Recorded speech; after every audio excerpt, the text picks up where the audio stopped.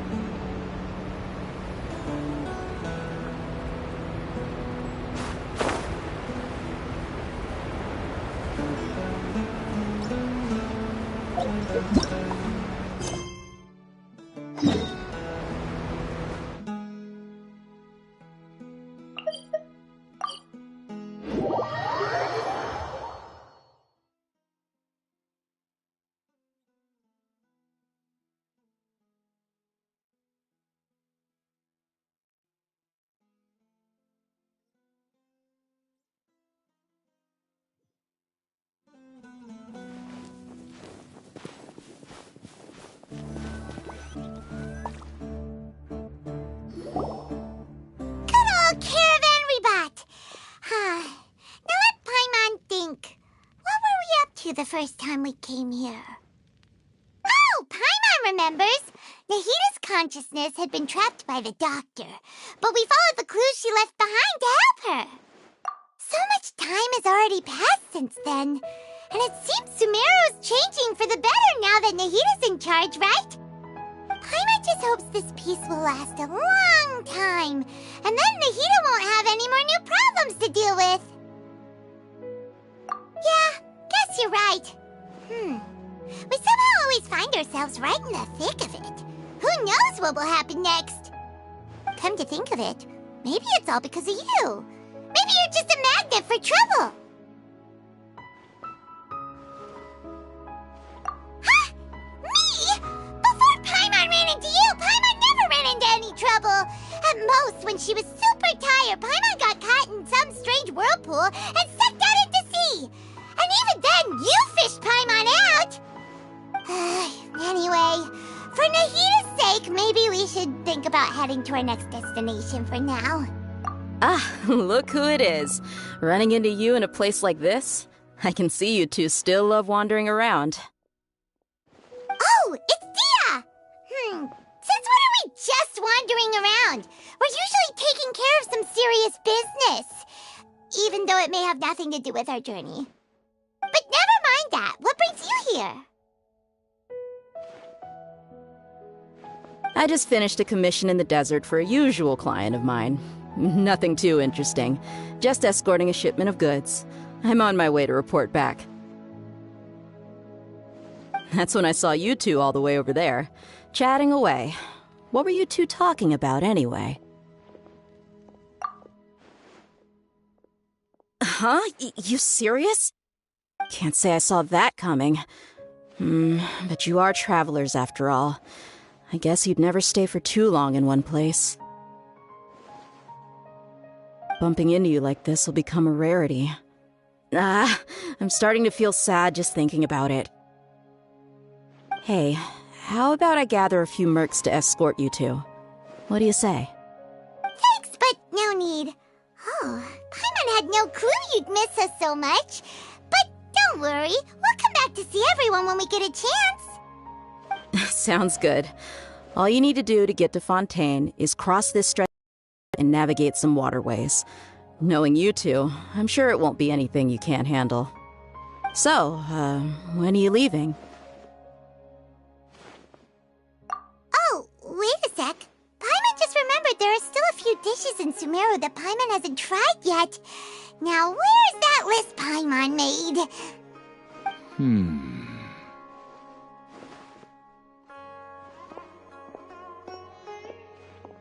I see. Guess you won't be needing a going-away party or anything. It's sad enough to see you go like this. Though, now that I think about it, Sumeru wouldn't be what it is today without you. Seems true heroes always prefer leaving quietly. By the way, should we go say bye to Nahita?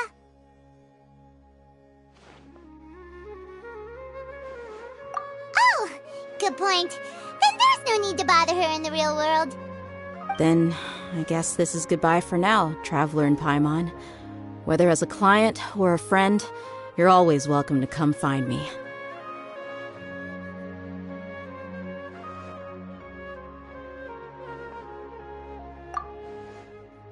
Goodbye, Dia. Bye-bye, Sumeru.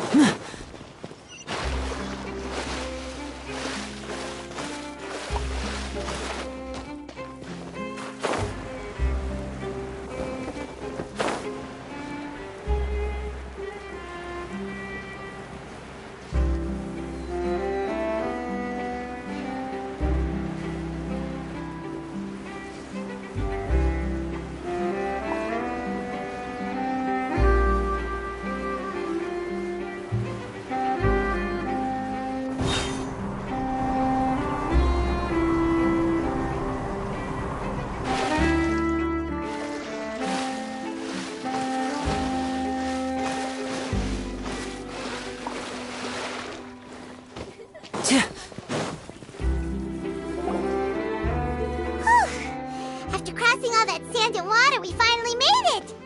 Oh, this must be Fontaine's port! Wow! Everything looks so advanced in Fontaine! Paimon's heard that the industry here is extremely developed, and there are all kinds of unusual machines! Just seeing the sights as a tourist is nice, but maybe it would be better if we found something to do! What do you think? Good idea! Nahida gave us loads of useful information. Seeking out the Seven is probably still our best source for information at this point. Yeah, the more we can learn, the better. So, what do you think the Hydro Archon's like? Will we get along? Nahida said that she has a very unique personality, whatever that means. To learn about a nation's god, start with the nation's people. There seems to be some locals talking over there. Let's go see if we can join the party.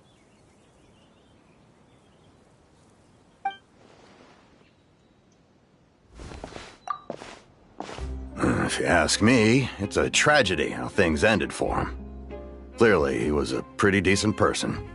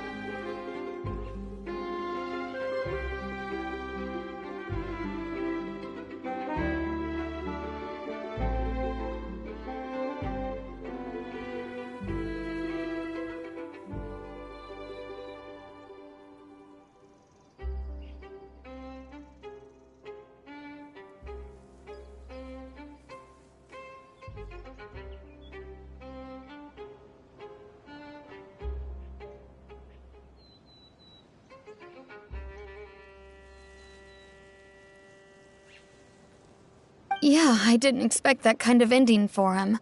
I thought he would at least fight on a little longer for his family. I was expecting a sudden plot twist, but it's a pity that it never happened. Still, his story is quite the tearjerker.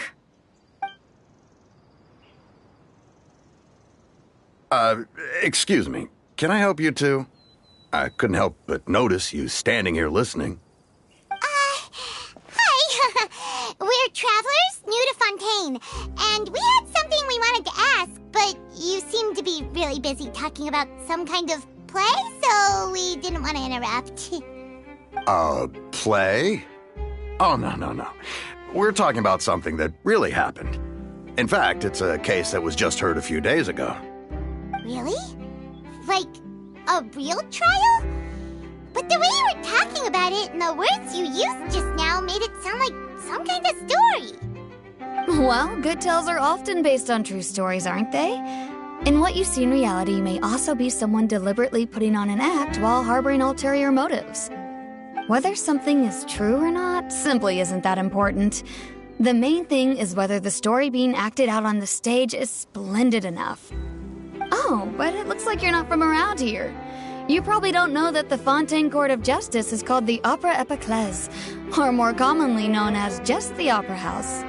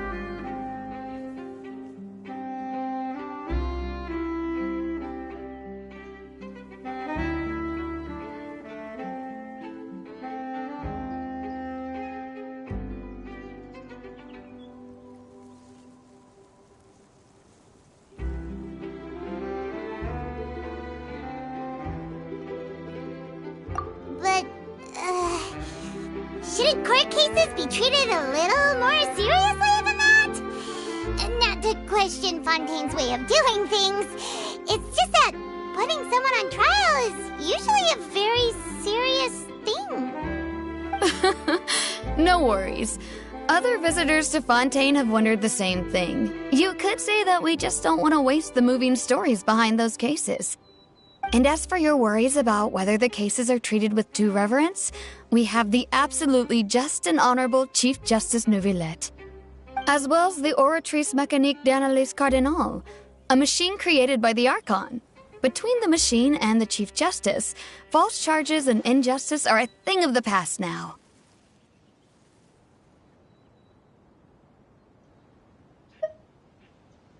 Oratrice? Is it some kind of machine, too? Oh, Paimon's curious. We should check it out if we get the chance.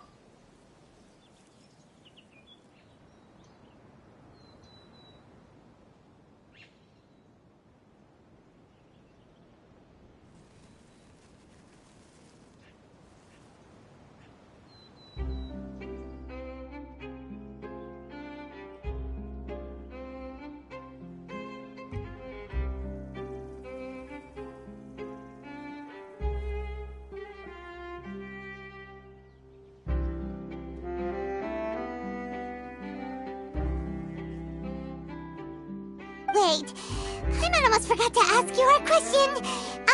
Do you know what we should do if we want to meet the Hydro Archon? Oh, that's easy. Just go to the Opera House. Lady Farina practically lives there. You could definitely say it's her biggest passion. I think what they mean is that they wish to speak with the Archon personally. In that case, I'm afraid it's going to be a tad more difficult. You'll have to make an appointment well in advance, and it'll depend on whether or not she has any time slots available. Huh. Is the Hydro Archon super busy taking care of official stuff? Wait, didn't you say that she's always at the Opera House? No. Lady Farina seldom takes an interest with the nation's affairs. The reason it's difficult to make an appointment is simply because she's incredibly popular. That's right. After all, she is the Archon. Though she may tend to get a little dramatic from time to time, people can't get enough of her.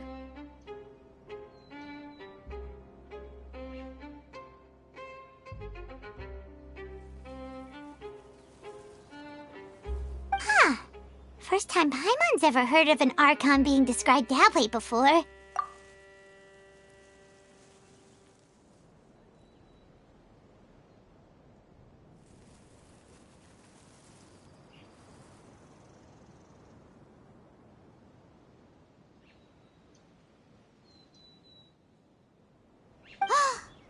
Wait! Paimon gets now! The Hydro Archon is kinda like a big celebrity here, right?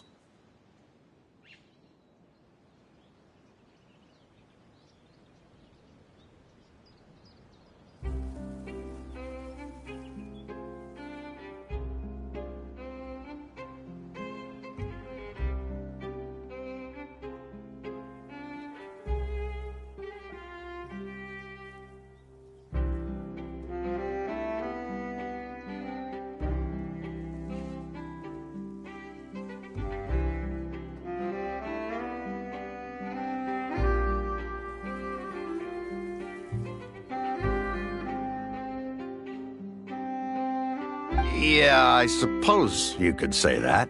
Perhaps you could even say our mascot. Hang on. This is still Fontaine's Archon you're talking about. You should show some more respect. Yes, you're right. I guess I should at least try to be a little more respectful in front of visitors. Otherwise, I might get arrested and find myself face to face with Monsieur Neuvillette. Come on. Sure, there's a lot of laws here, but nobody's going to be arrested for saying something disrespectful about the Hydro Archon.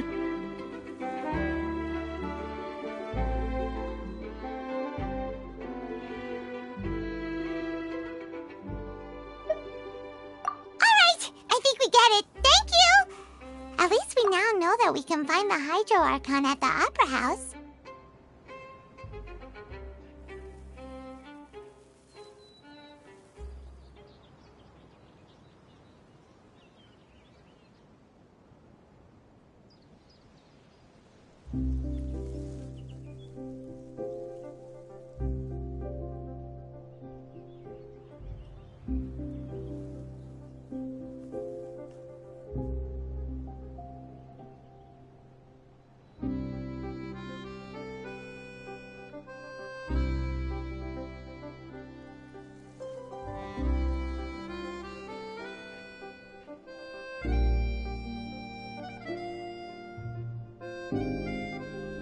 But who knows how long making an appointment will take?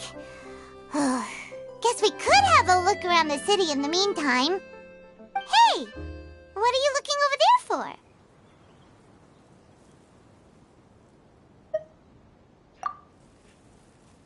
Huh. Maybe something's the matter. She isn't going to jump into the water, is she? Maybe we better go check on her.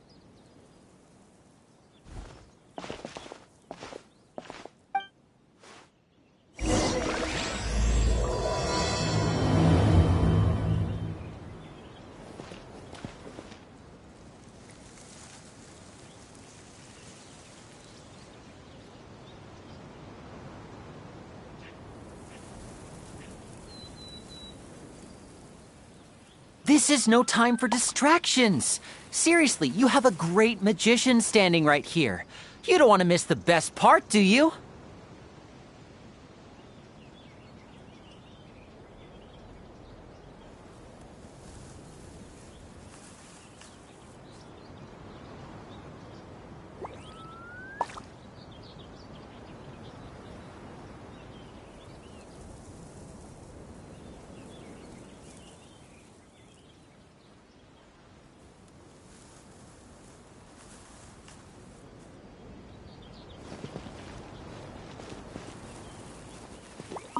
Hey, how about we get some tickets to the next trial?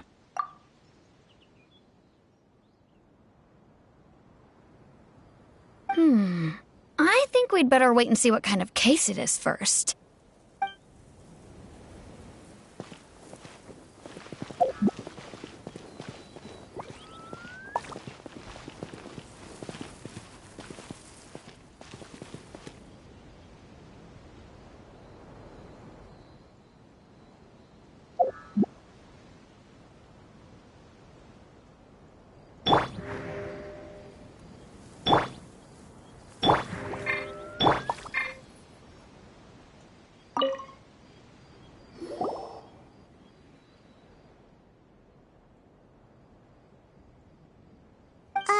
Hello there? Excuse me? Are you alright?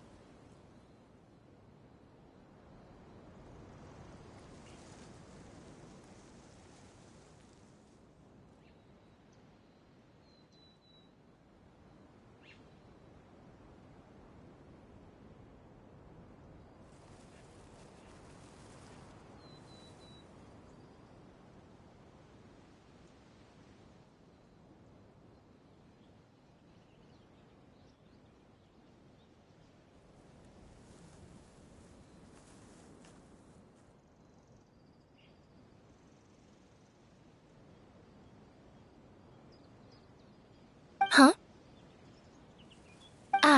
I'm fine. Thanks. Oh, okay then. We just noticed that you seem to be worried about something. About many things, actually. But there's nothing I can do but just keep my troubles to myself. I was just reminiscing about a place my brother and I would play when we were kids. It was just atop that hill over there. See? You're pointing at the sea. Wait, are you saying that you and your brother lived in the water? No people call the waters around Fontaine a sea. It's actually just an inland lake that's filled with fresh water. And no, I can still see that hill clearly in my memories. Now it's been completely submerged. He would skip and jump, tossing sand in the wind. The sun shone brightly, and the air was filled with the scent of the sea. But now, the water is gradually swallowing our memories. It won't be long before it swallows us. Sorry. Paimon doesn't really get what you mean. I don't believe we've had the pleasure of meeting. Are you Lynette's new friends? Oh, and you are? Thanks for looking after my sister. She often comes here to reminisce about our childhood, that's all. There's no need for any concern. Allow me to introduce myself. I'm Linny, and this is my sister Lynette. If I had to guess, I'd say you must be travelers from abroad.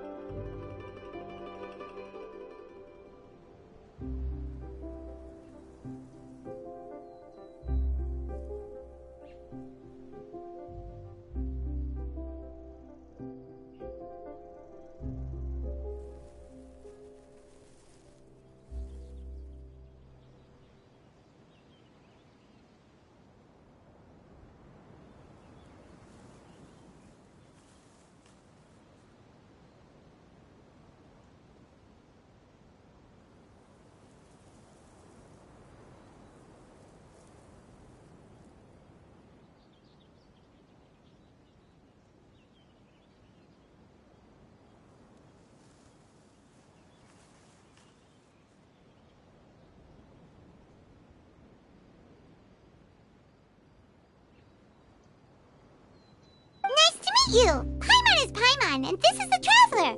We just arrived in Fontaine. We were just talking with your sister. Even though we didn't really get what she was saying. I see. It's unusual for Lynette to be so willing to talk with anyone. In fact, she seldom speaks at all. I'm usually the only one she ever talks to. Oh, really? Then you two are just like us! Paimon's always the one talking for some reason.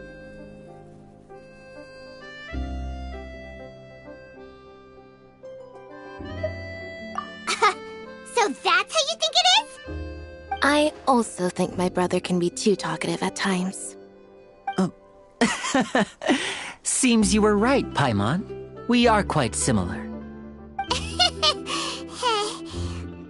So, what did Lynette mean just now when she said that the water is engulfing your memories, and that it won't be long before it engulfs you too?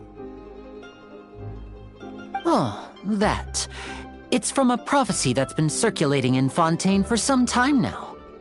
Well, I suppose prophecy isn't exactly the right word, because that implies a certain amount of uncertainty.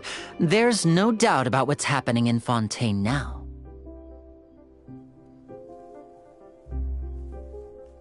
Where to begin?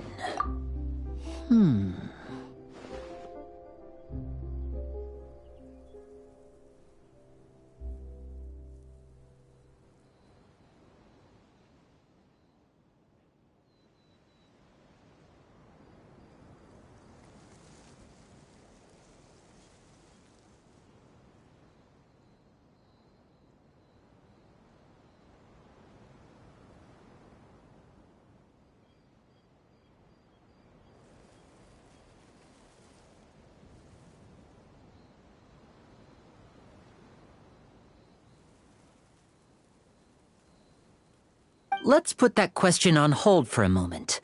We still haven't formally greeted each other yet, have we? Did all the introductions earlier not count? Hello, Traveler.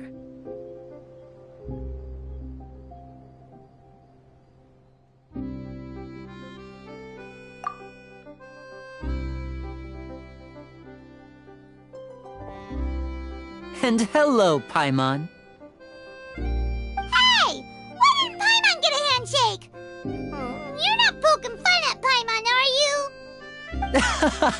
Please, don't take offense. Just consider it a sort of etiquette we have here in Fontaine when making new friends. You should remember it. It might prove useful. Oh, all right then. Well, Paimon's just happy to have a local friend now. By the way, we were just getting ready to go to the Opera House to meet the Hydro Archon. Would you be able to show us the way? So you're going to see Lady Farina? No problem at all. In fact, I was planning to go to the Opera House later myself. I'll gladly take you once I finish things here.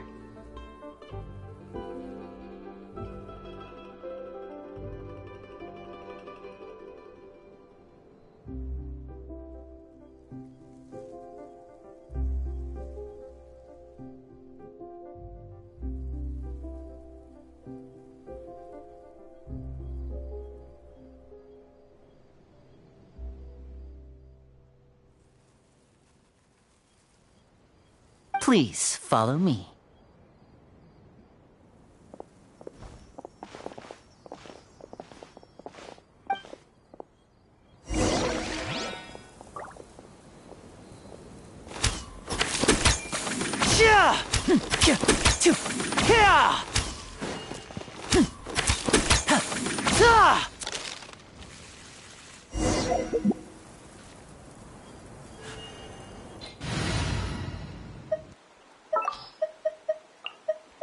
Just what will we come across this time?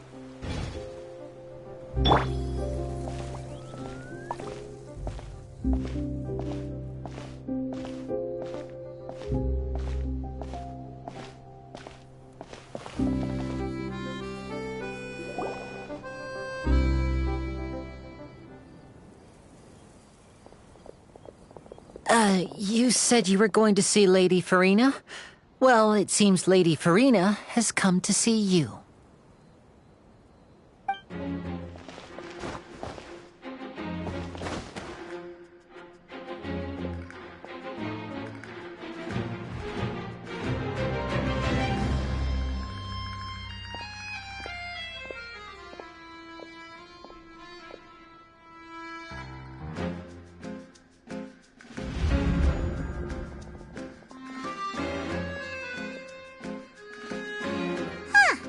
So, she's the Hydro Archon?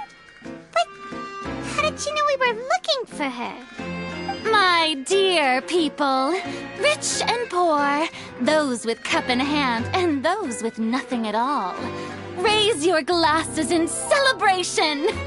If you don't have one, then just raise your hand in lieu.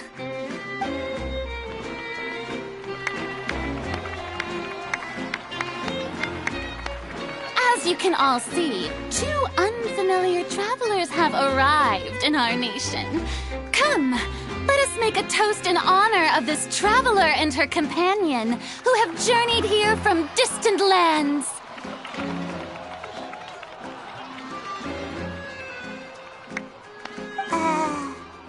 Is she talking about us?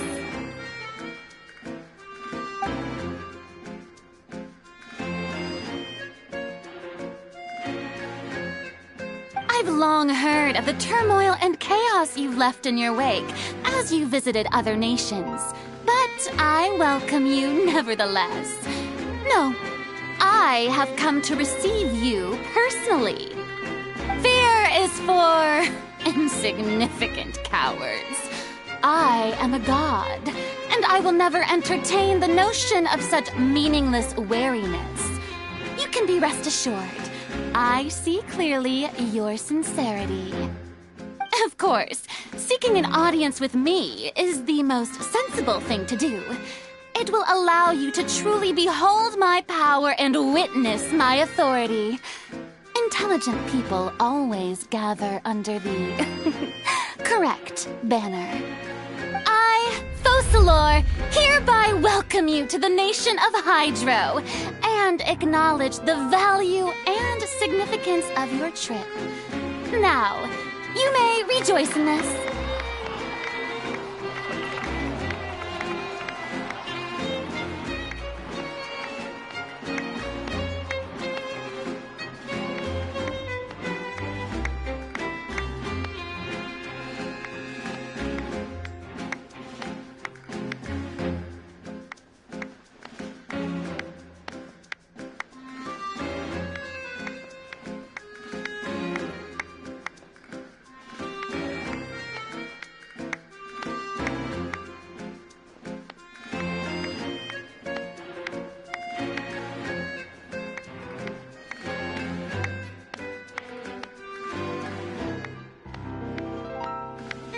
Yeah, Paimon still can't believe it. Feels like we've only been here for a few minutes. But the Hydro Archon's entrance was, how should Paimon describe it? A little over the top? Miss Hydro Archon? How did you know we were coming? I see. As Outlanders, you inevitably lack even some of the most basic understanding. Don't forget that even the gods can be divided into the mediocre and the excellent. I suppose it's only natural for you to be awestruck by my abilities. You had best stop and consider. Do you really have the noble qualities and etiquette necessary to communicate with a god? All it takes is a flick of my finger for me to know everything about you. Whoa, talk about sounding high and mighty. Oh? What's with these looks? Perhaps the welcoming ceremony still isn't enough? What else should I say then?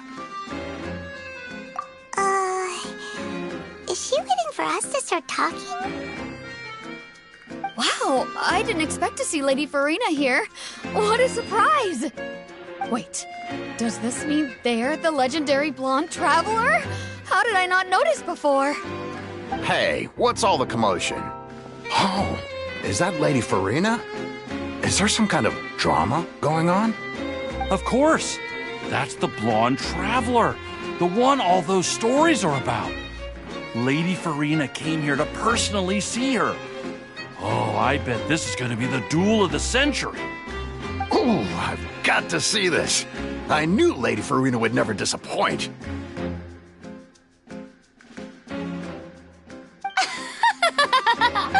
Yes, but don't get too excited now. My dear believers and spectators alike tend to get quite rowdy, and despite the noise, I've come to tolerate all their ruckus.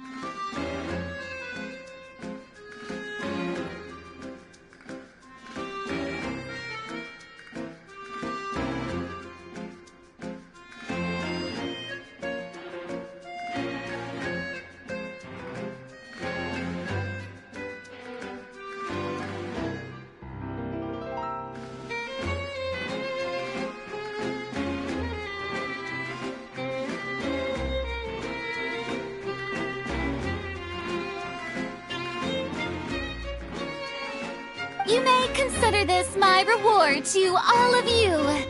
I have determined that there will be an epic duel between myself and this traveler from another land, just as you were hoping to see. Now she wants to fight?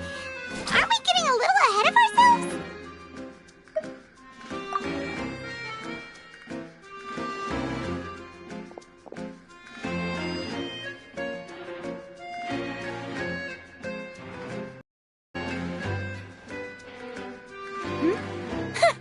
Are you not afraid? Might I remind you that this is a duel against the divine? What are you trying to do, traveler? Provoking a god in front of her people?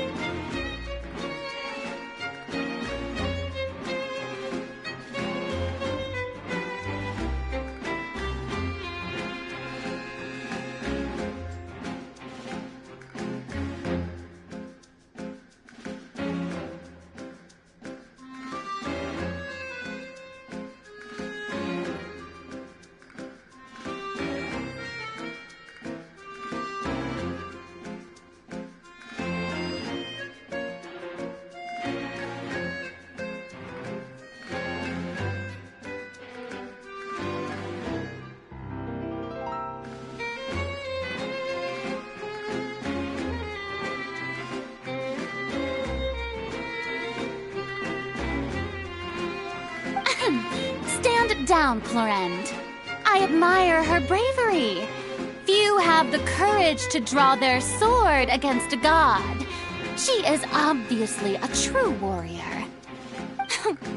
Unfortunately, people nowadays only crave to be thrilled, and a mere duel will not slake their thirst for excitement.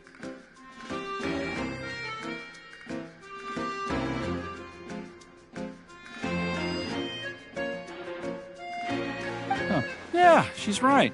Just a duel wouldn't be all that interesting. On Araneus, criminals are always requesting duels to defend their honor. I'm getting a bit old, to tell the truth.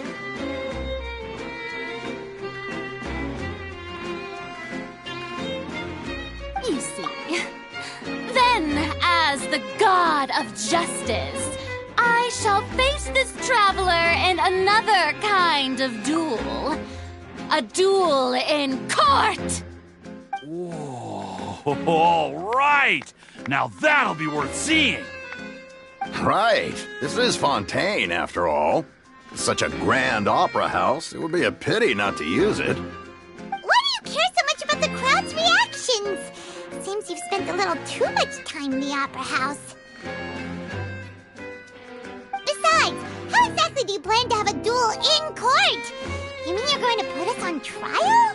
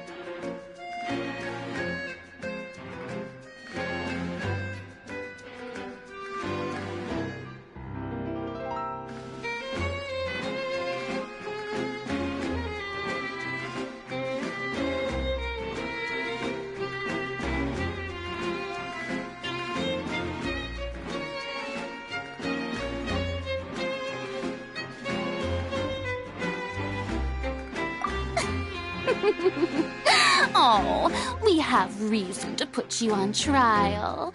It's obvious, isn't it?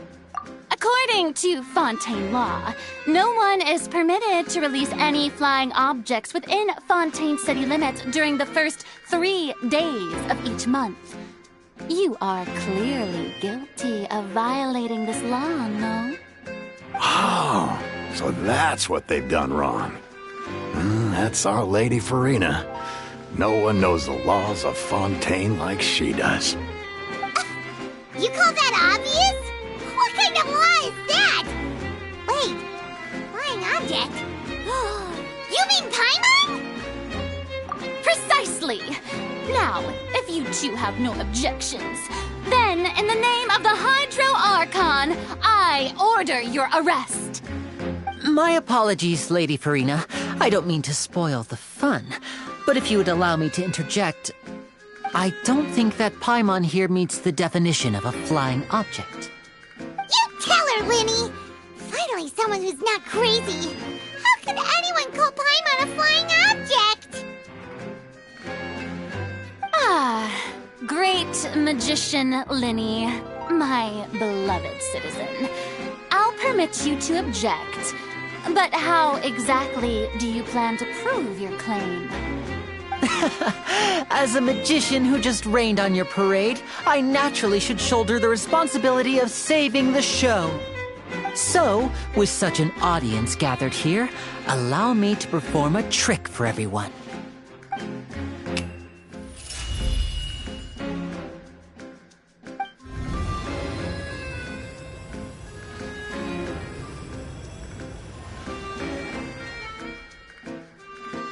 Ta-da! What's that on Paimon's back? Hey, when did you do that?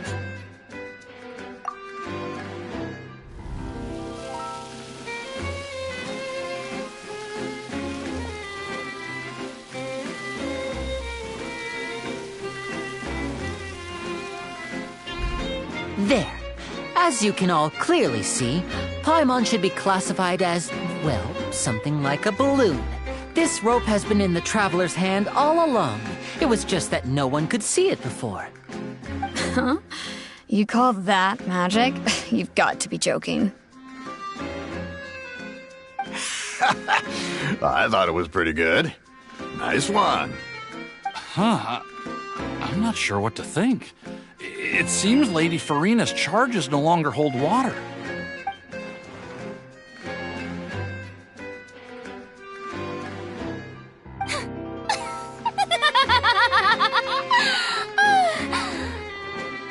Amusing. Very amusing, Linny. Just the sort of unexpected twist that I enjoy. With you here, today's performance can finally be called complete. Performance? You see all this as a performance? In which case, consider the matter of your trial resolved. The god of justice will not bring charges against an innocent person. But when there are valid grounds, I will not only judge travelers from abroad, but even the gods of other lands. I look forward to seeing your upcoming performance at the Opera House, Mr. Linny and Miss Lynette. That's enough for now. Toodaloo!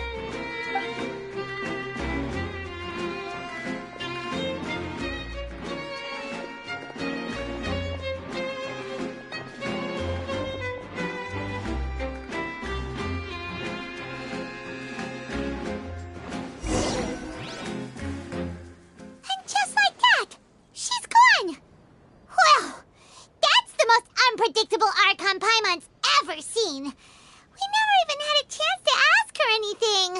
But that's a problem for future Paimon. That whole scene just now was really... Don't mention it. I just happened to remember that there was such a law, so I did a little preparation, just in case. I didn't think it would actually come in handy. So... now do you see what kind of god Lady Farina is? She can be a bit confusing at times, but she is still amenable to reason.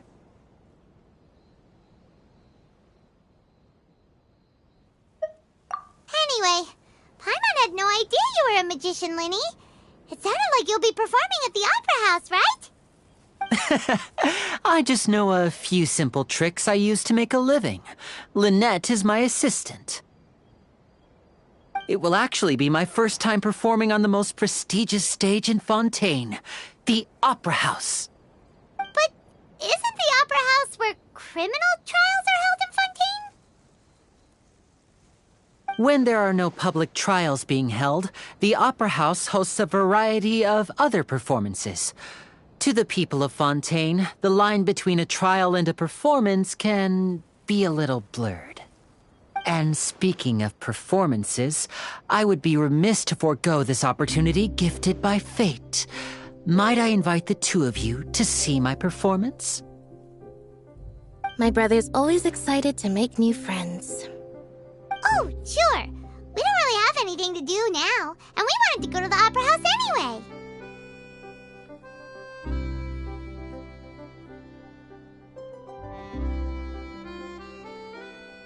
Splendid. In that case, why don't we go together? I'll show you the way. I just have something to take care of first.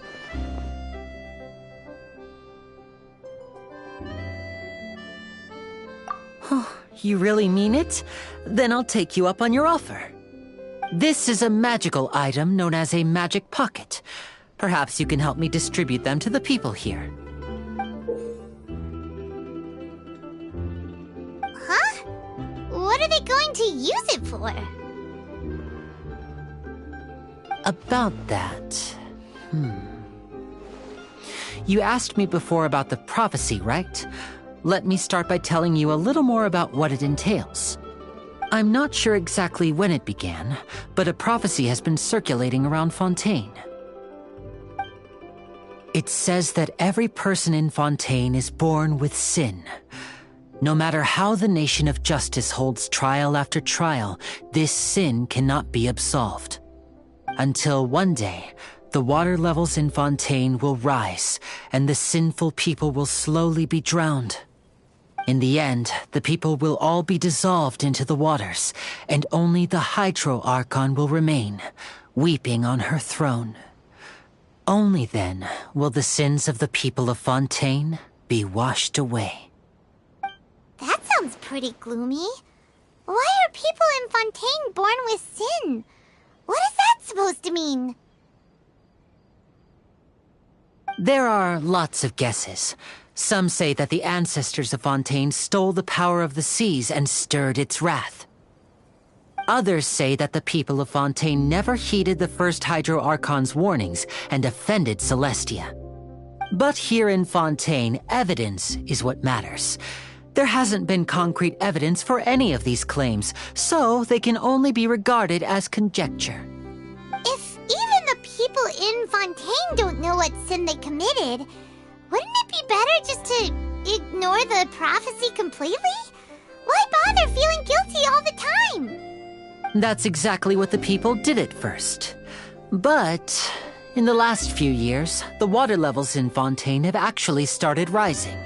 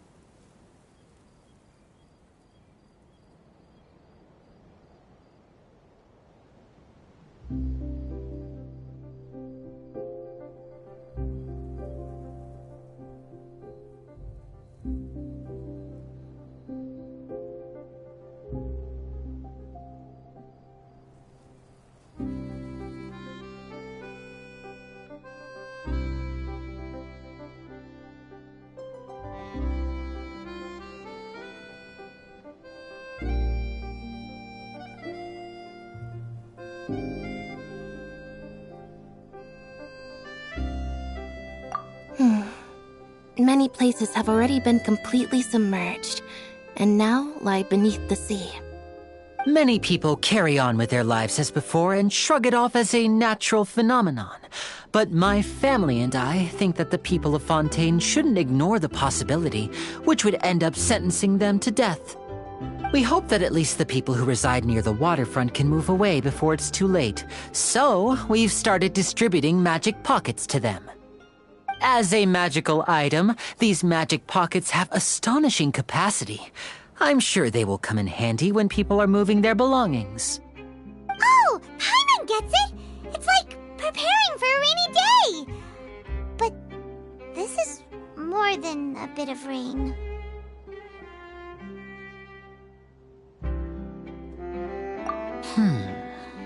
Perhaps only absolute power could ever contend with such a catastrophe. But who knows? We're just tiny specks in the grand scheme of things.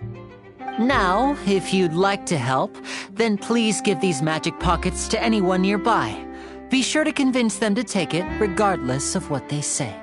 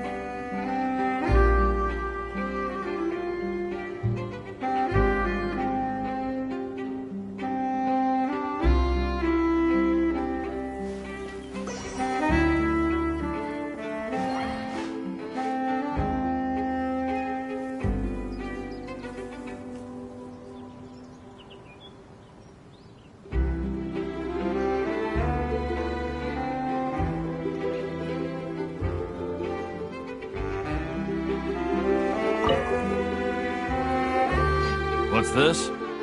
So you also believe in the prophecy.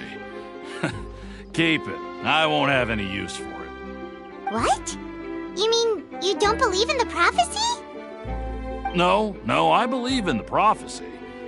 But I also believe in another story. The story says that people once lived in the ocean. They were one with the ocean and couldn't live apart from it. But as time wore on, people desired to live on land and developed blood vessels, encapsulating the sea within their bodies. Thus could people set foot on land. So, if you ask me, when the water rises and takes us all, it'll be like we're going home. Oh, we hadn't heard that one before. But people can't live underwater. They'll die. You should probably still take it. All right, I'll take it. I guess I just feel that being dissolved into the water doesn't necessarily mean death.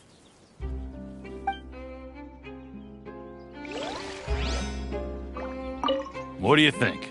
Pretty interesting story, huh?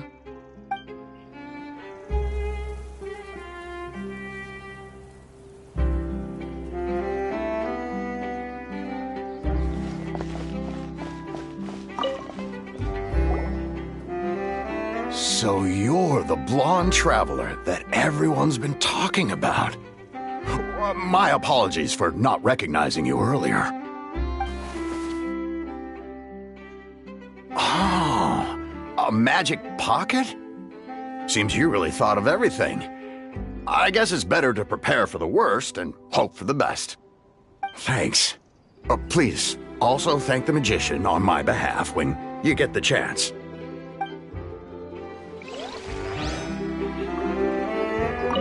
But where would I move to? Snezhnaya? Liyue?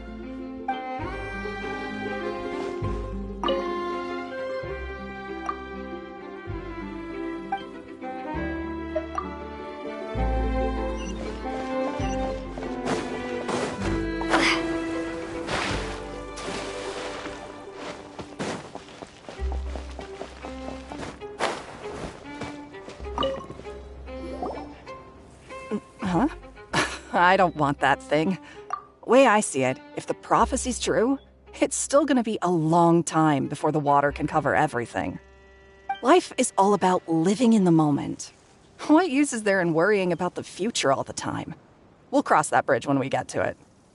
You should still take it. You never know when it'll come in handy. Oh, all right, fine. Thanks. It's just that if I start moving, that means I've already given up on the life I have now. I'd really rather not.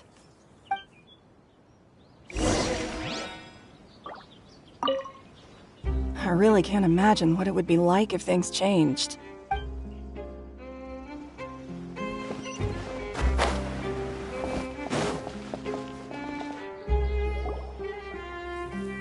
Oh? You already handed out all of the magic pockets? That was fast.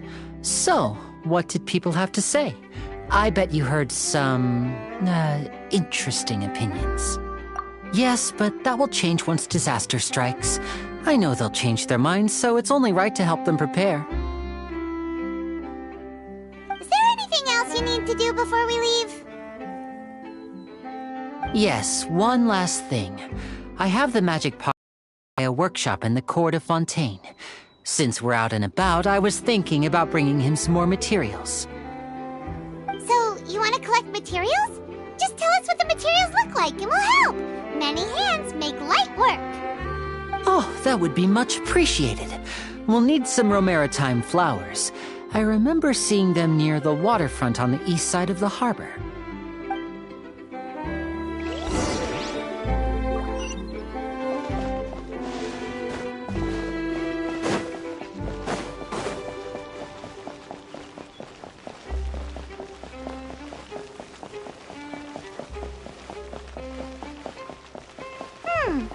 It seems we have to use Hydro to collect romaritime flowers.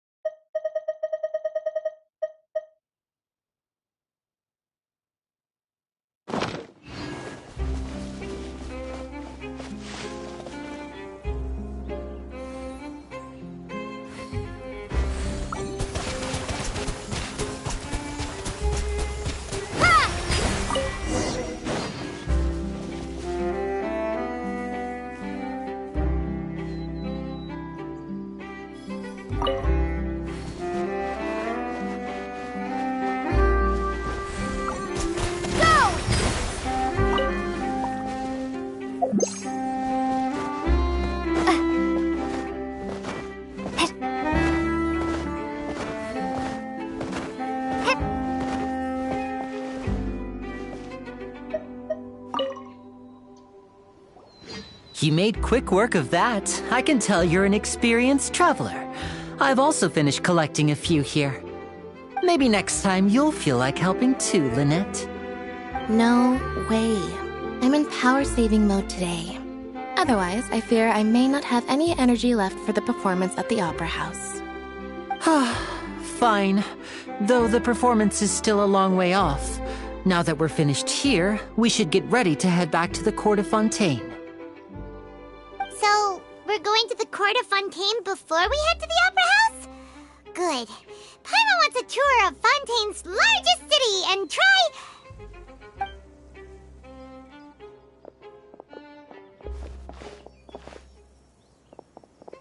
Wait, shh. Have you noticed that person over there? The young girl. Huh? What's wrong with her? Paimon didn't notice anything. She's obviously a thief. Magicians and thieves practice similar methods. We divert attention, and a distracted audience is one that won't discover what you're really doing. Watch her movements carefully.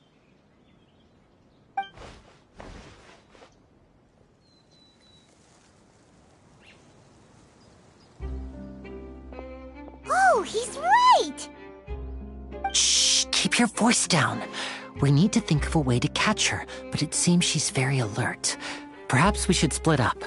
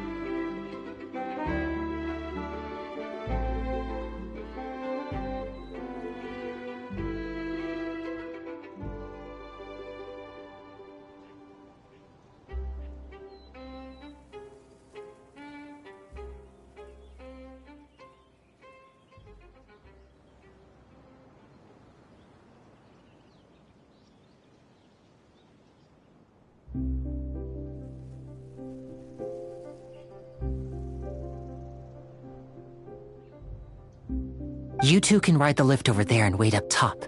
I bet that'll be her escape route if she tries to run.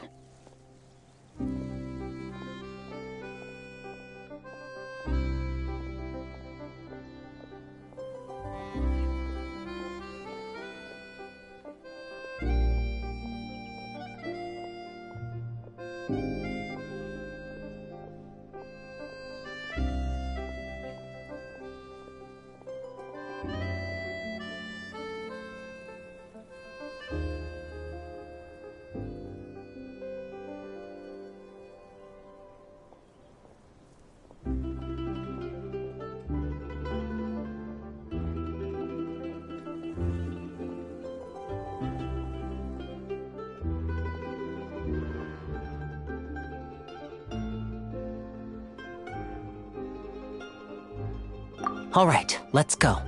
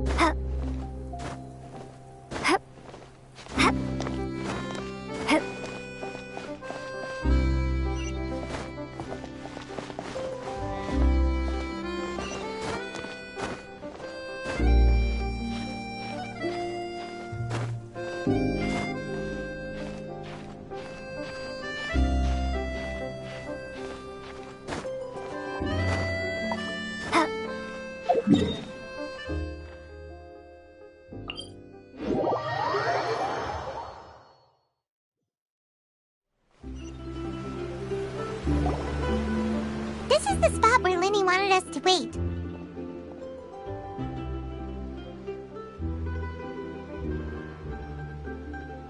Oh, look! Isn't that her?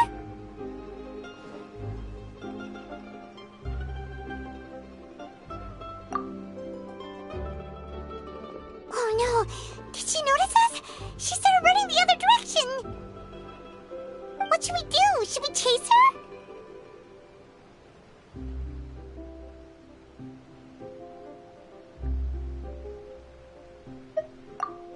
You're right. She might also be trying to lure us away.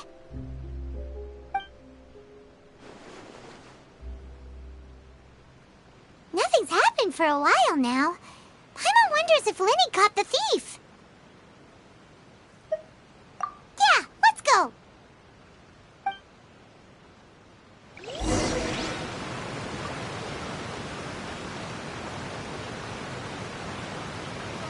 How long will it take if I set out from here?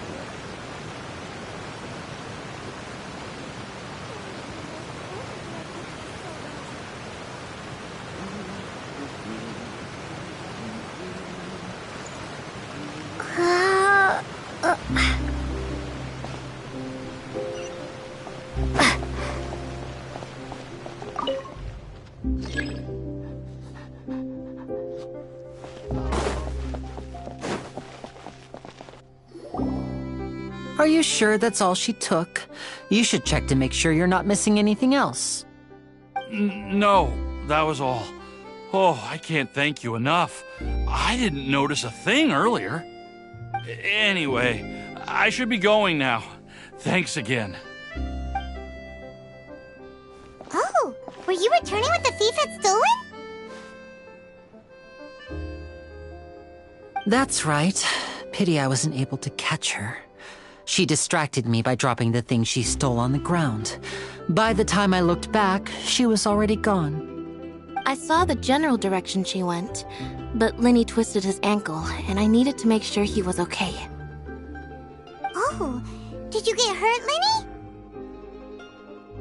Linny? I'll be all right. It's just a twisted ankle, that's all. In fact, it's feeling better already. If you want to play at being a hero, at least try not to get hurt doing it. Imagine what would happen if you managed to derail our performance as a result. You're right. Sorry, Lynette. I have to admit that the thief was even more skilled than I had anticipated. But at least we were able to get the stolen items back, so it wasn't a complete failure. What a slippery little thief! Guess things turned out all right in the end, though. Linny's initiative paid off! All right, let's put this little detour behind us. We should go to the Court of Fontaine now.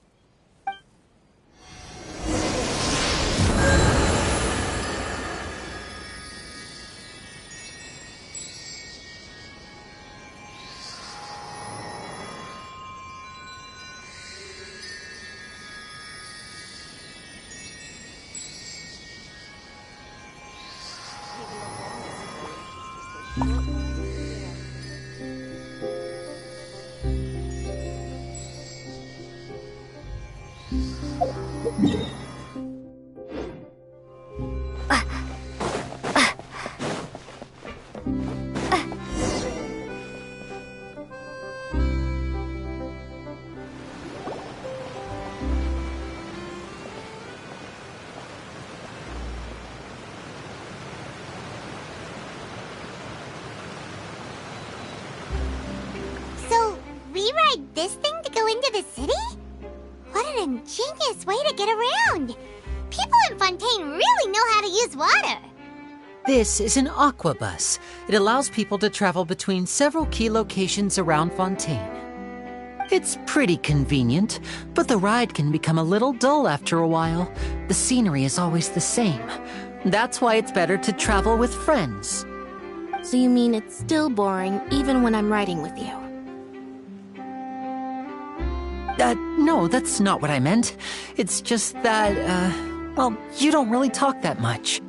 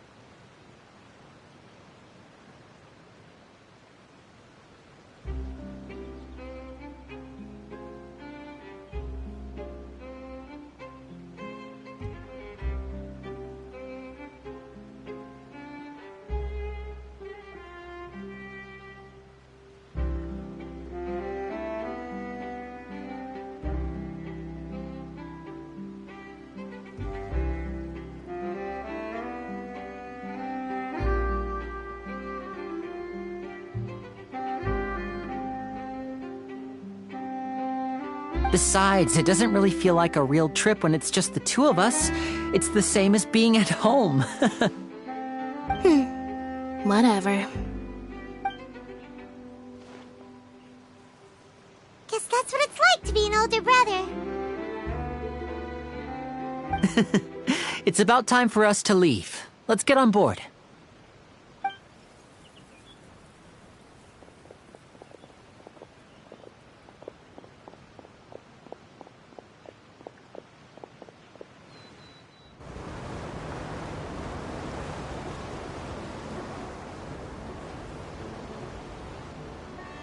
Huh?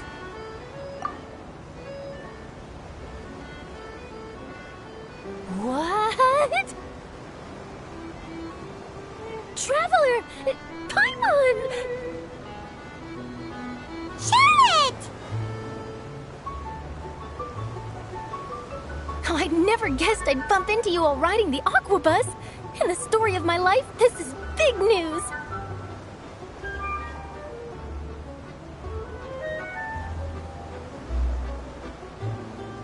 What are you doing in Fontaine? I didn't hear anything about you paying us a visit.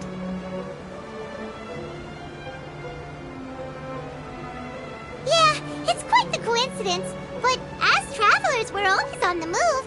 It's not surprising that nobody knew we were coming.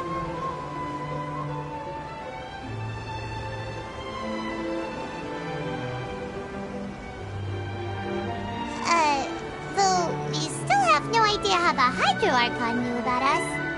Oh, let Paimon introduce you to our new friends!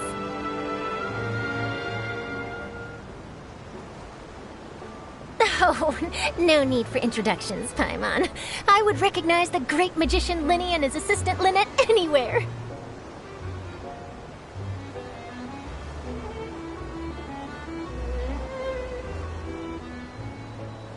I wouldn't be much of a reporter if I didn't know who they were. It's a pleasure to meet you. I'm Charlotte, a reporter for the Steambird.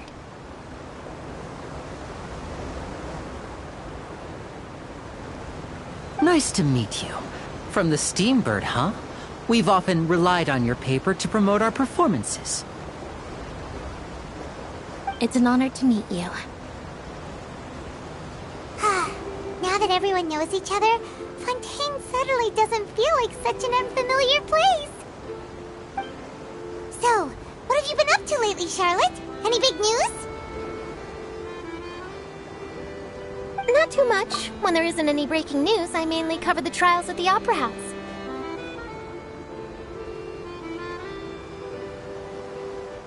You can still manage to keep readers' attention as long as you tell things from a clever enough angle, even if it's the same old topics. For example, reporting on how a scammer once deceived vulnerable girls into relationships, or how a financial criminal was once so poor that they ate a single piece of bread for 5 days. Ah, you're right. Seems you know me pretty well. What I'm really after is exclusive, sensational news pieces that could shake the country. These smaller stories are a waste of my talents. Oh, I just remembered. I've been following a case lately. Well, a series of cases, actually. You mean the serial disappearances of young women case? That's right! These stories are the talk of the town right now, and it's probably the most mysterious case we've ever seen. If I'm the first with a draft ready to publish when the case is finally cracked, and it's the headline story in the Steambird, oh, when that happens, I bet all the other reporters will shed tears of envy. I've already gathered all kinds of materials. I just can't wait for the truth to be revealed. So, what is the serial disappearances of young women case? You mean the culprit hasn't been found? That's right. The first missing girl case happened almost 20 years ago. And ever since, after a period of time, another girl disappears. What the cases have in common is that the girls are all of a similar age, and that they've all vanished without a trace. But the scariest part is that to this day, none of the girls have ever been found.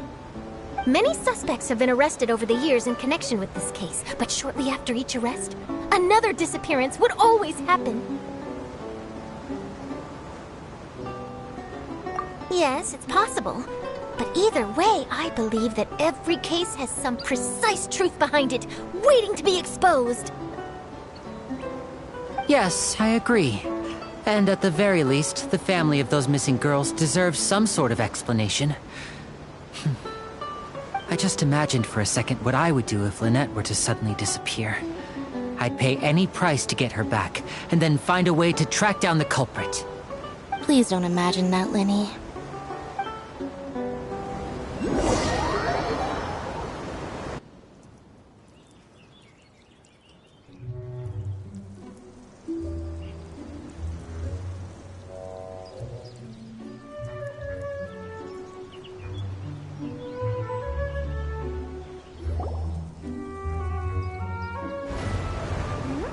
Hey, we're almost there! Look!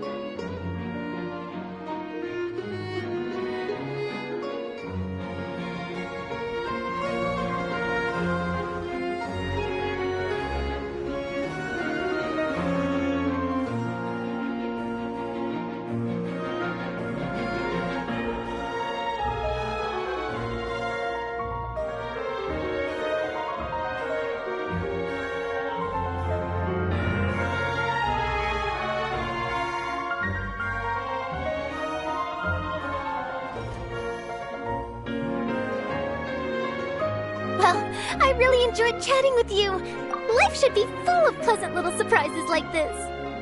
Yeah, us as well. The ride went by too quickly. I have an interview to get to. I should get going before I'm late. Okay, Paimon hopes we can chat again soon, Charlotte. See ya! Bye now. Oh, be sure to stop by and see me at the Steambird when you have time. What a tough job. Always running around and interviewing everyone. Well, where should we go now? If you don't mind, how about we stop by my home first? Besides, I still have all the materials we collected. Sure, we wouldn't mind at all. This city is so huge, Paimon wouldn't know where to start anyway.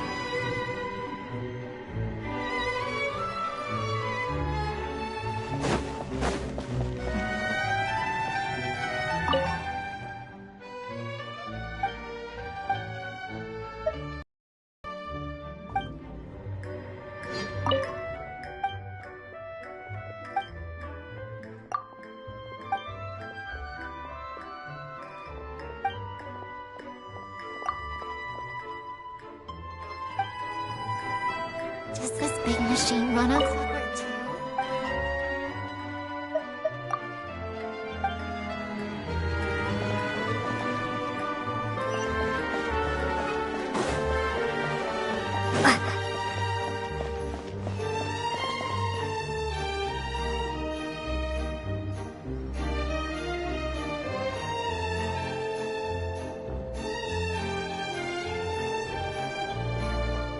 Does this big machine run on Clockwork too?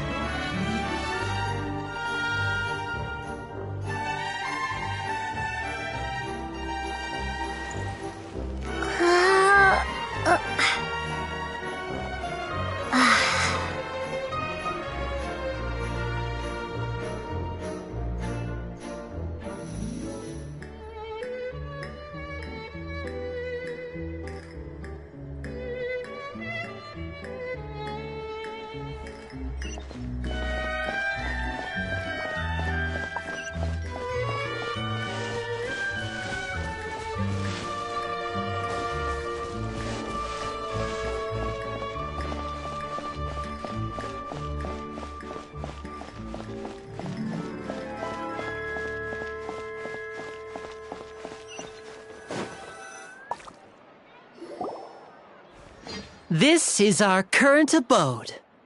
Ah, Fremine, you're home. Where did everyone else go? I have some new friends that I would like to introduce. Oh, they all just went out a moment ago.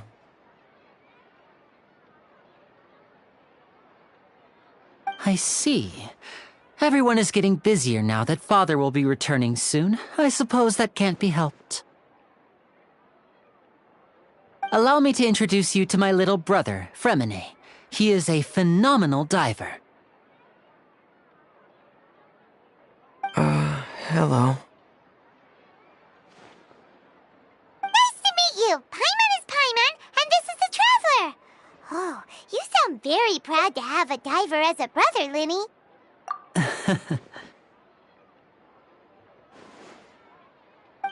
Linny, could you come here for a moment?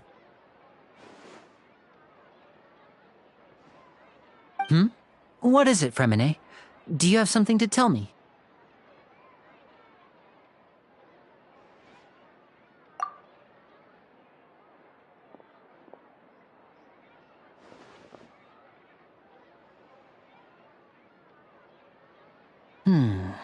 Okay, I see. Is everything all right? Oh, it's nothing. We were just discussing a little housework. Sorry for the interruption. Oh, before I forget, the Traveler and I collected more materials to make magic pockets. Were you able to get any, Fremine? Yes, I went diving and gathered lots of materials. I was about to give them to you. That's our Fremine, always quick with the underwater work. All right, I'll take these to the workshop.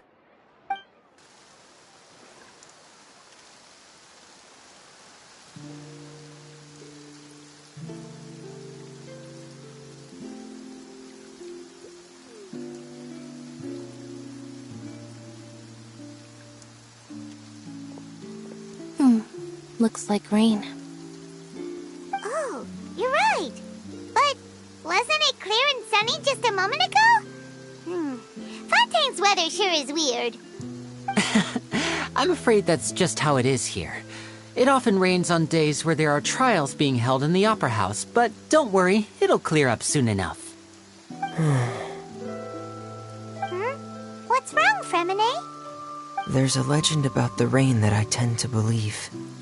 It's said that a dragon of water once resided in Fontaine. Though we don't know where the dragon went, every time it weeps, the skies will cloud up and pour out rain.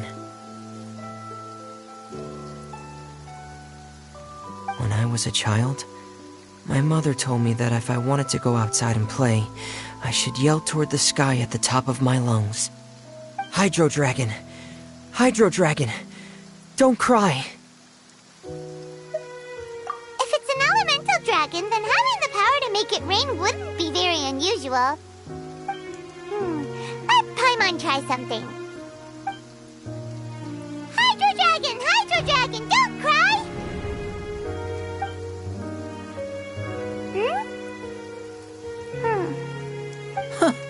doesn't seem to be of any use. It is just a legend after all.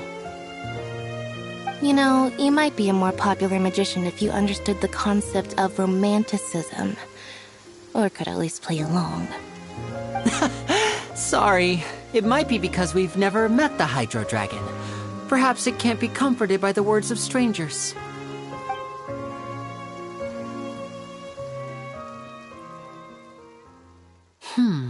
It rained for longer than I suspected.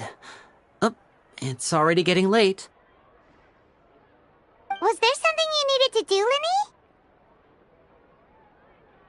Yeah, some preparations for the show at the Opera House. I need to find a way to catch the last aqua bus of the day. On the day of the performance, just ride the aqua bus to the island of Aeneas. I'll have Lynette meet you at the fountain in front of the Opera House. Oh, are you leaving now? What is it, Fremine? I'm in a hurry. Oh, I get it. You feel nervous delivering the materials for the magic pockets, is that it? Perhaps we could trouble the Traveler to help us take these materials to the Beaumont workshop and deliver them to the owner there? I'm afraid that Fremine can be quite introverted, and the boss there tends to be pretty talkative. Fremine has always been a little afraid of her. No trouble at all! Don't worry, we're on the case! Sorry for the inconvenience. I'm quite useless when it comes to such tasks. I'll think of a way to make it up to you. Oh, no need! This'll be a walk in the park for us!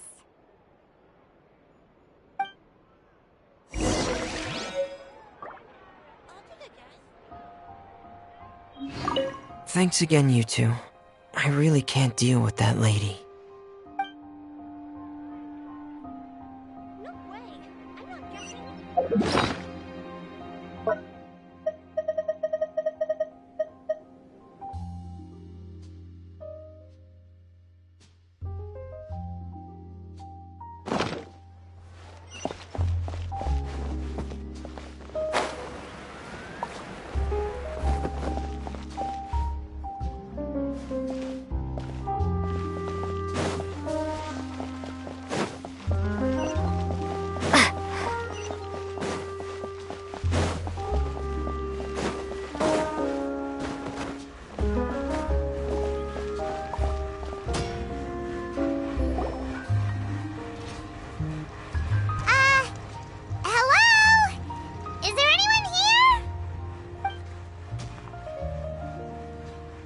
Hello there.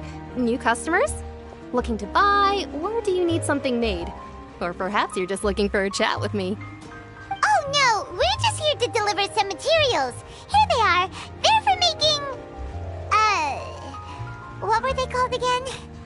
Ah, these must be for magic pockets. I could tell right away. I've already made several orders worth now. No need. They've already prepaid several batches worth. When they told me what they'd be using them for, I even offered them a discount. But they insisted on paying the full amount, saying that I had a business to run. It seems both their hearts and their pockets are made of gold. Whoa! So, is Linny actually loaded? I can't say for sure, but who knows? Maybe there's good money to be made being a magician in Fontaine. Hey! Is this machine what you use to make stuff here? It looks really advanced. Why use your hands when a machine can do the work? It would be a waste not to use the latest technology, and wasting is a kind of crime. But where does a big machine like that get its power from? Well, it's a little complicated. I'm not sure I can put it in layman's terms for you. But basically, everything we usually use here in the city is powered by indemnitium. It's a type of energy that's produced from trials. Huh? How can trials produce energy?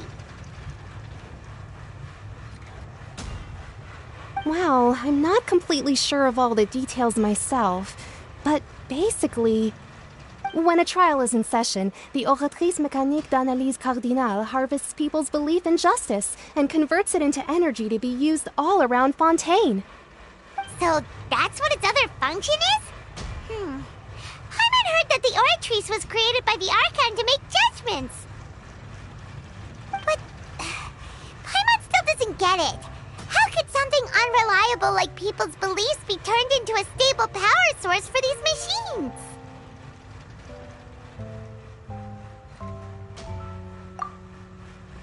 Oh, yeah! So that means the Hydro Archon relies on the machine to take the energy created by belief and turn it into power for all of Fontaine, right? Even though I've never heard anyone really put it that way before, it sounds like it makes sense.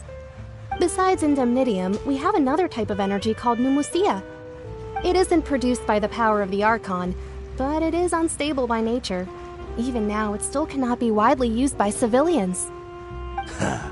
I thought I'd find you hard at work, but here you are chatting the day away.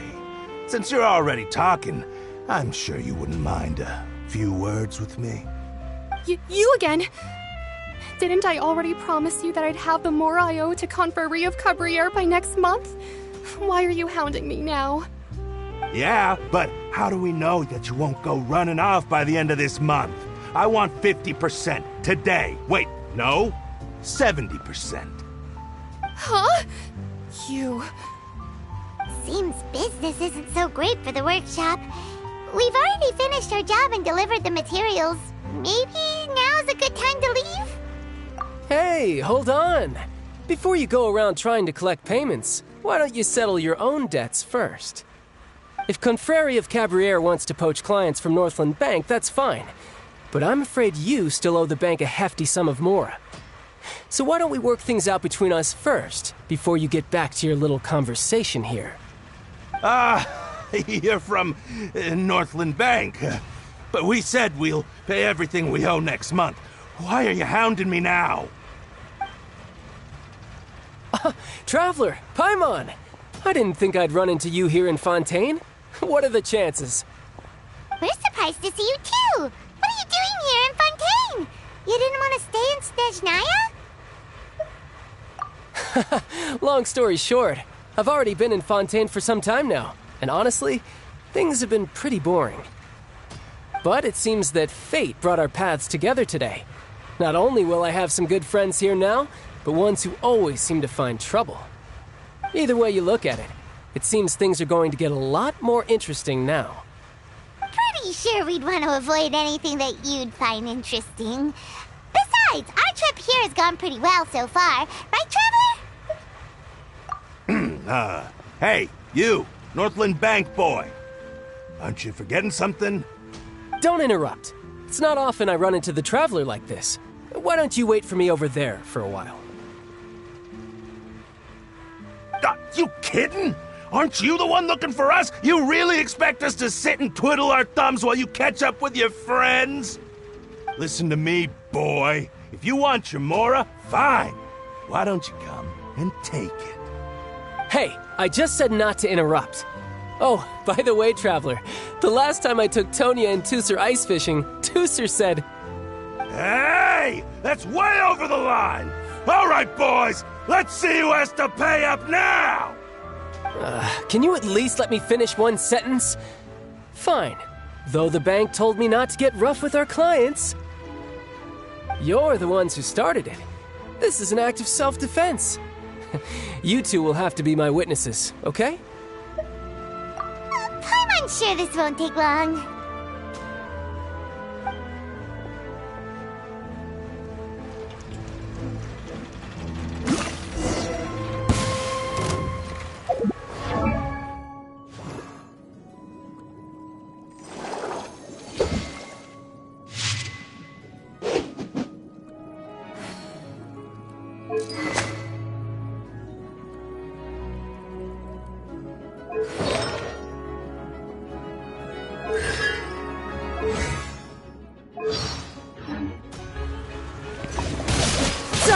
Shouldn't let your guard down. Yeah.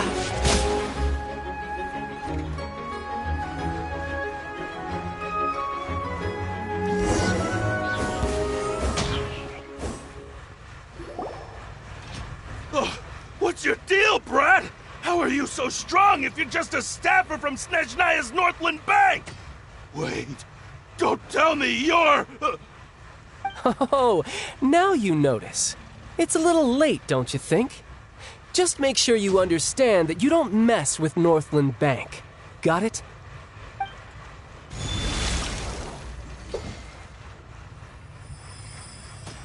Huh? Now's my chance!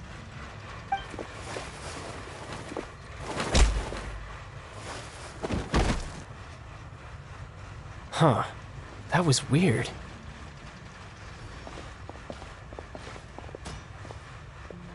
I'm not sure. It's as if I suddenly lost control of my hydro powers when I needed them. Maybe there's something wrong with my vision? Strange. How could that happen? First time Paimon's ever heard of someone losing control of their vision.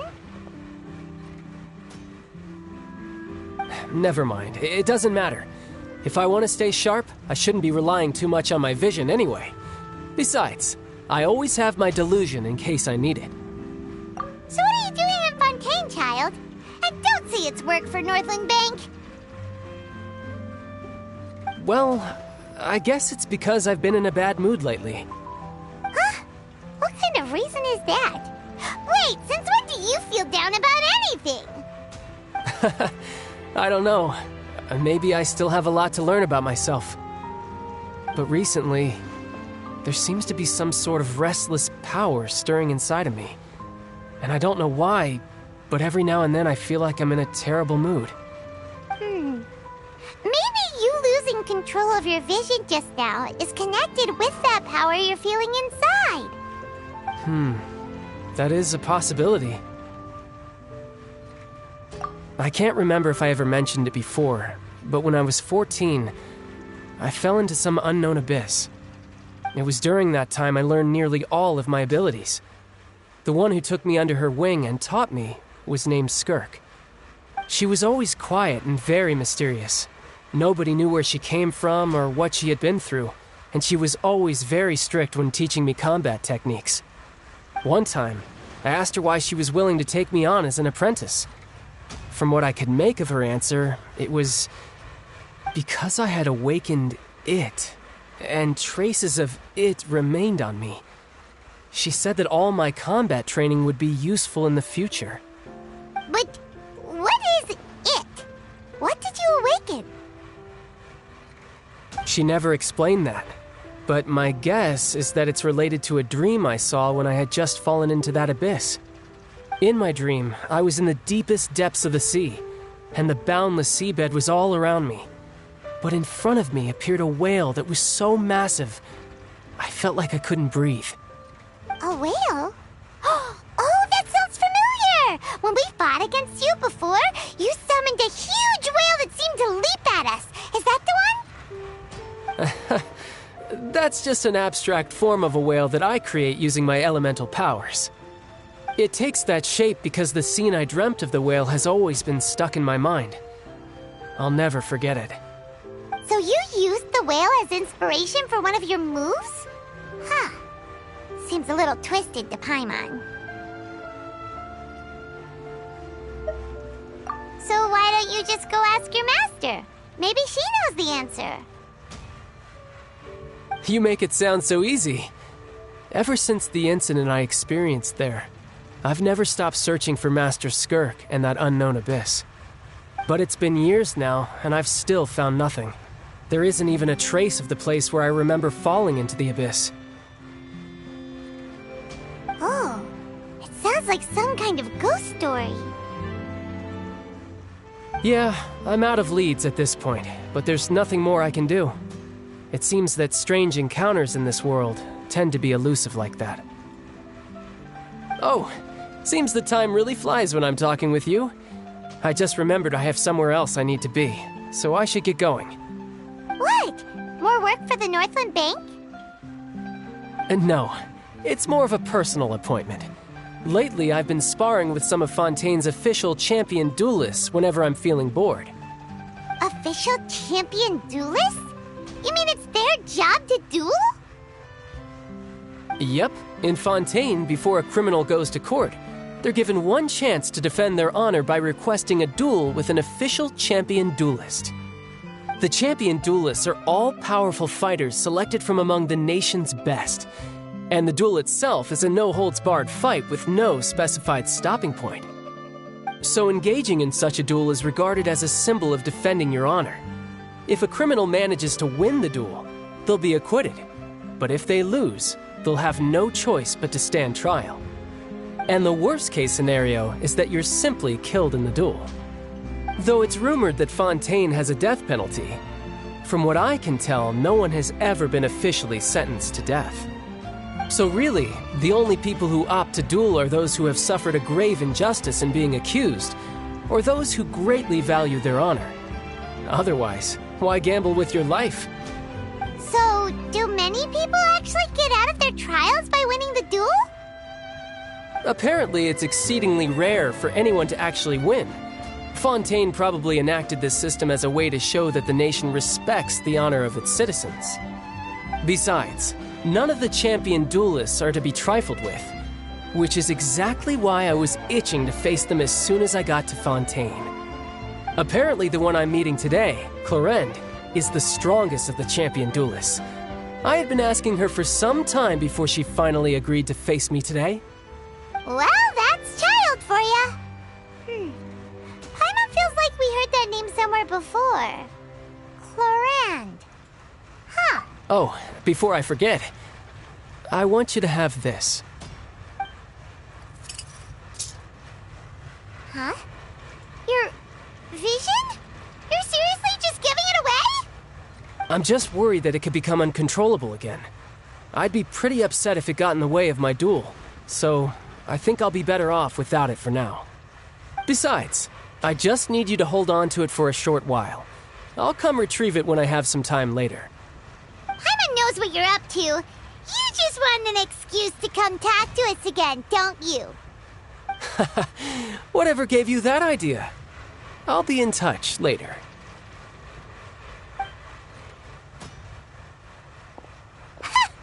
That sneaky guy.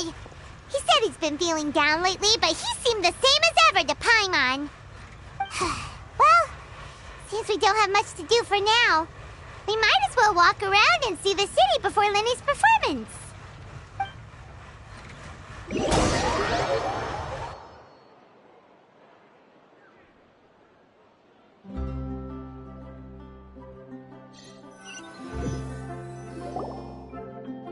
Wow! Who could have seen that coming? The reporter who was barely around for most of the story was the murderer all along! Sorry. Paimon was just surprised, that's all. Whew. Paimon never saw that twist coming. The murder mystery novels here are amazing! The whodunits here in Fontaine are a lot different than the light novels you see from Yai Publishing House.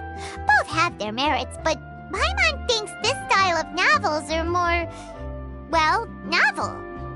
It's so exciting to reach the moment when the mystery is uncovered, especially in the one Paimon was just reading. You should buy a copy and read it too. Oh, sorry about that. Paimon will be more careful next time. Hey, shouldn't we be heading to the Opera House to see Lenny's performance soon? It's almost time for the show to start, so we should get going. Lenny said that the Opera House is on Aranias, so let's go ride the Aquabus!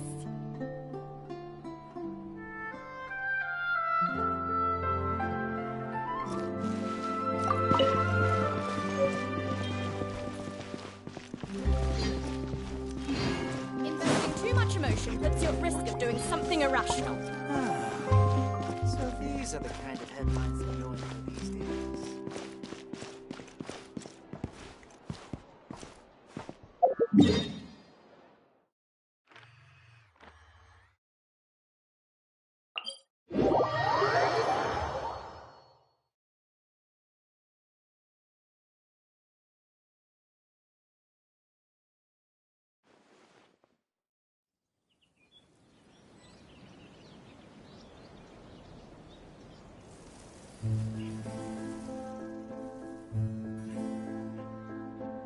Oh, ow! Where did that come from?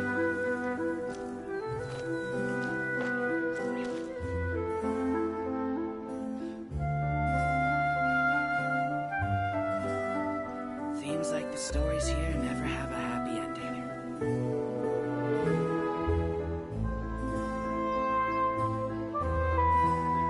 Let's go find some treasure.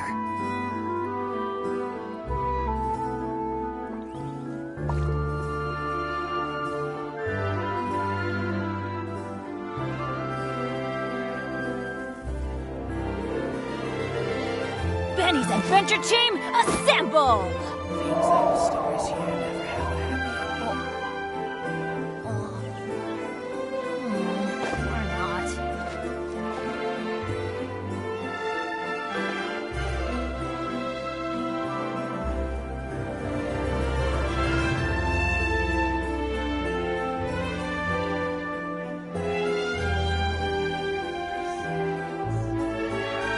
Good things come to those who don't wait around.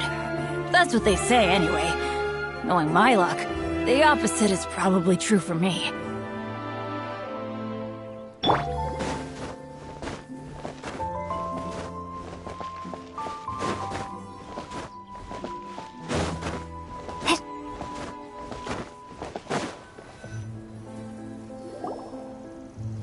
Whoa! Now this is fancy! The Opera at Eclairs. What a place to hold a performance! No wonder Linny and Lynette were looking forward to it. Huh. Looks like there's a lot of people standing around the fountain up ahead. Oh, Archon, please bless us with a bright and healthy child. We pray. I don't know why you always feel the need to ask so much. I'll be happy as long as our child is healthy and lives a peaceful life. I guess if they're our kid, then there's no doubt they'll turn out smart. Maybe this is one of the customs in Fontaine. There sure are a lot of couples here. Vache. What's wrong? Vache. Vache. No, Paimon didn't say anything. Are you hearing things? Welcome to the Fountain of Lucine. All the water flowing through Fontaine converges here. It's customary for newlyweds to come here and wish for children. Ah! Lynette! You scared Paimon! When did you get here? Lenny asked me to wait here for you, remember? Right. What do you mean? There are a lot of people here right now.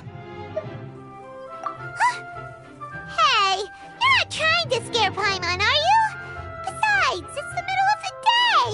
It's not the time for eerie things. I see.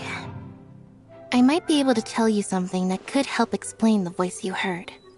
In fact, you might not be imagining things at all. I suspect that what you heard is a result of your hypersensitivity to the hydro element. Others in my family have had similar experiences. It's because of her sensitivity to the hydro element? But what would hearing a voice have to do with elemental power? When do you cry, Paimon? Wait, what? What does that have to do with anything? Just answer me. When do you cry?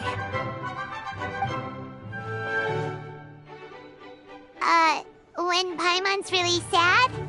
Oh, and when Paimon's super happy. Oh, and also when Paimon's really, really scared. Then you should understand that tears contain your most intense emotions. Like I just mentioned, the Fountain of Lucine is where all the flowing water in Fontaine converges. Even the tears that fall to the ground will eventually gather here. So maybe what you heard was the intense emotion coming from someone's tears. So, what did the voice say? If you were hearing their emotions, then Paimon wonders what happened to them. Rather than worrying about them, we should worry about my brother first. Don't let that calm look of his fool you. He tends to get pretty nervous just before a performance. So chatting with Linny might help him relax a little before he goes on stage. Right, that makes sense. Let's go in and see Linny.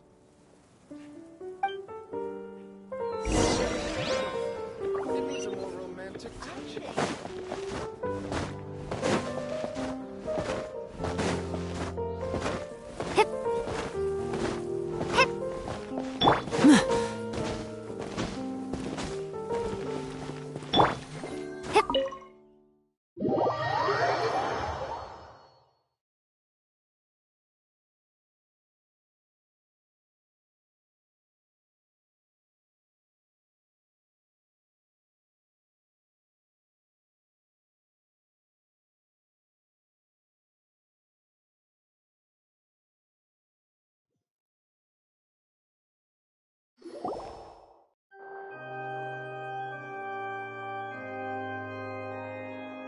Traveler and Paimon, good to see you.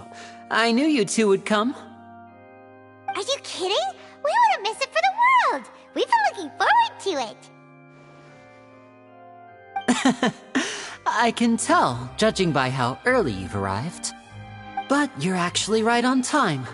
The audience still hasn't started entering the venue yet, which means now is the perfect chance for us to take you to the best seats in the house.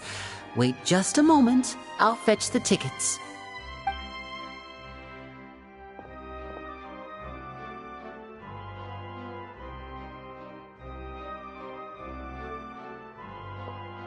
The Opera House has assigned seating, so you always have to make reservations. I've already reserved your seats, and here are your tickets. Ooh, front row seats! Thanks, Linny!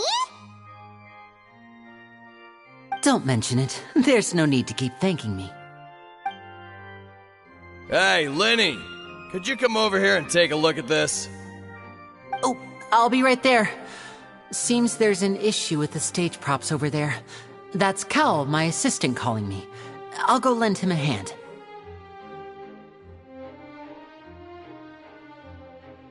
Yeah, we'll just go to our seats. You go ahead, Linny.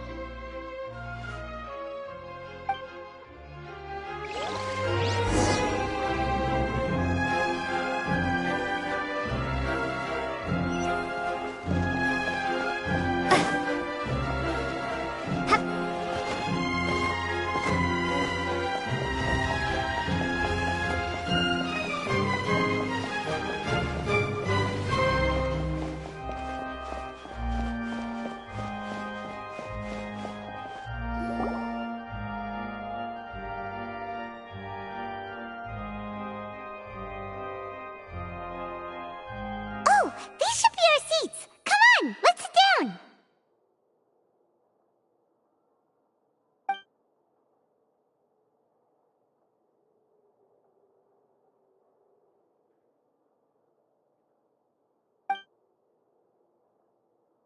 Uh...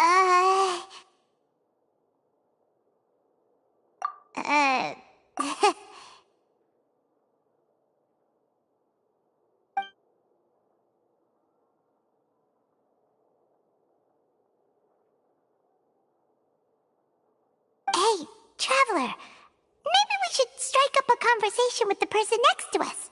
Since we're sitting together and the rest of the place is practically empty still, it's kinda awkward if we don't say anything. Oh, you little... Of course you put this on Paimon. Excuse me, I did not realize you felt awkward. I am terribly sorry.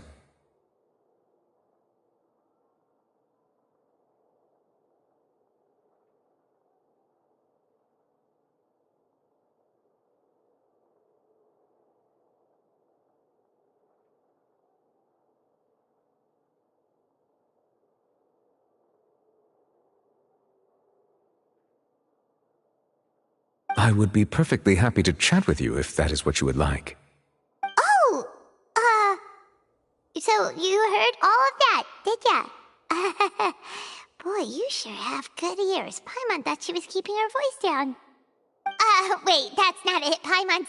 Sorry, Paimon's the one who was being rude, talking under her breath like that. So, let's talk, but, what should we talk about? Oh, Paimon's got it. You're also here early and sitting in the front. Are you a friend of Linny's too? A friend, you say? Well, if Mr. Linny would like to be my friend, I would be more than happy to reciprocate.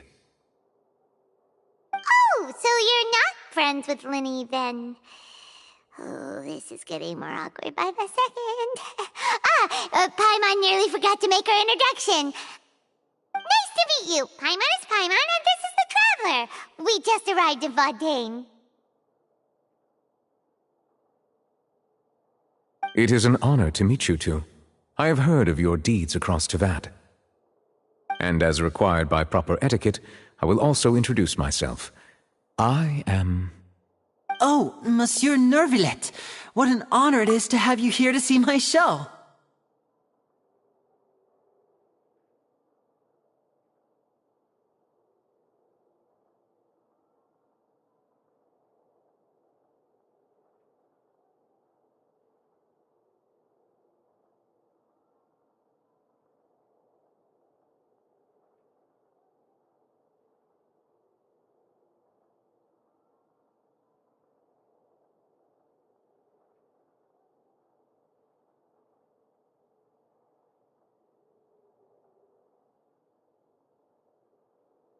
Ah, Mr. Linny.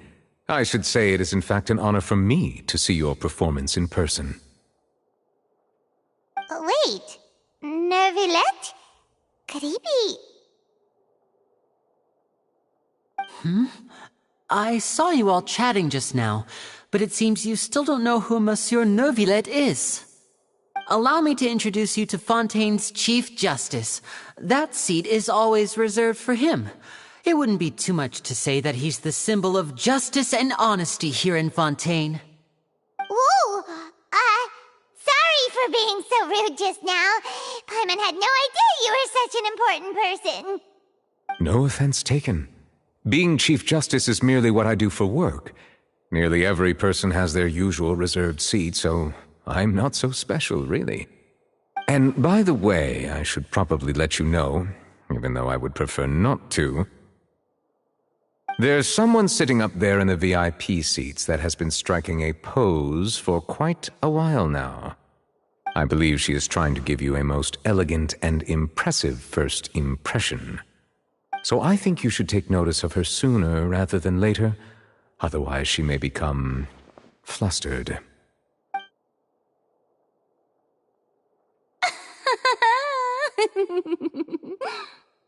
Huh? Oh! It's Farina, the Hydro Archon. Huh. She sure has a smug and satisfied look on her face. Guess she has no idea that you saw right through her act. Very good. That is for the best. No need to pay her any more attention. We may now enjoy the show. Huh? So is this what things are like between the Chief Justice and the Hydro Archon? All right, please wait just a moment longer.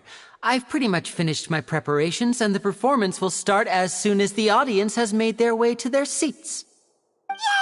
The show's finally about to start! Paimon can hardly wait! Paimon's never seen a real live magic show before!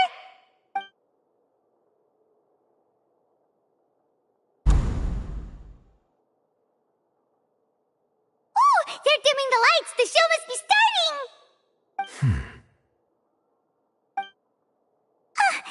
Sorry. Paimon will try to stay quiet. Welcome, one and all, to the Opera Epiclese. I am the star of today's show, Linny. And over here is my sister, Lynette, who will be working as my wonderful assistant. Please, let's give her a warm welcome. Hello, everyone. I know she may seem to be a little sleepy right now, but that's just a sign that she's nervous. Whatever. Now, some of you may be thinking, two vision holders who can freely manipulate elemental powers performing magic is not true magic at all. So, I would like to take a moment to assure you that elemental powers will have nothing to do with what you will witness on the stage today.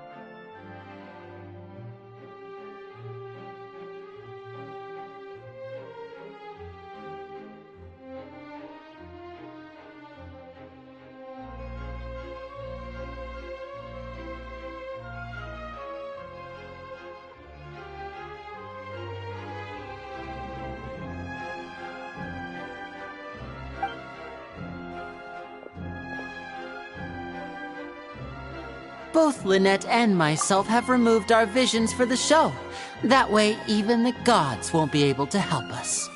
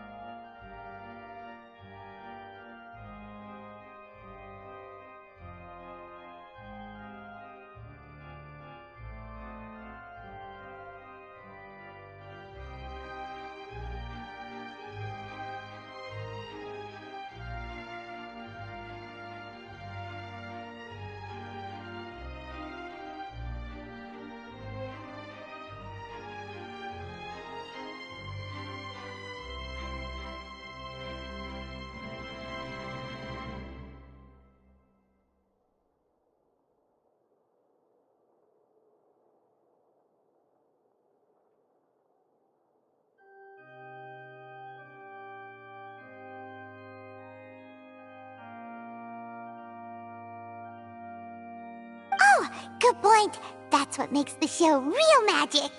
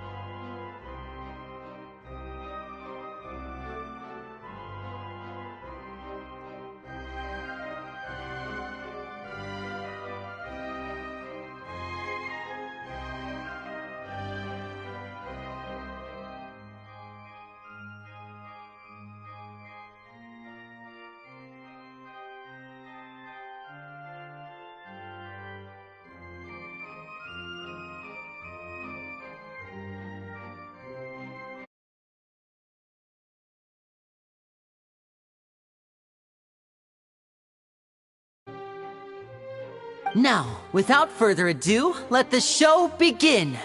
Lynette will now exit the stage to make some preparations. I know you might miss her, but don't worry. She'll be coming right back on stage momentarily. Perhaps in an unexpected way. I'm sure she'll be stealing the spotlight soon enough. Oh, and before I forget, there's one more thing I should say. You never know what can happen in the blink of an eye.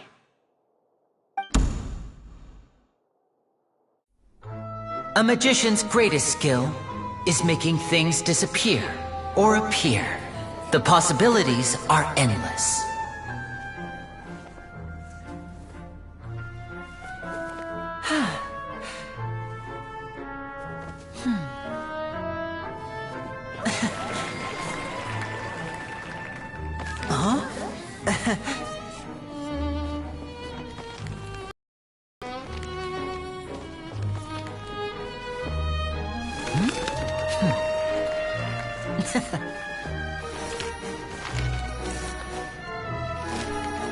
But this isn't what you came for. These little tricks, you've seen them all before.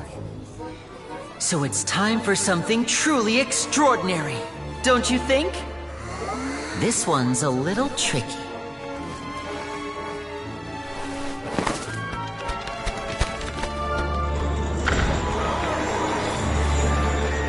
Using this water tank, I shall make my sister vanish completely, right before your very eyes.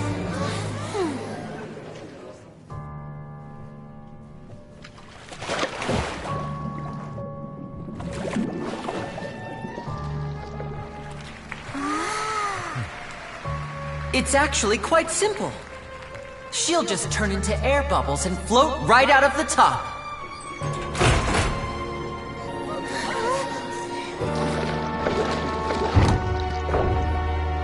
Oh no! I told them to check all the props carefully. With the lid on, even air can't escape.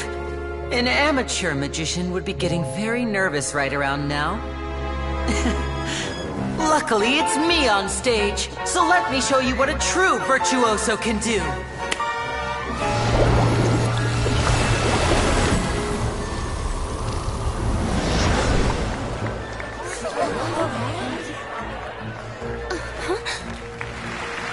Lynette, are you still there? Don't go too far. We don't want to use up all our magic. Hi, I'm back. Uh-huh.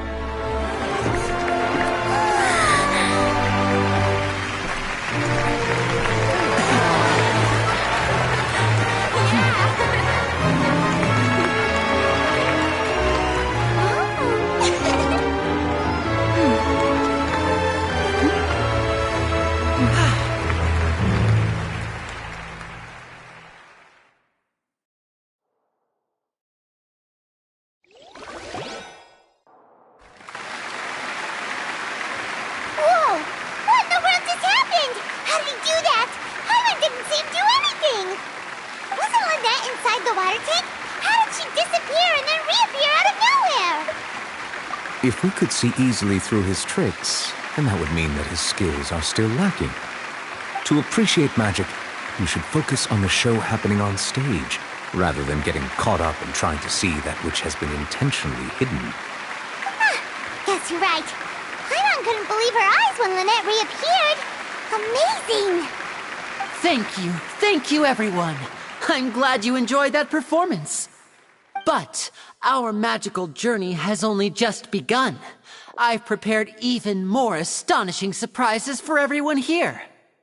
The magic of transformation and disappearance can go far beyond what you've just seen.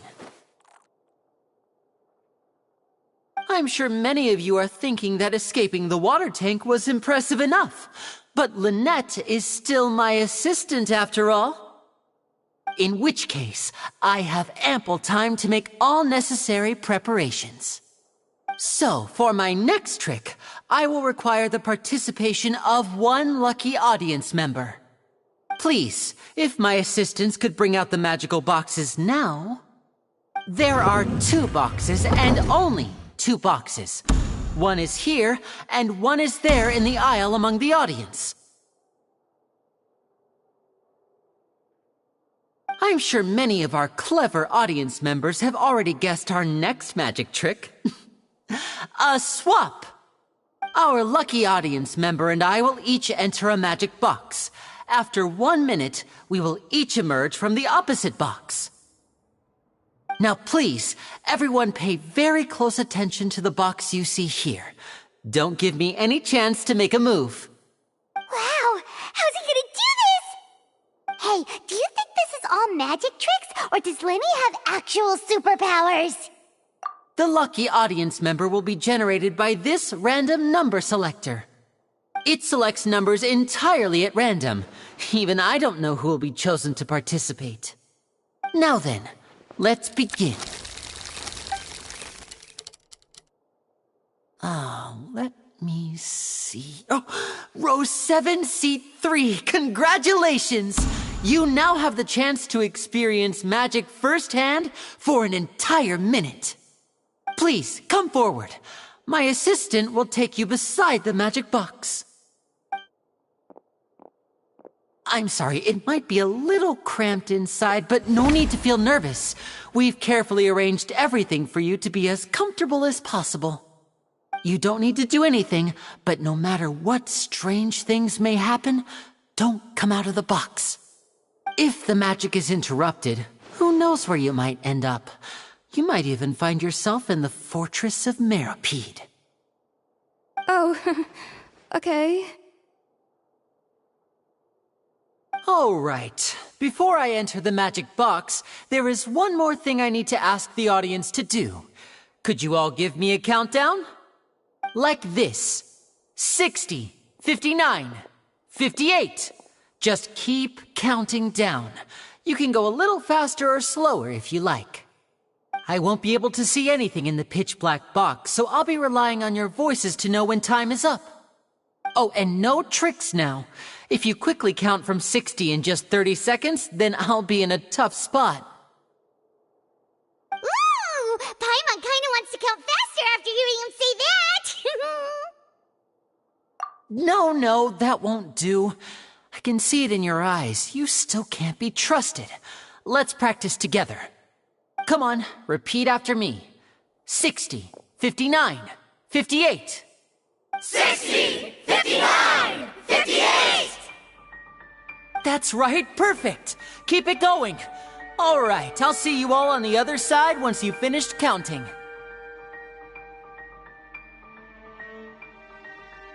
$54, $53, $52? Huh? Why aren't you counting, Nervalet? I am counting in my head. I think things are exciting enough in here as it is. Merely a consequence of my identity and personality. Do not worry about me. Just enjoy the show. Oh, alright. You look so serious that Paimon thought you might be feeling uncomfortable or something. 40, 39, 38! Mr. Lenny, are you all right in there? Is everything ready? Yes, I'm fine. I'm just double-checking the direction of the magic. It would be a disaster if we get sent to the wrong places. For example, mid-air right above the audience. Even though he's saying that, Lenny doesn't seem nervous at all.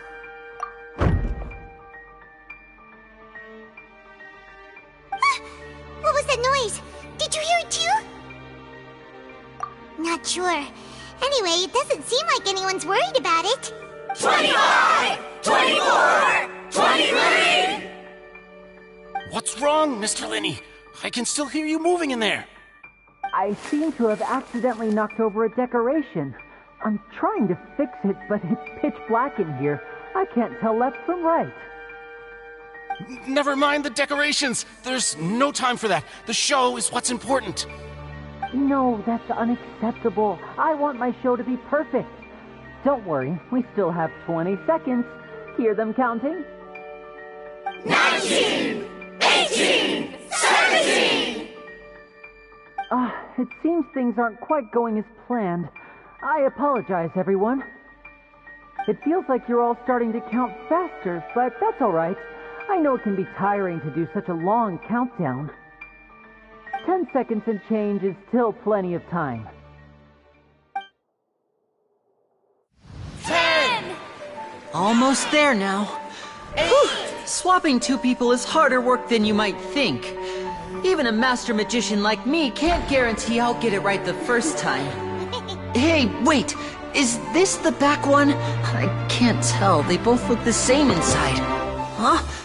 Nope, that's not it. I'll try again. 7! Hey, slow down! Honestly! 5! 4! 3! Whoops! That doesn't count! 0!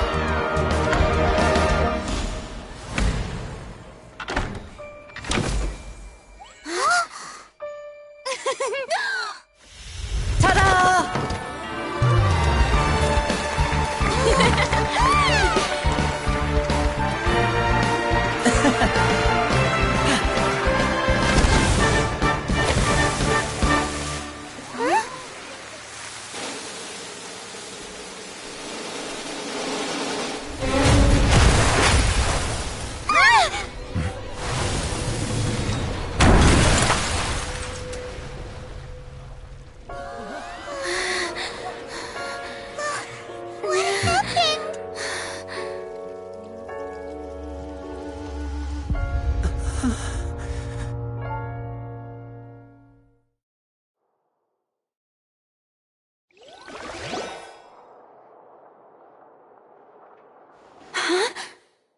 Is this part of the show? Mr. Lenny, you're going to use magic to fix the stage now, right? What happened?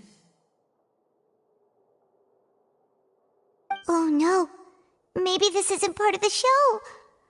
The girl was still in that box, right? This performance is over. Medical staff with me. Guards, secure the scene and detain all the performers. Seal the exits. No one is allowed in or out at this time. Yes, that's right. If this was just an accident, then we must investigate the cause.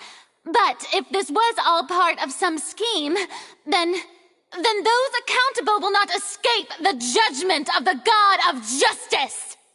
No need to be alarmed, you two. We'll get to the bottom of this soon enough.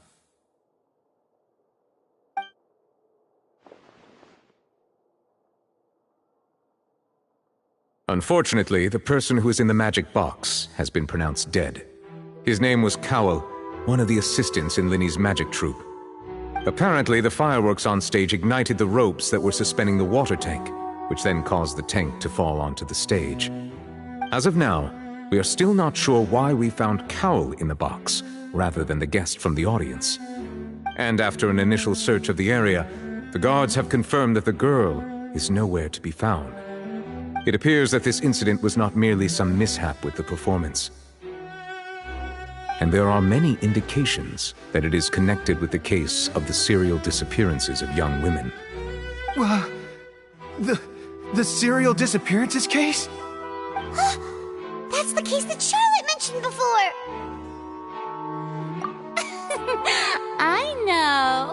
I know the truth. I can see through the whole thing. Really, using such a shallow and obvious mystery as his finale, did he really underestimate us that badly? I say that our powerful magician, Mr. Linny, is now the prime suspect for the serial disappearances case. Huh? Why me? This whole thing was an accident. Oh, this all occurred during your magic show, did it not? The missing girl disappeared after being chosen, did she not? The deceased is one of your assistants, is he not? Now that I think about it, that whole speech about magicians making things disappear was nothing more than a provocation, a bald-faced challenge. That can't be right! How can Linny do this? He was in the box on the stage the entire time! We can even hear his voice! Besides, before the show, he told us that he would like to catch the criminal behind the disappearances! He couldn't possibly mean catching himself! Save discussion for a later time, please. Lady Farina, May I assume that your comments just now constitute an accusation against Mr. Linney and his associates, and that you are pressing charges? Huh? I just think that he... Well, I think it might be a little early to talk about formally pressing charges. But what Lady Farina said just now makes perfect sense. Looks like she's gonna personally deliver justice. A kidnapping and murder carried out under the cover of a magic show. Lady Farina said it all. I mean, of course, my dear people. But what excites me even more than the obvious truth before our eyes is the opponent I'll be facing. That's right. I mean you, Traveler. You'll support Linney, won't you? After all, he was the one who helped you the first time we met. Then there's no problem at all. You know, the Traveler and I already had a duel the first time we met. But with Linney's help, our little duel ended in a draw. But draws really are the most boring possible outcome. So, no more draws. Between the two of us, there must be a clear winner and loser. And what better place to hold such a riveting showdown and decide the true victor than here, on the grandest of stages, the Opera Epiclese. Huh? It wasn't a draw. She obviously lost last time. I understand. Charges have now been pressed, and as such, a trial is in order. Well, Traveler, seems Lady Farina has set you in her sights. But putting her dramatic rhetoric aside for a moment, I would like to ask you, are you willing to act as Mr. Linney's attorney and defend him in this case? Very well. The trial will be held a day from now in the Opera House. Both sides may investigate the scene to build their cases and search for the truth.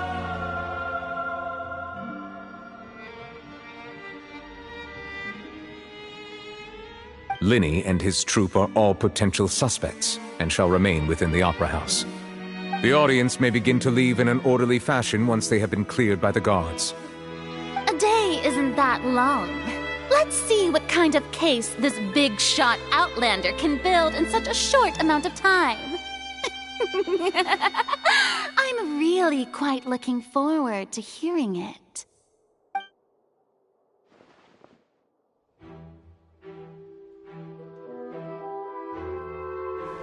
Linney!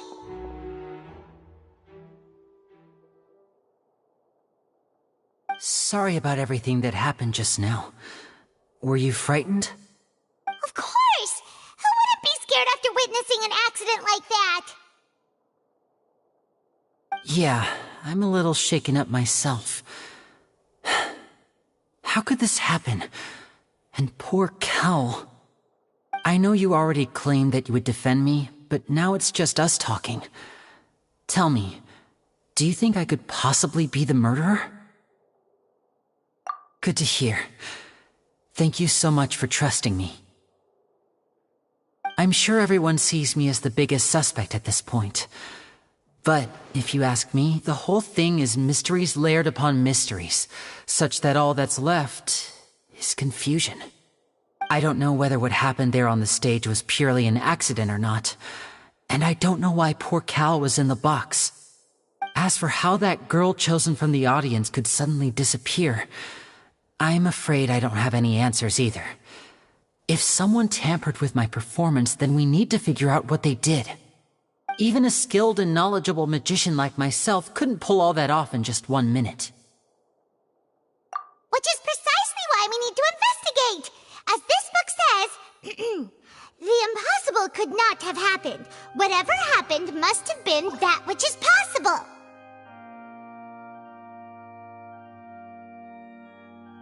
Paimon bought them when we were reading at the bookshop in the city earlier. Pretty cool, huh? Don't worry, Paimon used her own savings to buy them. It wasn't from our travel funds. I think they look cute on you, Paimon. You have good face, Lynette!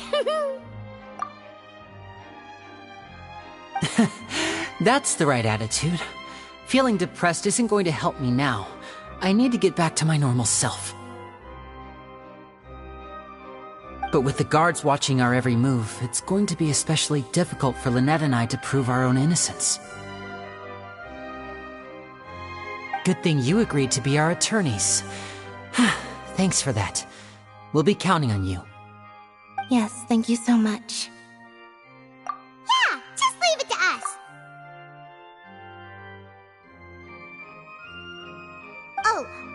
Since we're going to start investigating, Paimon has a question first. Where did Lynette go during the performance? Oh, well, I'm afraid that would involve some of our essential trade secrets as magicians. The secrets behind our magic are past saving, Linny. I suppose you're right. The truth behind our tricks is going to be important evidence that will be weighted during the trial. 'Tis truly a pity. As a magician, our magic show is a work of art. We've poured countless hours and spared no effort in perfecting it. But if revealing our secrets will help you uncover the truth behind what happened, then it will be well worth it. We should go somewhere else if we're going to discuss our magic tricks. We'll go speak with the guards, and in the meantime, you can go investigate the stage and the seating areas. Alright, let's go have a look while the investigation teams are still here. Detective Paimon is on the case!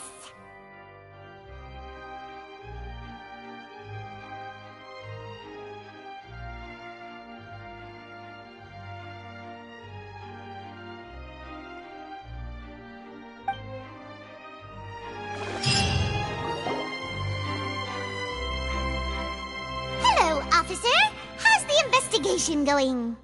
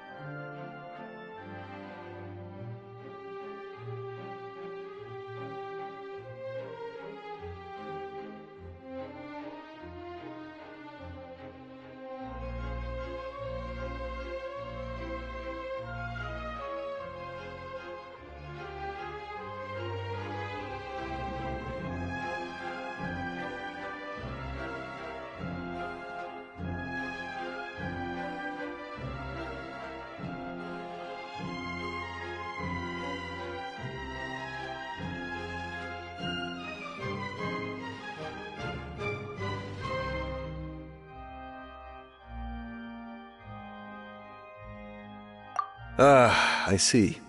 You must be the traveler that Lady Farina mentioned. Listen, I'll be perfectly honest with you. I'd avoid getting mixed up in this whirlpool of a mess if I were you. Huh? What do you mean? Come with me and you'll see. The deceased is one of Linny's assistants, named Cal. Even though he hadn't joined the troupe long, he was hardworking and everyone generally liked him. The assistants are usually in charge of setting up and inspecting the props, as well as assisting with the show and keeping the crowd engaged. As you probably saw when you were in the audience, the water tank suddenly fell, and smashed the box with Cowl inside it.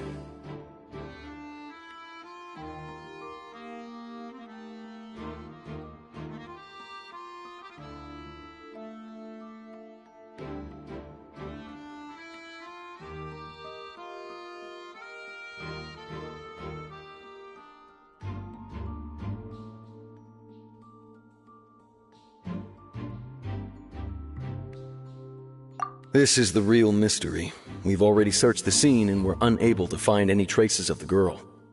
However, if you look carefully, the box was positioned directly under the water tank. The ropes holding the tank were then burned by the pyrotechnics on stage, causing them to snap. All these factors lining up so perfectly makes it hard to see this as a mere accident. If anything, the more logical explanation is that the whole incident was intentionally planned, and Linny is the most likely person to have access to all these areas. But he doesn't have a motive. Are you both good friends of his?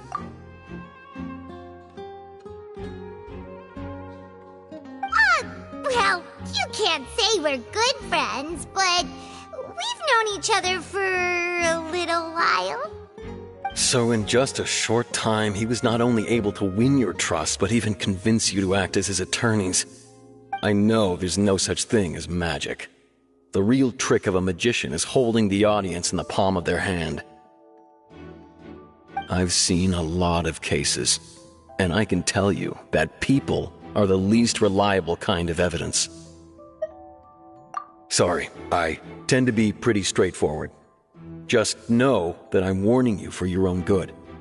Anyway, you may investigate the scene of the crime yourselves if you're curious. Who knows, maybe you'll be able to come up with some new evidence.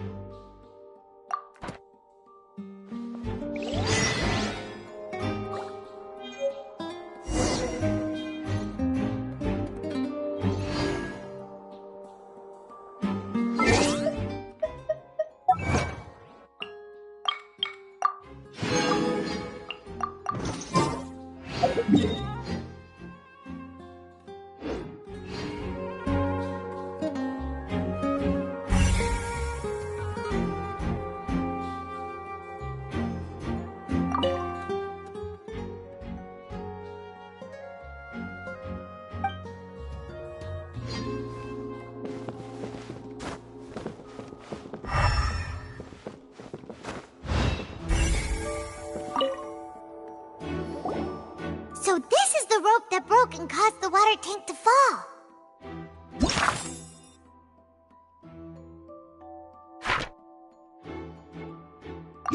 The rope looks pretty durable. How can it be burned through so quickly by fireworks?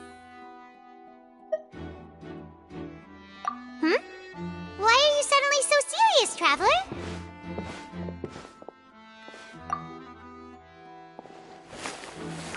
Whoa! Look! This bit is made from different material! Most of it was burned away, but there's still a little bit of it left. Huh. So if a rope meant to hold something was made with that kind of material in it, then that means... Wait! Paimon should write all this down! Let's take notes!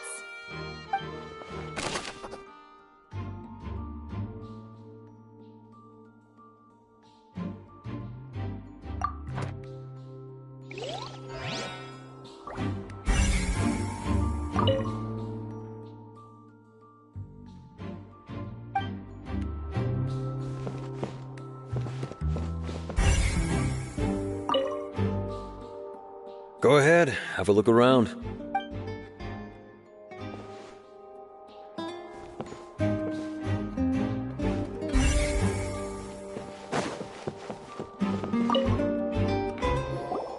Hello there! What are you investigating? Oh, this location has also been cordoned off because the Magic Troop members are currently considered prime suspects.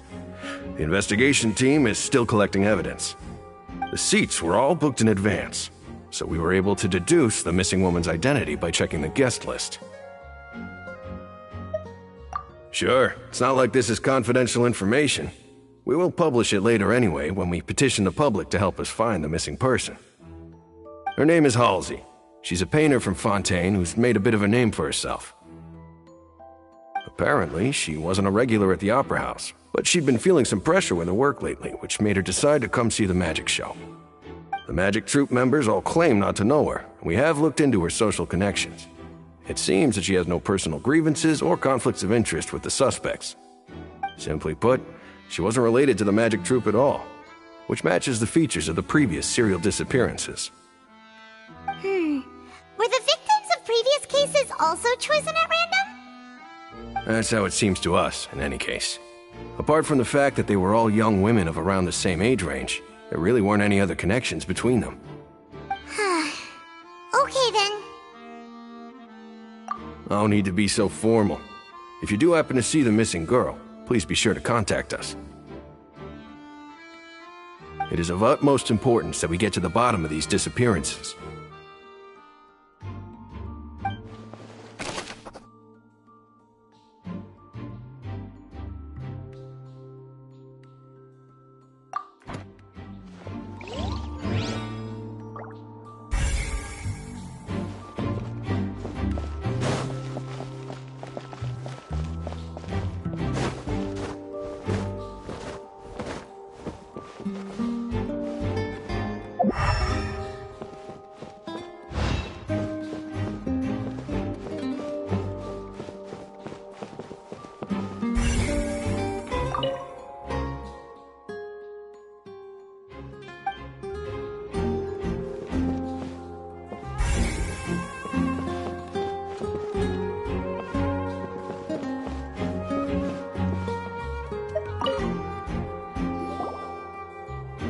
The investigation team has some new findings.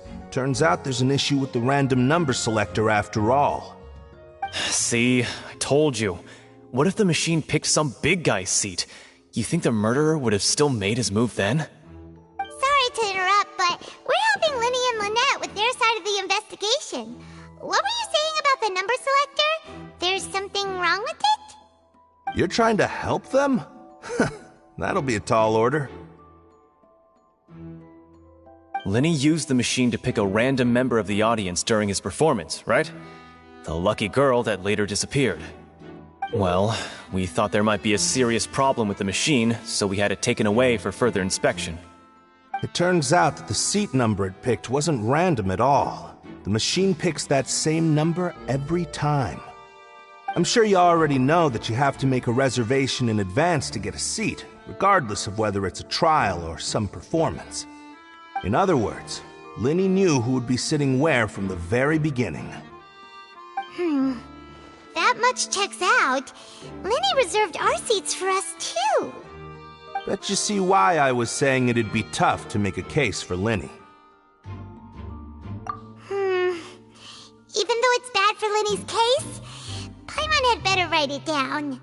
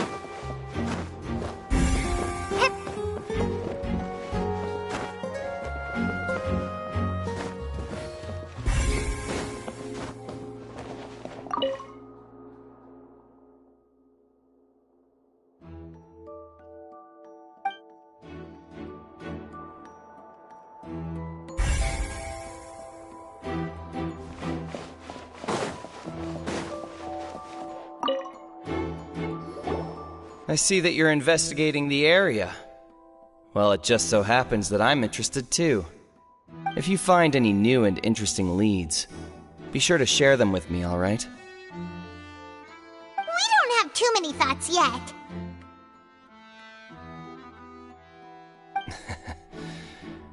Then why don't I tell you my hypothesis first? The way I see it. It all started with that loud thud. The thud? Oh, you mean the sound that happened during the countdown? Yes, exactly. It wasn't terribly loud, but I suspect that most people heard it. It's just that everyone was awaiting the results of Linny's trick with bated breath, so no one paid it much mind. But now that the incident has happened, the thud has become an important clue. That makes sense. So, what do you make of it? I'm of the opinion that it may have been the sound of Linny's accomplice, Lynette perhaps, jumping atop the water tank or something like that. And when the pyrotechnics went off, she cut the rope, sending the water tank crashing down. But wasn't the noise we heard too loud for that? Perhaps the balance wasn't right, leading to a particularly rough landing. Oh, that's true. I suppose...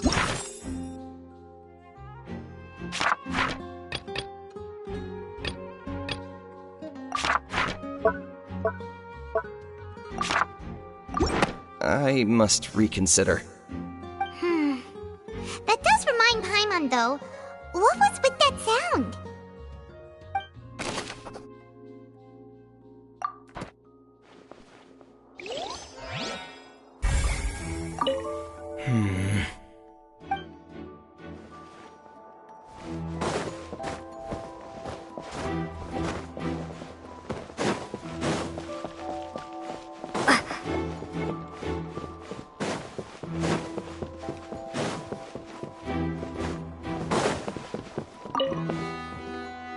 Go ahead, have a look around.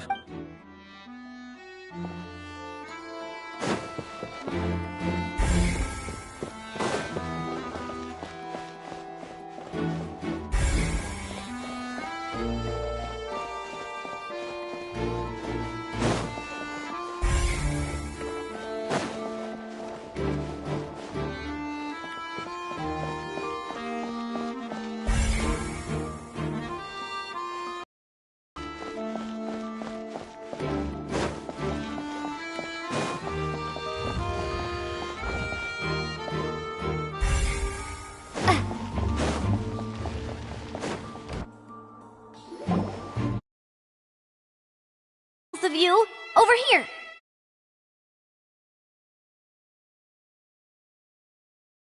You mean us? That's right. If I'm not mistaken, you're also among those who wish to cut down the thorns and pursue the truth. No? And by the looks of it, you're not from Fontaine. Well, you're right on the more about that one, but who are you?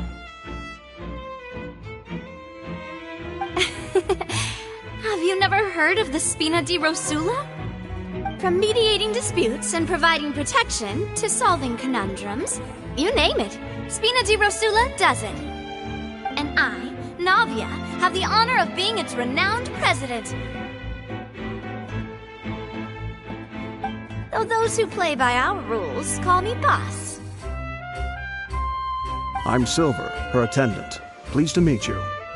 And I'm Melus. Demoiselle's various daily needs and affairs are under my purview. Huh? Boss? Demoiselle? What gives with the names? Well, I am the second generation president. Melus and the others are still used to my previous title. My apologies, Demoiselle. Should you prefer, boss, I will endeavor to use that instead. No, no need. You don't have to call me boss. Just Navia is fine. Okay, if you say so. Not that we're members of Spina di Rosula anyway. All merely trifling details. Never mind. Now, back to the situation at hand. That's right. I've always kept an eye on the serial disappearance cases. My interest stems from a matter back from my father's time. Judging from the look of things, I find Linny an unlikely mastermind. Really? We think so too! That's why we're looking for clues now. But how did you come to that conclusion? Intuition, naturally. My unparalleled intuition.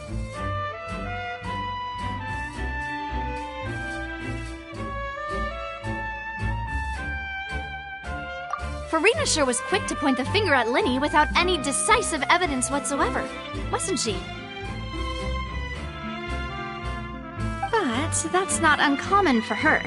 If you remember, the Justice had to interrupt her and ask if she was pressing charges just to keep her from getting carried away.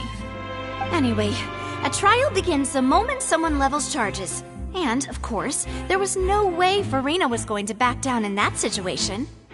Sounds more like you just don't trust the Hydro Archon. Well, what's your opinion? I must admit that she can be interesting at times, but liking her doesn't mean that I'll blindly agree with her. All right, I've answered your question. Now, it's time you answer mine. Wait a minute! Did that answer count? Well, I say it does. But don't worry, you won't hear any pointless questions from me. In your opinion, do you think it's right to treat a trial like it's an opera?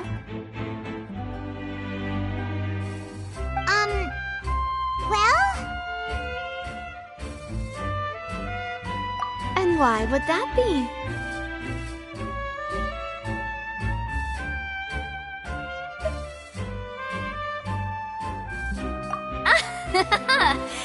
See, Silver and Maloose? I told you they'd be different. Most astute of you, Demoiselle. I, too, think that the Traveler's response was most excellent. No matter how wonderful the script or how fervent the audience's expectations may be, the trials that go on stage here must be based in fact. And if that can be done, boss, then... All right, that's quite enough, Maloose. Anyway, I like your answer. You pass with flying colors. Now, I need to make some preparations, following which our joint investigation shall commence. You two shall be my assistants. Wait! Since when did we become assistants? Oh, well, I can be the assistant, sure. Or your companion, if you like. I'm really not that fussy. That's more like it. Far be it from me to brag, but I believe that Demoiselle's intuition will be instrumental in uncovering the truth. You wish to save a friend from false accusations, and we wish to unravel the disappearances. In this sense, our goals are aligned. You have a point. You're quite the talker, aren't you, mister? And what about you over there? What do you think? You seem like you've got something on your mind. I have nothing to add. Oh, alrighty then. We'll be making some preparations first. Just be sure to let us know if they start revealing Linny's tricks. Thanks!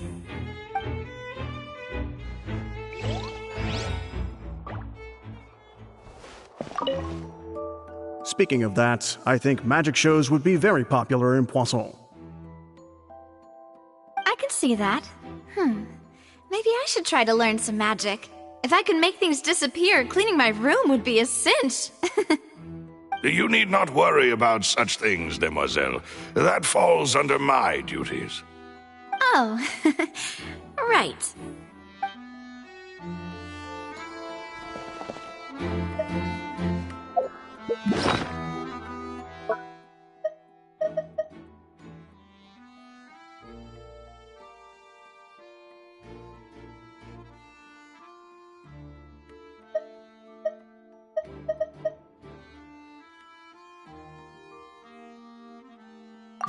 Whoever the murderer was, They must have made preparations well beforehand. Whoever the murderer was, this rope was obviously tampered with.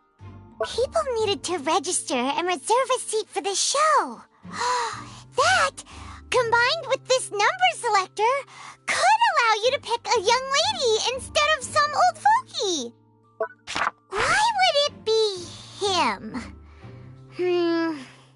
How strange. Gosh, no wonder the serial We all heard that noise, didn't we?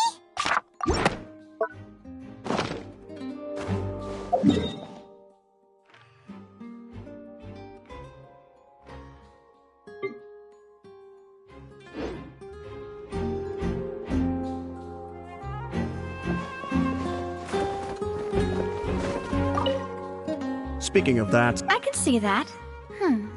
Maybe I should try to learn some magic. You need not worry about... Oh.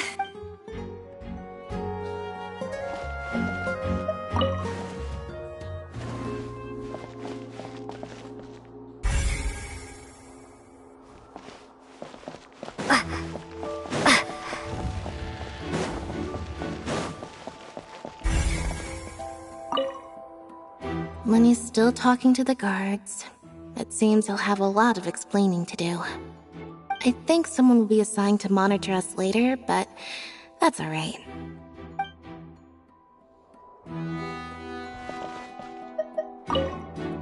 Lenny's still talking to the guard. I think someone...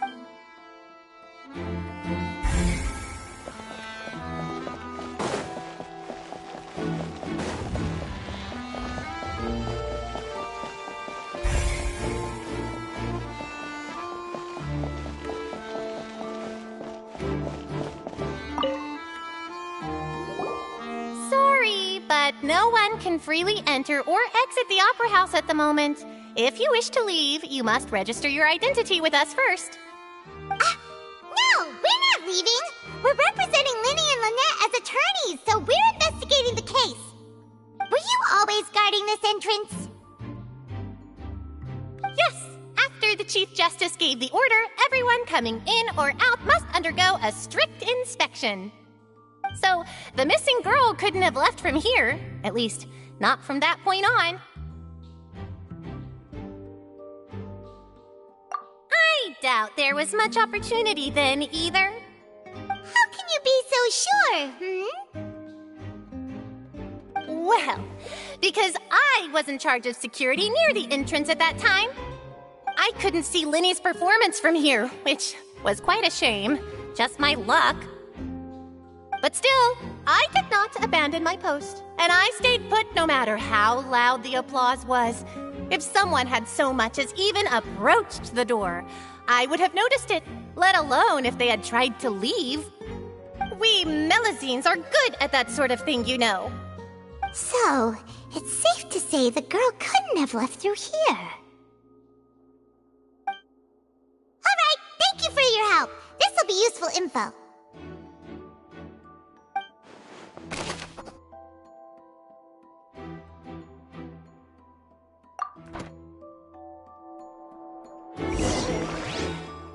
We've checked everything of note here at the performance venue. Paimon wonders how Linny's discussion with the guards is going. My apologies, but access to the...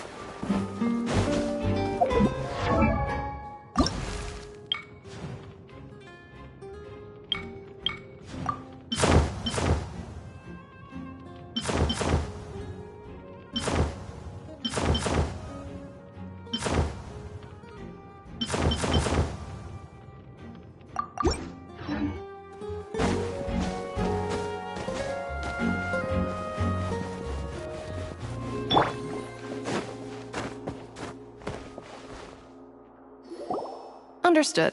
Then I will be going with you. Just so you're aware, I will be monitoring your actions and making notes as necessary. Very good. Thanks for being so agreeable. I'd pull a rose out of my hat as a gift for you if I could. You may spare the pleasantries. I'm just doing my job. You've arrived. Who's this? Me? I'm Spina di Rosula's guardian angel. If you've got a problem, I've got the firepower. Sorry, I got a little carried away there. Call me Navia. I'm a partner of theirs, and will be helping investigate this whole situation.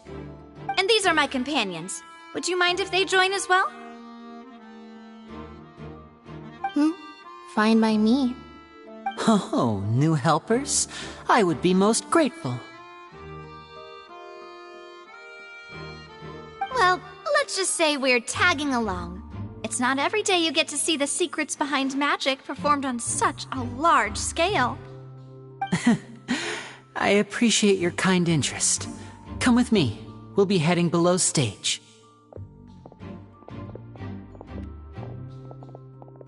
Huh? Below stage? Yes, a world of secrets is hidden beneath this magic box, prepared specifically for this switcheroo trick. But before I reveal everything, you should have a look first. Notice anything strange here?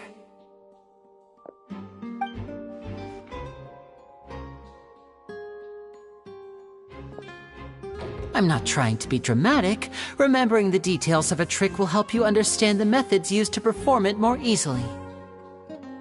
Huh. Weren't there balloons and other decorations here? Where did all that go? Ah, good eye. That said, you're still far from discovering the answer. The back? You mean the inside of the door? What's different about it? Paimon didn't notice anything. Very good indeed. I thought you might not be able to catch that, given that you were sitting in the first row. The back of this door was patterned. Those patterns are now gone, replaced by a smooth wooden board. So, if you put 2 and 2 together, what do you get?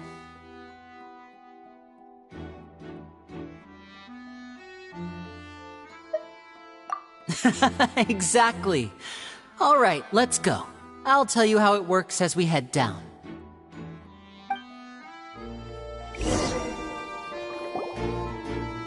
Oh, so there was a passageway under the magic box! I knew you'd figure out most of it as soon as you saw this place. The 2 magic boxes are positioned right above the 2 entrances of the tunnel. See this flatbed trolley? The box with the lucky audience member in it would be shuttled over to the other side using the trolley. This trolley can raise and lower and even rotate, ensuring that the box will face in the right direction. I see. So that's the purpose of the box inside another box. Precisely. The inner box would descend after the audience member was put inside and be moved along the trolley, all while the outer box would remain on stage as if nothing had ever changed. So that's how you did it! Once the box was lowered, the trolley would store some energy through this device here, with which it would complete the rest of the steps. The audience member would only be able to feel some slight movements in the dark, and by the time she walked out, she would already be back on stage. Right! You were talking that whole time, and you even came out for a moment near the end! Ah, yes. A phonograph operated by Lynette was used to achieve that effect. My assistant and I had already scripted our conversation beforehand. When the countdown began, I had already gone to the opposite box via a tunnel using that ladder. And what about Lynette? Where was she? I was in the mezzanine space in the back of the box. Oh, interesting! That's how we were able to coordinate Linny's lines with the assistant. And, by the way, I was the one who walked out of the box at the end. I mean, we are twins. All it takes is a change of clothes and no one can tell who's who. And that's my favorite part of this trick. Only Lynette and I can perform it. So that's how it all worked! Wow, every detail you revealed was more amazing than the last! Lynette would briefly walk out of the box and then go back in, jumping into the tunnel and escaping before the box on the trolley could finish ascending. And then I walk out of the other box in the audience area, and the trick would be complete. The operative word here being would. But as you saw, Cal was in the box, not our audience member. She, on the other hand, mysteriously vanished. We really don't know how that happened. If not for that interlude, this would have been an astonishing trick. I probably never would have figured out how you pulled it off. And yet, to think that someone was able to use this magic trick to commit a crime. Could we have a look around? I think we can come up with some more leads. This is the scene of the crime, so Linny and Lynette are not permitted to stay here. I'll escort them back up. Yes, of course. No need to be so strict now. I won't disappear into thin air, you know. Thanks, everyone. We're counting on you.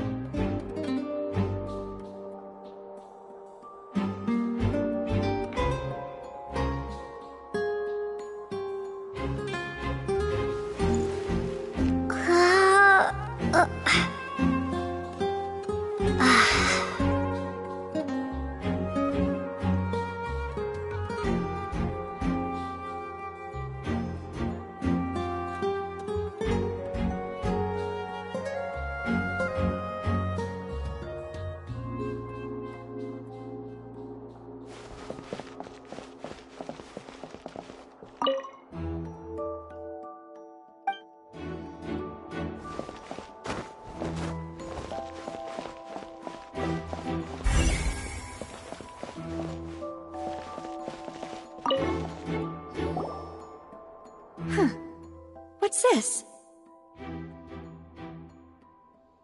Looks like a hook tied to the end of a rope. Huh?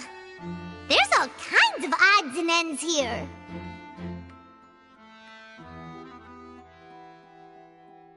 Perhaps it was a prop for a different trick.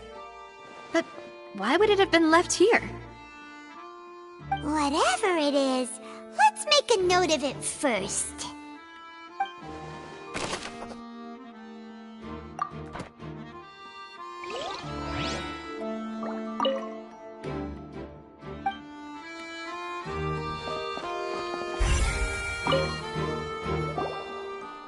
The floor is wet. Please be careful not to slip. Speaking of which, why would there be water here? Oh, Paimon knows!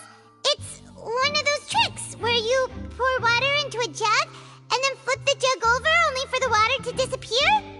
And here's a broken vase! Huh. Did the trolley knock it down while moving? That can't be. The trolley moves along tracks from start to finish.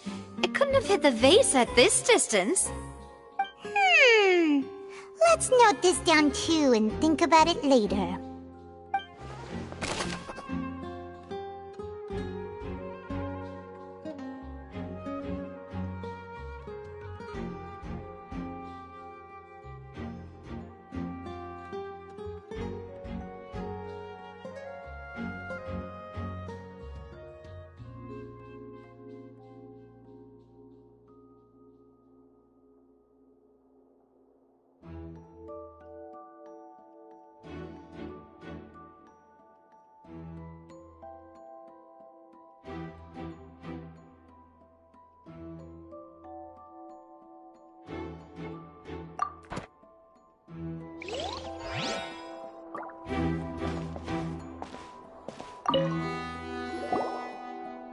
Oh, these are the clothes that the lady chosen from the audience was wearing, right?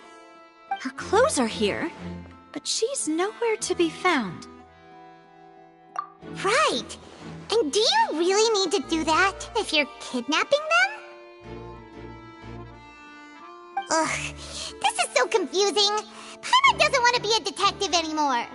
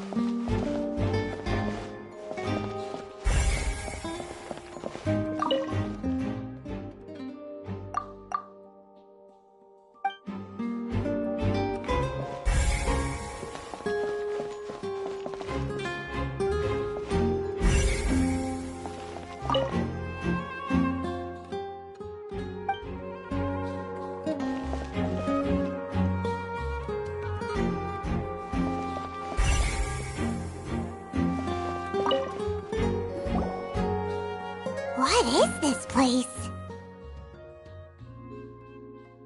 It seems someone could fit through here. Huh. Could this have been the suspect's escape route? Alone, perhaps. But if they had to pull another person with them, the space would be too narrow. But there are no other ways in or out of here.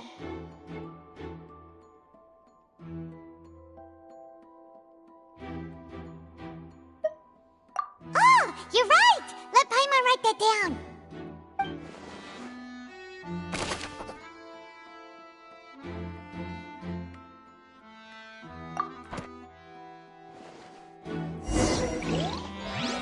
Seems we're just about done investigating down here.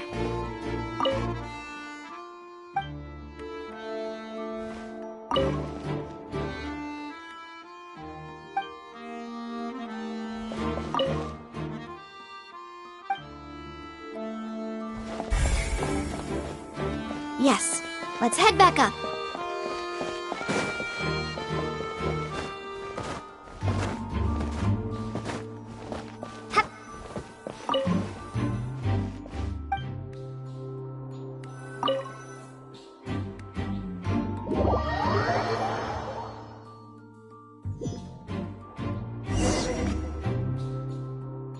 Well, we've ascertained the state of the crime scene.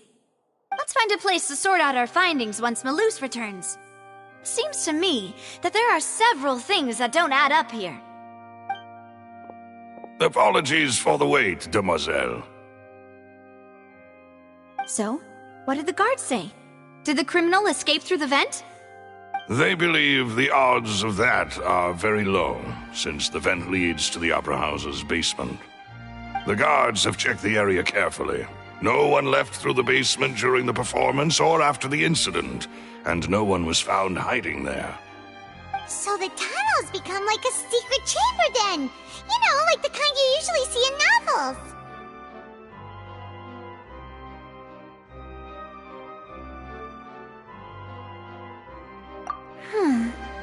The plot thickens. Halsey's disappearance and Cowell's death are both quite inexplicable. No wonder Farina was so confident in her accusation. All the current evidence points toward Linny and Lynette. In other words, the charges are very likely to be upheld unless we make some considerable progress. Charges and then trial. So if the charges are upheld, they'll announce a sentence? That's right. This is how a trial goes in the Opera House. During the proceedings, the Chief Justice and the Oratrice will hear statements from both sides.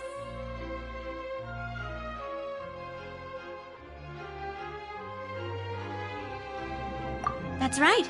This is how indemnitium is produced. The statements from both sides, the defenses from attorneys, witness testimonies, and even the audience's emotions will all be projected on the Oratrice. To put it simply, it's as if the Oratrice has its own will, and is a judge in its own right.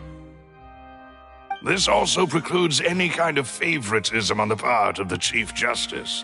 And not that this has ever happened anyway. Once both sides have finished speaking, the Chief Justice will make his final decision. This, too, will be used by the Oratrice as a reference. Then, finally, the Oratrice will be consulted by officials.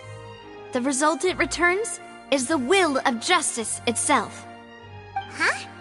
So that machine is the one that actually decides? Paimon thought Neverlet called the shots. In practice, there is very little difference. Both have always come to the same judgment, which is why people have great faith in the Chief Justice. Ah, yes, the guards also asked me to convey that none of us will be allowed to leave this place before the trial. Huh? Why? Because we've chosen to act as the twins' proxies. That makes us persons related to the case. They're concerned that we might be colluding with outside parties, or that we might find outside help to disrupt the case. And even if that were not so, it could prove problematic if we happen to spread key information about the case ahead of time. I'm ready to break out at any time. Whoa! There's no need for that! Paimon thinks they have a point. That said, are they providing food? Of course. I just hope you don't mind the lack of options. I'm afraid that catering to all tastes is not in the cards, nor is any guarantee of balanced nutrition. In that case, let's just sort out our findings together here. Pity. I was hoping to take you to try some of Fontaine's famous desserts, too. I mean, what better way to properly think through our findings than over some tea and sweets? Huh. Breaking out suddenly doesn't seem like such a bad idea after all. Just kidding! Paimon will still do her best, even if there are no snacks. What do you mean, no snacks? Of course we'll have snacks. If we cannot buy some, then we'll simply make some. Huh? Here? But how? Understood, demoiselle. Everyone, please come with me.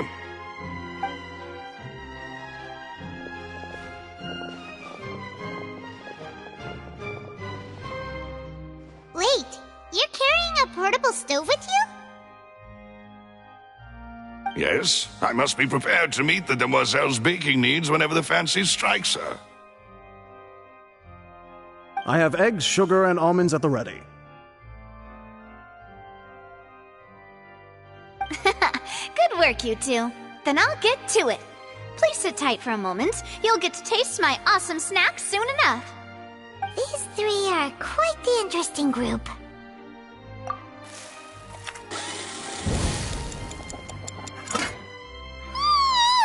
And Paimon thought it smelled good while it was still in the oven! Oh, it's even better now. Paimon can't stop drooling.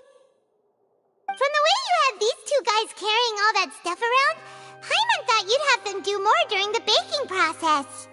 But you ended up doing the entire thing by yourself! Beating the egg whites, grinding almonds, everything! I was applauding.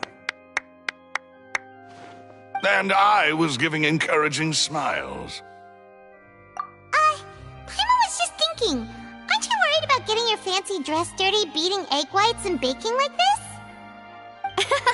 Well, I don't think it's carved in stone anywhere that fancy ladies can only read books, sip tea, ride horses, and play the piano. I just really enjoy making snacks. Don't underestimate beating egg whites, by the way. It's a real arm workout. You also need to beat them to just the right consistency, or your macarons will crack. Anyway, give these a try, fresh out of the oven. There's 3 for each of us. Only 3? Well, eating too many sweet treats might send all that sugar to your head. You wouldn't be able to think clearly about the case on a sugar rush, would you? Tea is ready to be served as well. This is Demoiselle's favorite, strong black tea with a floral fragrance that clears the mind and lifts the spirit. No need for concern. I'm merely doing as I should.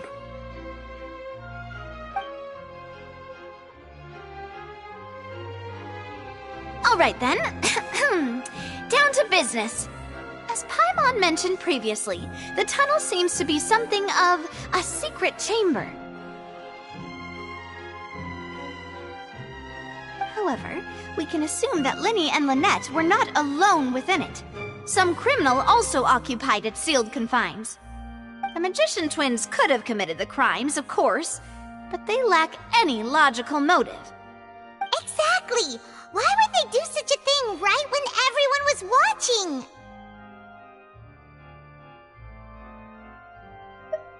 The flower vase and the thud we heard during the performance could indicate some altercation between Halsey and the criminal in the tunnel, resulting in the shattering of the vase, the discarding of her clothes, and her abduction. Perhaps the criminal thought that since she was chosen from the crowd, she would be too easy to identify if she was still wearing the same clothes. Paimon thinks that makes sense, but the real trouble is...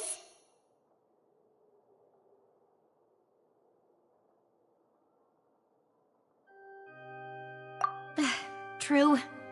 None of the clues we found thus far support the existence of this third person.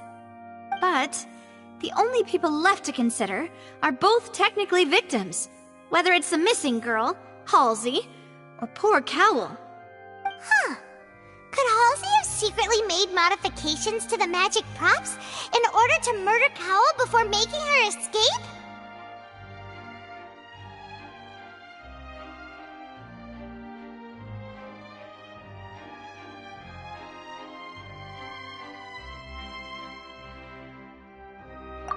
That's right.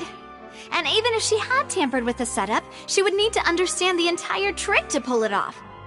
Nor does she have any motive. The guards said that she has never had any dealings with the Magic Troop's members. Were we not thorough enough in our search? From the sound of things, this is turning into an impossible case. Your macarons are amazing, though, Navia. They smell great! They're nice and crisp and super sweet! are my specialty after all. And I see you've already had 5 of them. What? 5? Oh, that can't be right. Paimon only counted 3, honest! Please don't worry about it. At my age, a few less sweets might actually be a good thing. No! Being greedy is one thing, but Paimon knows how to count.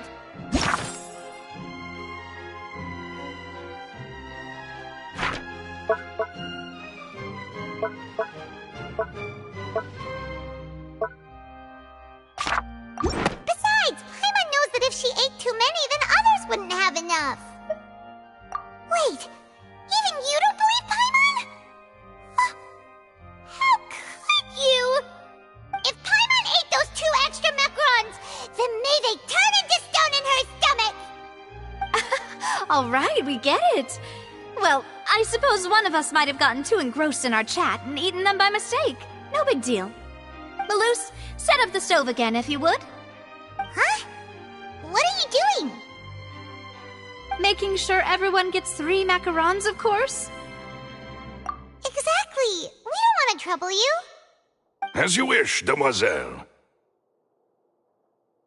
And I have the egg, sugar, and almonds.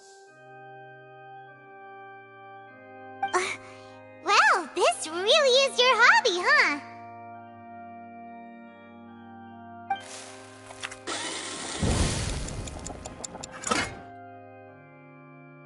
Well, that's it for snack time. I'm going to have another look around the area. I don't know what we're looking for yet, but we've still got some time. As attorneys, I suggest the 2 of you think the case over again. It would be awkward if you got all tongue-tied on stage during the trial. All right, thanks for your help and for the snacks. It was nothing. A small task for the Spina di Rosula. Silver, Maloose, it's time to go. I'll be back if I find anything new.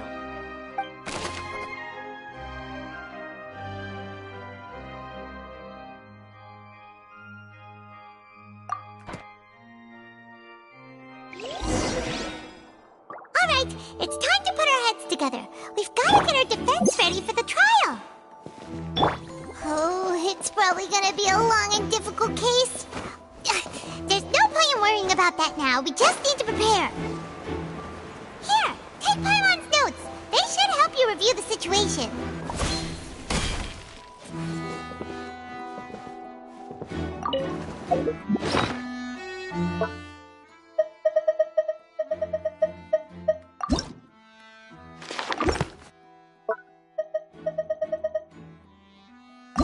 Whoever the murderer was, why? This is probably a prop, too. Oh, looks like it could hook onto a lot of things. Like the Traveler's fishing rod! This flower vase is probably a prop for the show. But it also could have been used in the crime. Paimon doesn't get this at all. You think about it for a bit, Traveler. Gosh, no wonder the serial disappearances never got solved. Why would it be? Gosh, we all heard the performance would not have been visible from where the doors were guarded. If Paimon were on duty, she would have snuck back into the audience seating. Well, there was no chance Paimon could have seen that the box had 2 layers.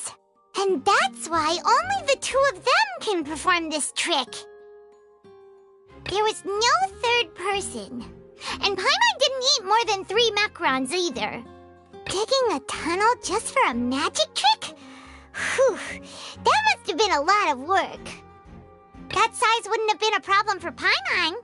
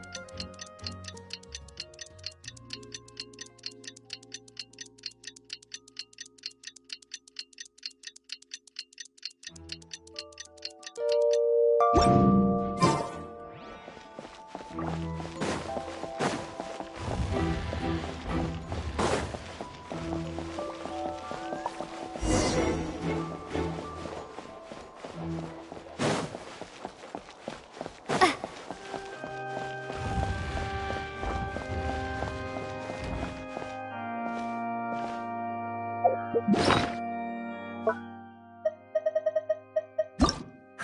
the murderer was, why would it That's...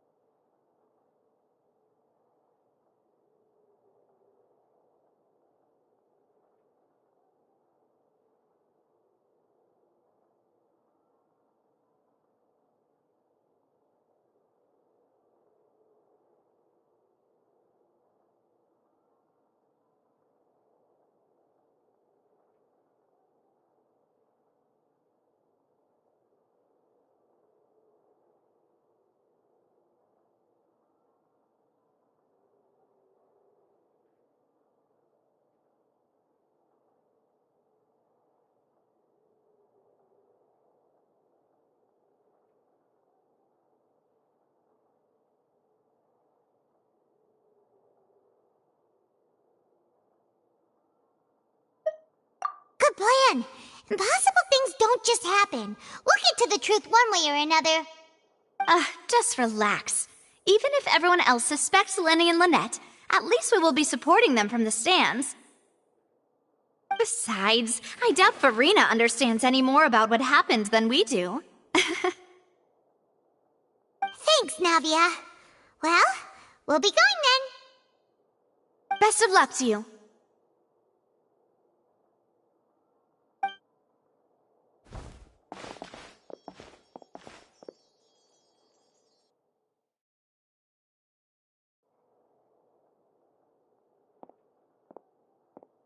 Ah, finally, you're back. Well, how did your investigation go? To be honest, you might be disappointed. No. We're already very grateful that you were willing to help. Well now, don't you all look disappointed? Don't tell me that your investigation came up empty-handed. That was to be expected, of course. The guilty can never produce proof of their innocence. But don't let that stop you. I shall be terribly disappointed should you, my most anticipated foe, concede so easily.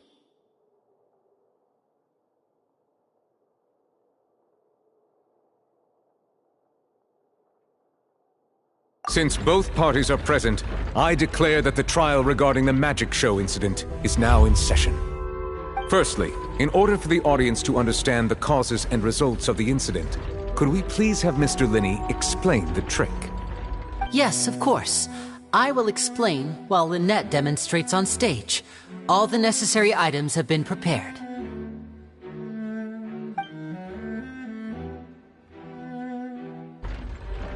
Thank you, Mr. Linney. In that case, I take your statement to be that you ran to and remained hidden within the magic box in the audience stands once the trick began, and thus could not have committed the crime. Is this correct? Yes, that's correct, Your Honor. In that case, I call upon the prosecution. Lady Farina, do you wish to refute his statement in any way? Why, of course I do. Allow me to take the first shot and break this case wide open. Mr. Linney is clearly lying. There is no way you could have been in the box the whole time if you were to abduct Halsey and murder Cowell. In fact, I'd say you were hardly in that tunnel at all. That is simply your hypothesis based on the presumption that I'm guilty. Oh, is that so? And if I may ask, what did you hear while you were inside your box? The roaring countdown of the crowd, of course. That's how I kept track of the time and built anticipation for the finale. And you didn't hear anything else at all? Nothing that might leave an impression of any kind? No, nothing. I see. But when the count reached 30 seconds or so, there was a thud. One so loud that I believe practically everyone heard it. Huh? Hey, hang on. Something's not right here.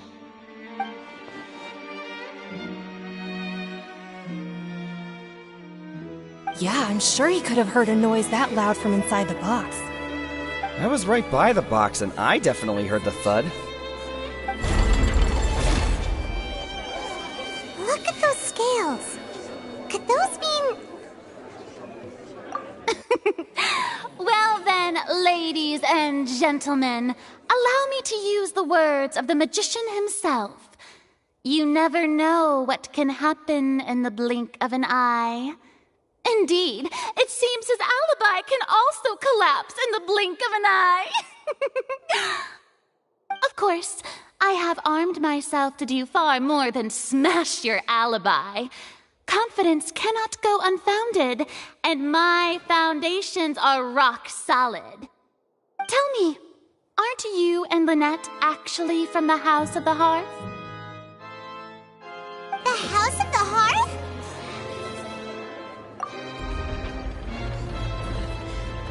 No wonder they did something like this. So the serial disappearances were the Fatsui's doing. now it all makes sense. I've got a feeling that what happened on stage probably wasn't just an accident. That's irrelevant. Our identities have nothing to do with what happened. Indeed. Then perhaps you could tell us everything that happened during that 1 minute. Your first priority is to prove yourself innocent after all. I'm sure there is little that needs to be kept secret now. Unless your script already has holes in it. The Outlander is speechless. My, oh my, don't they look flabbergasted? Now comes the infighting in Discord, I suppose. This was almost too easy. Good thing I made all those preparations. Seems the all-nighter I pulled last night is really paying off. Hey, Linny! Why didn't you tell us this before?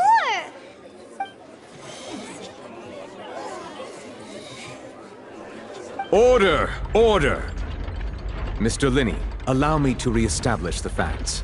Lady Farina has raised 2 points. First, when the thud was heard in the Opera House, you were neither in the box nor the tunnel.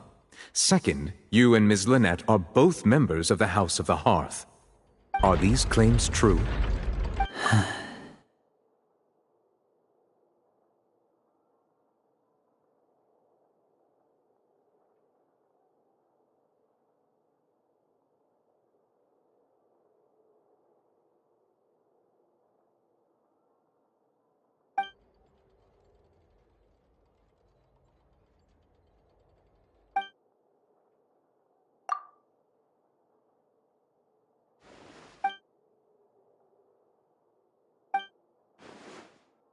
Please answer my question, Mr. Linney.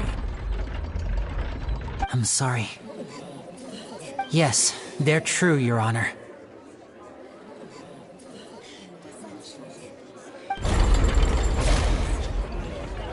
I knew it! Well, that's it. We might as well move on to the sentencing already. What should we do now? Granted.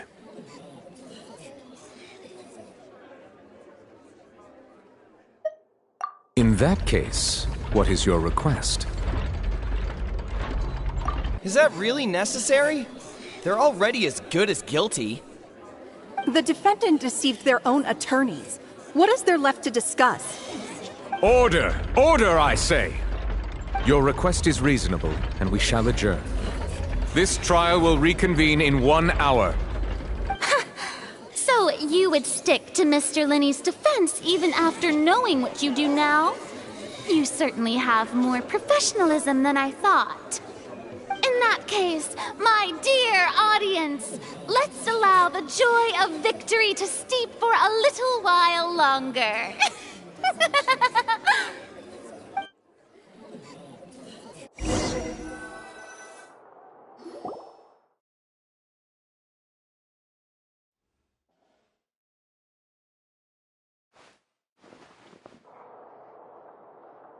Well, this is awkward. I didn't think the Hydro Archon would dig all that up. I'm sorry, Traveler and Paimon. Yeah, sorry. Paimon doesn't know where to start. We trusted you two. We based our entire reasoning on the assumption that you weren't bad guys. Not to set the wrong tone or anything, but Paimon's really mad! I'm very sorry. I know you're angry, and reasonably so, but please, let me explain. I know you've clashed with the Vitui several times before. I wouldn't be surprised if just hearing the word is enough to make you upset.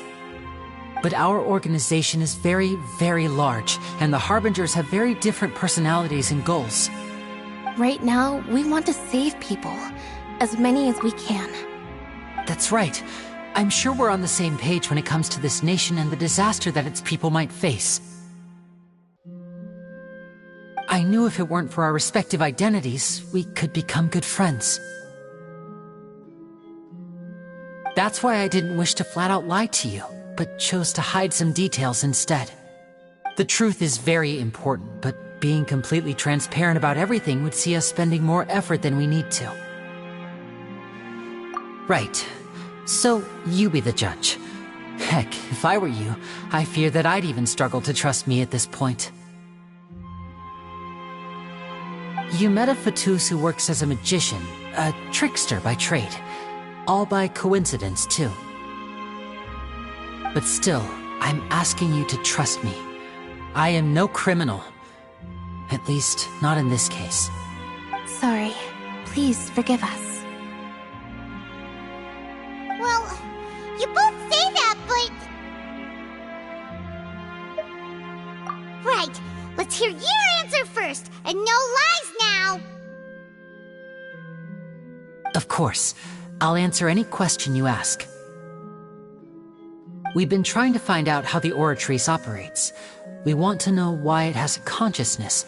Why can it deliver sentences accurately? During our investigations, we learned that the machine's core is beneath it. From that moment on, Lynette and I have been designing this box swap trick, with the objective of getting close to the core. Is that why you needed a whole minute? That's right. In truth, the audience would take about 75 seconds to count down from 60, while I would only need 15 to get to the opposite box. So, after jumping into the tunnel, I accessed the Opera House basement via the vent, and went to investigate the room in which the core is stored. That air vent was created during the construction of the tunnel specifically to execute this step. Well, nothing. As soon as I reached that room and was about to investigate, I heard someone's voice. Which should have been impossible, of course. I was quite certain that I was the only one in the room. That voice seemed to recognize me and tried to speak to me. I chose to err on the side of caution and retreated the way I came. On the way back, I saw the broken vase and the clothes on the ground, but the countdown was almost finished, so there wasn't time to give it any thought. After that, the homicide occurred just as you saw.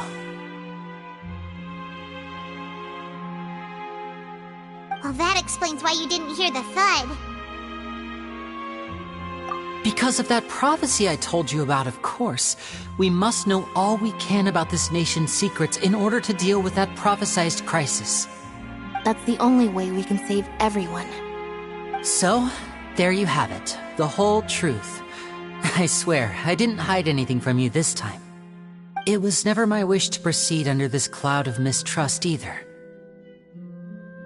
But like I said earlier, you can be the judge. If you want to leave because you don't trust the Fatui, there's nothing I can do to stop you.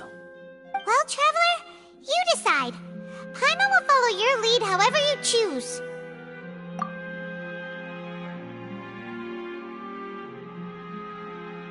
Okay, thank you.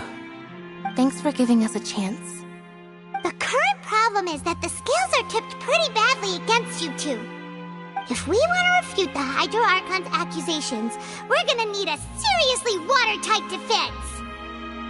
Huh? Oh, Paimon thinks she gets what you mean.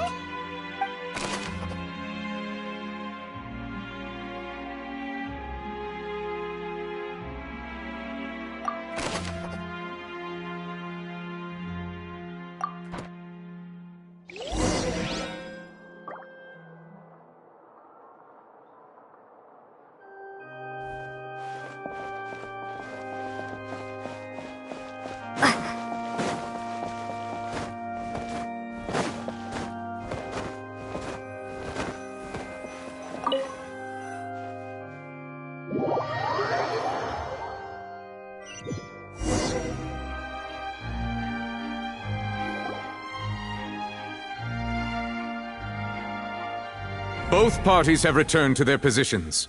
Let us continue the trial. When last we left off, Mr. Linney acknowledged the new evidence presented by Lady Farina as fact. Therefore, Lady Farina may continue stating her reconstruction of the events. Ugh, that took long enough. Now then, if everyone would lend me their attention. this stage, let's revisit that scene from Linny's perspective.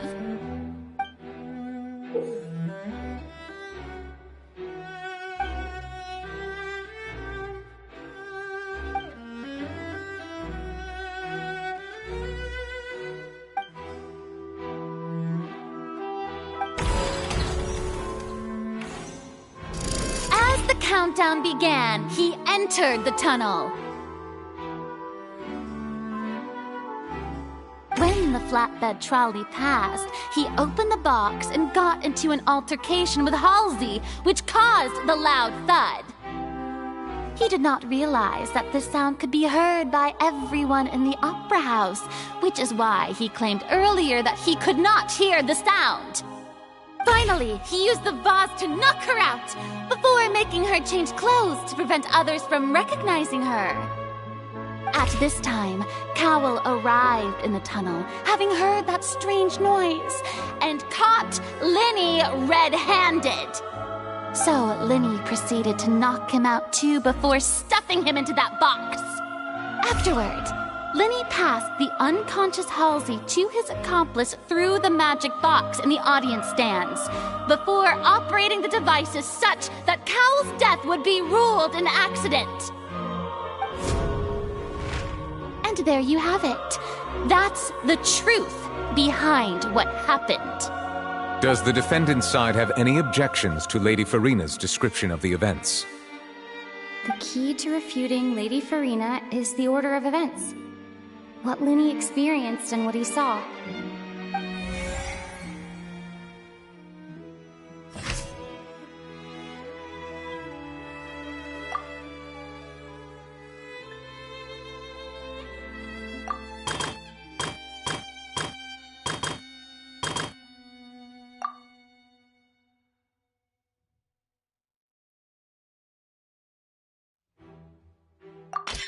According to Linny, he left via the vent after entering the tunnel. He couldn't have had that altercation with Halsey.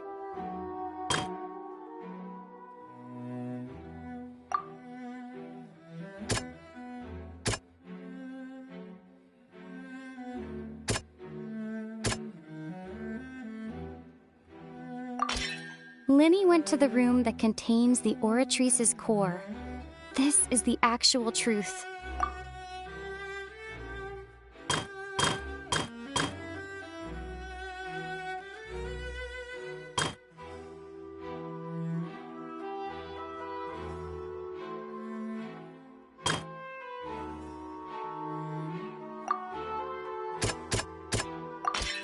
Linny did not take part in the underground altercation.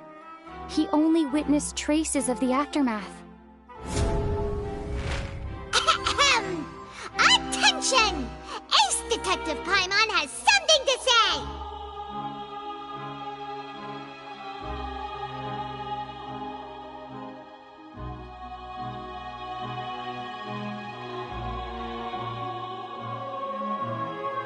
When the countdown started, Linny did indeed go into the tunnel. But he immediately used a vent to access the Opera House basement, which is where the underground core of the Oratrice is stored. Once he reached that area, he heard a voice in what should have been an empty room. Since he felt something was amiss, he returned immediately. The crime scene had already developed by the time he reached the tunnel again, and in order to complete the magic trick, he did not remain there for any length of time. Finally, he reached the surface, and that was when the accident happened from his point of view. Therefore, he's innocent!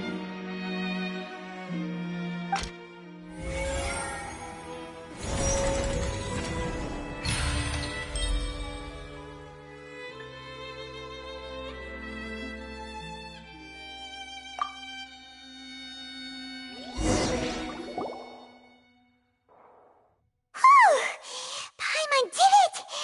Paimon actually managed to say all that! Oh, wasn't it awesome? In other words, you believe that he knew nothing of the incident? That's right! My reasoning? If that's the case, then if Cowell hadn't entered the tunnel, who was the entire setup meant to kill?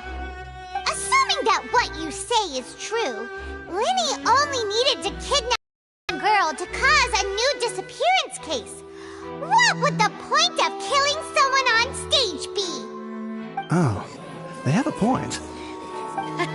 That's right, you tell them! And that's why they're partners of mine. They've managed to turn things around. Oh, well, your denial is very strident, I'll give you that. But what proof do you have to back your claims? Of course I do. If he had been in the magic box the whole time, how could he have not heard that sound? Why do you ask? You're saying that he wasn't?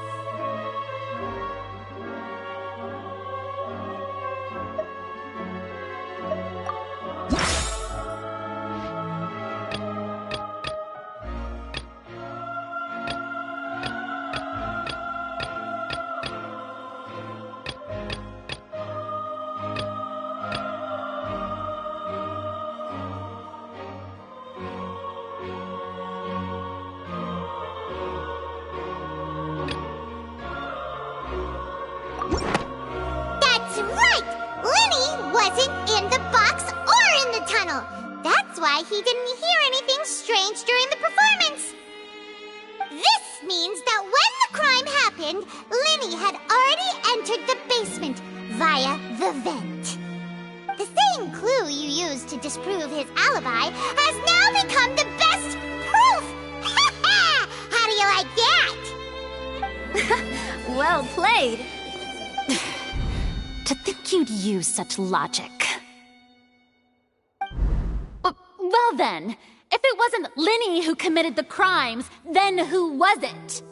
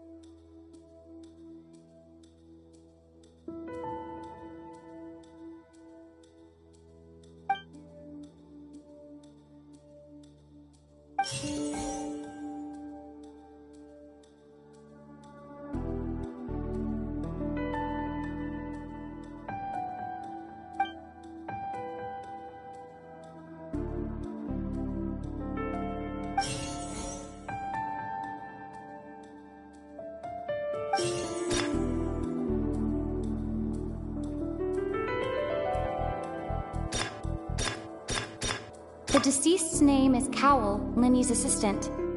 He would have been able to tamper with the equipment. Halsey is the missing person and an ordinary audience member. Or did she have her own scheme all along? Could there have been a third person involved? Is that really a possibility? The deceased's name is Cowell.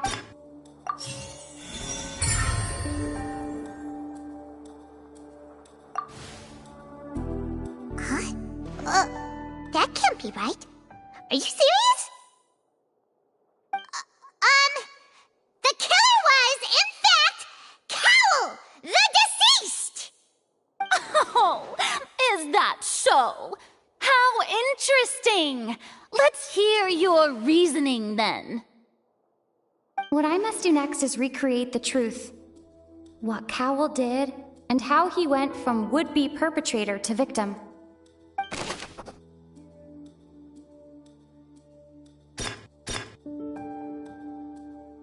No one entered or left the opera house through its entrances. So, where would the criminal have wanted to take Halsey?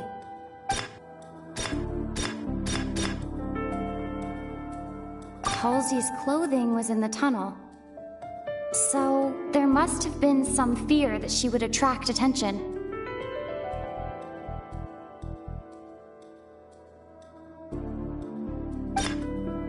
The sound we heard may have come from a clash between the missing Halsey and the criminal.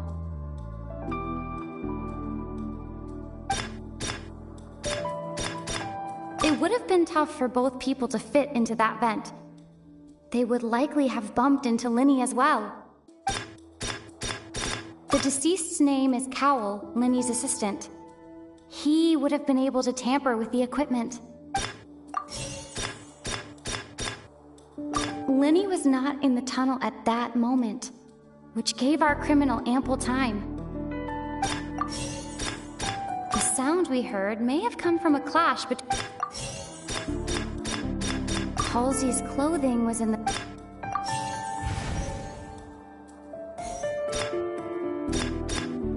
It would have been tough for both people to fit in... Linny was not in the tunnel... No one entered or left the...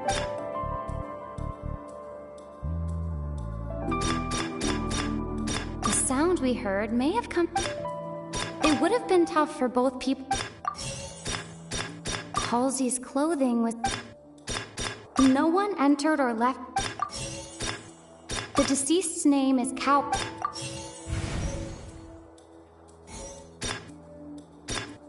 No one entered or left... The deceased's name is Cowell, Linny's assistant. The sound we heard may have... The deceased's name is Cow...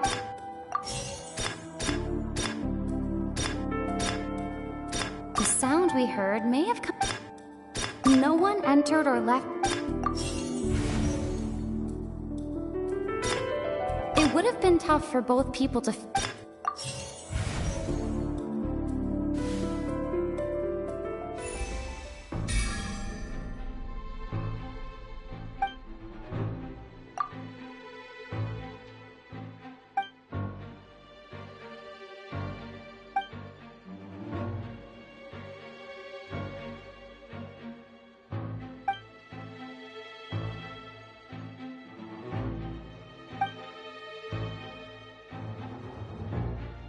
What's wrong, Traveler? Are you still having trouble figuring things out? I see how it is. So this was all just a bluff. And here I thought you had something to show for it. But it seems you're still far from the truth. Look, since we're at a dead end, why not consider a different track? Just like the trick as it transpired, the end result must have been utterly different from the magician's initial design. If only we knew how Halsey disappeared. Well, that would be nice, but the tunnel only has 3 exits, and none of them seem very likely. And it's not like this is a magic trick where you can just make a real live person disappear. You know, like you did from that water tank, Lynette. Excuse my interruption, dear opponents, but do you not see that the crowd is growing impatient? There is no greater sin in this opera house than an awkward delay in the performance.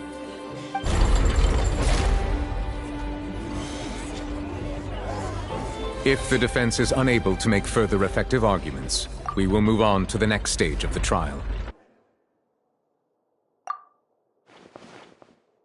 Linny was not in the tunnel at that moment, which gave our criminal ample time.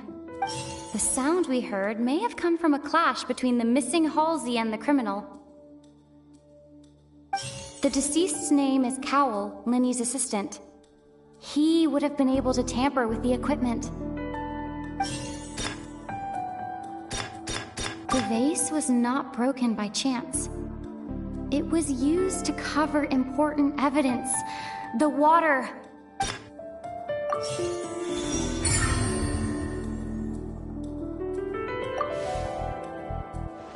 Oh, Paimon gets it!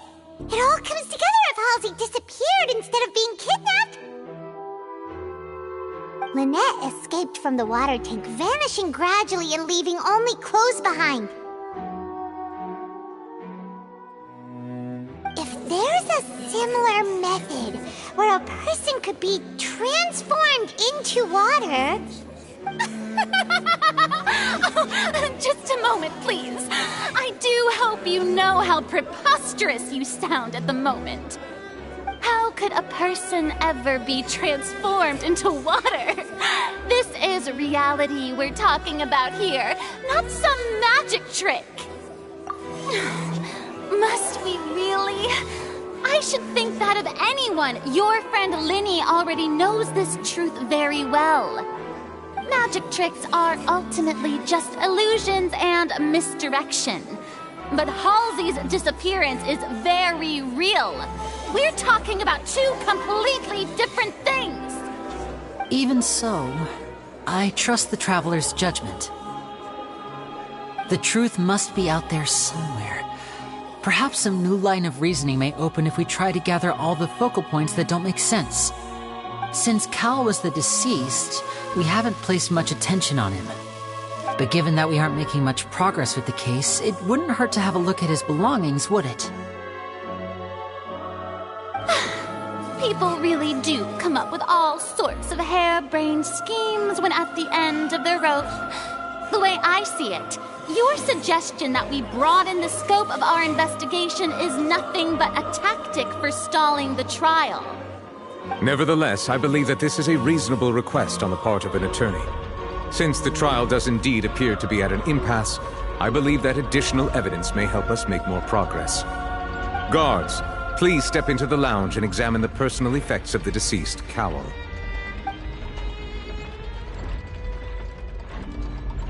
We are still examining the items, but we have already made critical progress that we feel must be shared with everyone post-haste.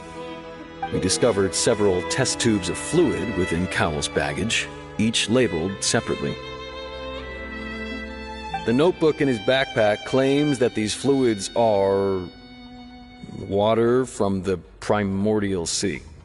The primordial sea? The note's contents also indicate that Cowell belonged to an organization that sells illegal drugs and that he had an accomplice. The notebook has many entries concerning safe usage of these fluids, in which the keyword dissolve appears many times. One of these tubes was labeled Opera Epiclese, along with yesterday's date. It is empty. The notes also state that these dissolution properties work exclusively on people from Fontaine. It's likely that Halsey was chosen as some sort of test subject. As such, we believe that the defense's hypothesis is, in fact, supported by sufficient evidence. You've got to be kidding! People dissolving into water? Could something so ridiculous actually be true? Wait a moment. This reminds me of a certain prophecy, but it's just a coincidence, isn't it? Huh. If people can become water, does that mean that the water tank's real use was as a means to hide water stains? And if Cowell was targeting that girl... Wait just a minute. Could that mean... You two, with me, quick! Demoiselle, wait! What about your partners? Let's go. Just trust me. Order! Order! It is undeniable that further examination of the deceased's personal effects has yielded some surprising results, but we cannot yet verify the veracity of these clues. Still, let us assume that these clues are indeed authentic, albeit with the understanding that Ms. Halsey has yet to be found. Guards, please continue examining the items along these lines. Mr. Linney, it appears your hypothesis is supported by the evidence, so please continue speaking. Of course. Thank you, Your Honor. If we uphold this hypothesis, I believe that many of this case's seemingly unrelated clues can be connected together. Right! Like the metal hook! That one didn't make sense at all. Let's think about this. Cowell's methods must have something to do with that water from the primordial sea.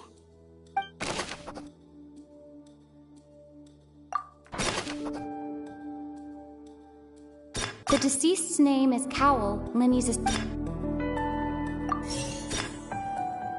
Now it seems like the hook rope was not meant for another magic trick, but was instead some form of triggering mechanism. The rope that strung the water tank up was lit by the fireworks and cut. As such, the focus here is on the water and not the tank. The water from the primordial sea should already have been prepped before Halsey entered the magic box. Lynette was in the magic box on stage the entire time. Did she have something to do with this? I remember there was something else within the inner layer of that box.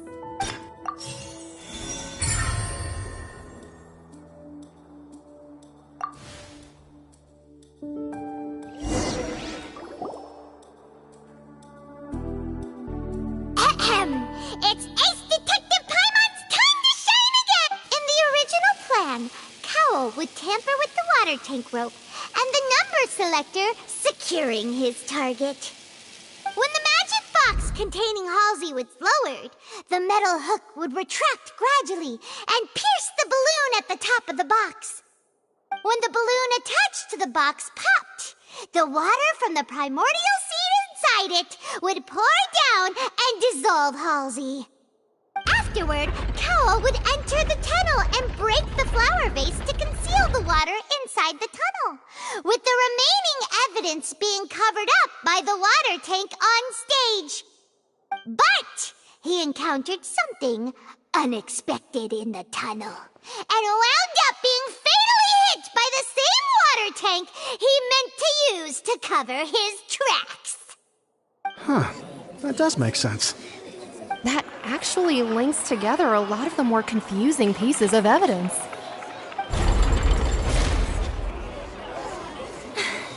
Oh dear, what do I do? Even I think they sound convincing now. Have I falsely accused an innocent person? What a humiliation. Now, it seems like the only point of contention remaining is the exact circumstances that led to Cowl's death. His notes mentioned he had an accomplice who could be related to the situation. On that note, the guards have just contacted me indicating that they uncovered new evidence. I shall now invite him on stage to share it with us. Thank you, Your Honor. We were just inspecting the luggage of the other people involved in this case. And we found an identical sample of the water from the primordial sea among Linny's personal effects. What? That can't be. Oh, I see. Well, how wonderfully comedic to have your own counterattack only to come back and wound you. Does this not clear all doubt?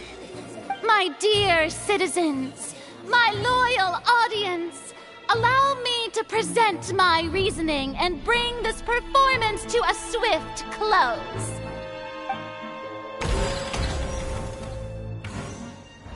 Linny did not need to take part in the dissolution of the young woman at all. Indeed, he did leave the scene via the vent. Having made modifications to the props beforehand, his accomplice Cowl then caused Halsey to vanish using the water from the primordial sea. But upon his return, in cruel avarice, Linny desired sole credit and prepared to do away with his partner in crime. Ultimately, he knocked Cowl out, and the tool meant to cover the crime up also became a murder weapon.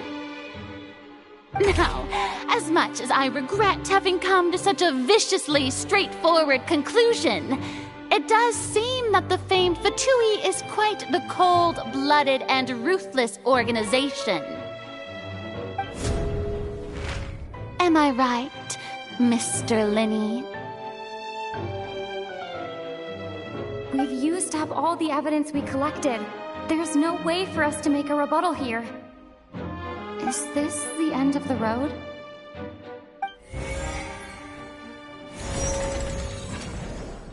Oh no! Paimon can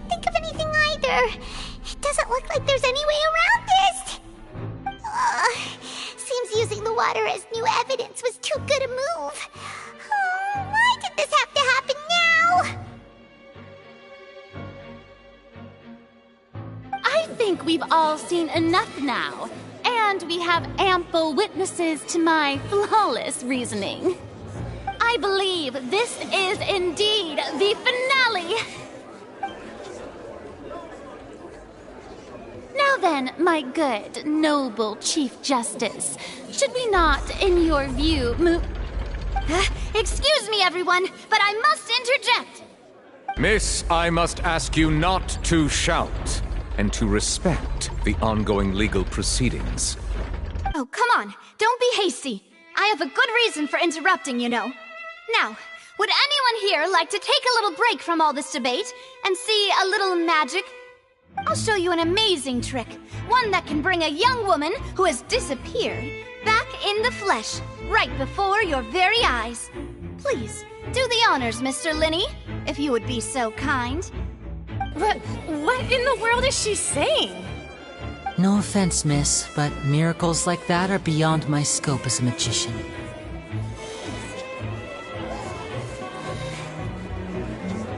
Come on now, don't be silly. Magic is all about misdirection, isn't it? It often conceals the truth while presenting a fascinating illusion. But once everyone believes the illusion, can't magic reveal the truth to them once again? And wouldn't such a trick be the most marvelous finale to today's performance? Come on, Lenny and Lynette, give it another go. Don't worry, Spina di Rosula has made the necessary arrangements on your behalf. But as the magic makers and stars of the show, I think I should leave the final performance to you. I understand.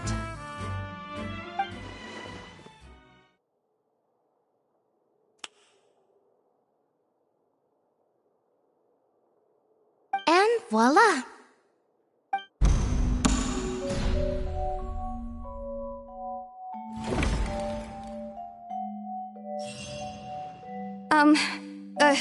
Sorry for the interruption. Wait, isn't that Halsey? So the whole thing about people dissolving wasn't true after all? To be clear, I'm only here because this person told me that if I testified, the merit of doing so would lessen my sentence. I was hiding outside this room listening to the proceedings because I was afraid that I would be the one put on trial. I was just feeling happy that no one had noticed me, and then before I knew it, she caught me. That'll teach you to underestimate us three. Where should I begin? I'm sorry. I'm the one who killed Cowl. I admit it. What? Why? Firstly, my name isn't Halsey. It's Lillian, and I'm originally from Mondstadt.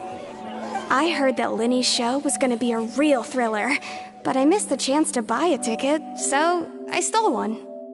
That's how I make a living. I steal stuff here and there, and I'd never been caught before. But I was noticed at the harbor a few days ago, and I barely got away. Linny was the one who caught me in the act. Hey, no wonder you look familiar. So you were the thief! Liddy even mentioned that you were pretty skilled. Well, and I thought that would have been the end of it, but then the number selector chose me. He even mentioned the Fortress of Meripede. That's a prison, isn't it? So you can imagine how shocked I was. I thought he was onto me for sure.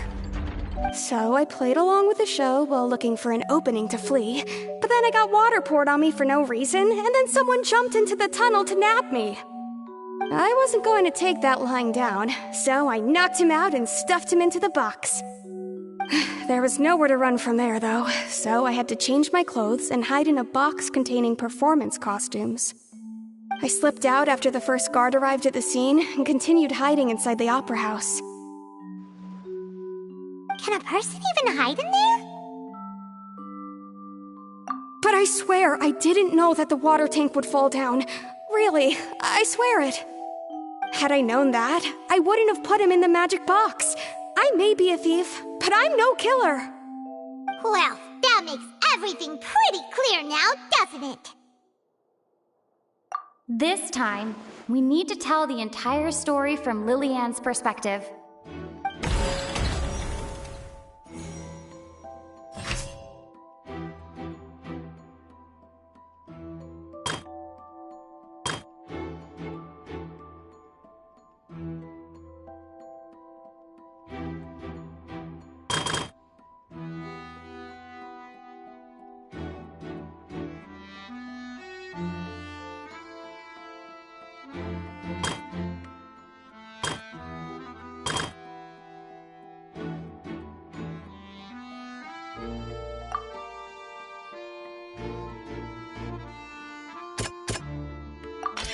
The strange sound wasn't from a fight. It was Lillian's attempt to break out when she was frightened.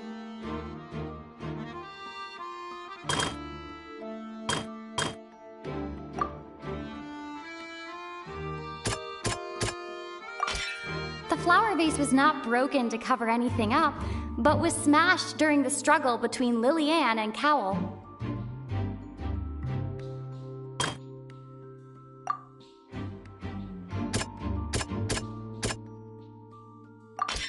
Lillian was afraid that she would be recognized if she left, so she changed clothes and hid, biding her time. Just what one might expect of an experienced thief. And it's Ace Detective Paimon time! Having been selected out of the blue, Lillian panicked. Her panic only intensified after she entered the tunnel and had water poured on her head. So she kicked the door open, producing the thud we all heard. Hearing the commotion, Cowell leapt into the tunnel, only to discover that Lillian had not dissolved. He did not know that Lillian was not from Fontaine, but was a thief who made her way in by stealing a ticket. Mistakenly believing that the water from the primordial sea needed time to take effect, he tried to force Lillian back into the box. The two broke the flower vase during the struggle, but Lillian came out on top, knocking Cowell out and putting him in the box. With no way of escaping, she changed her clothes and hid in the costume trunk until the performance ended.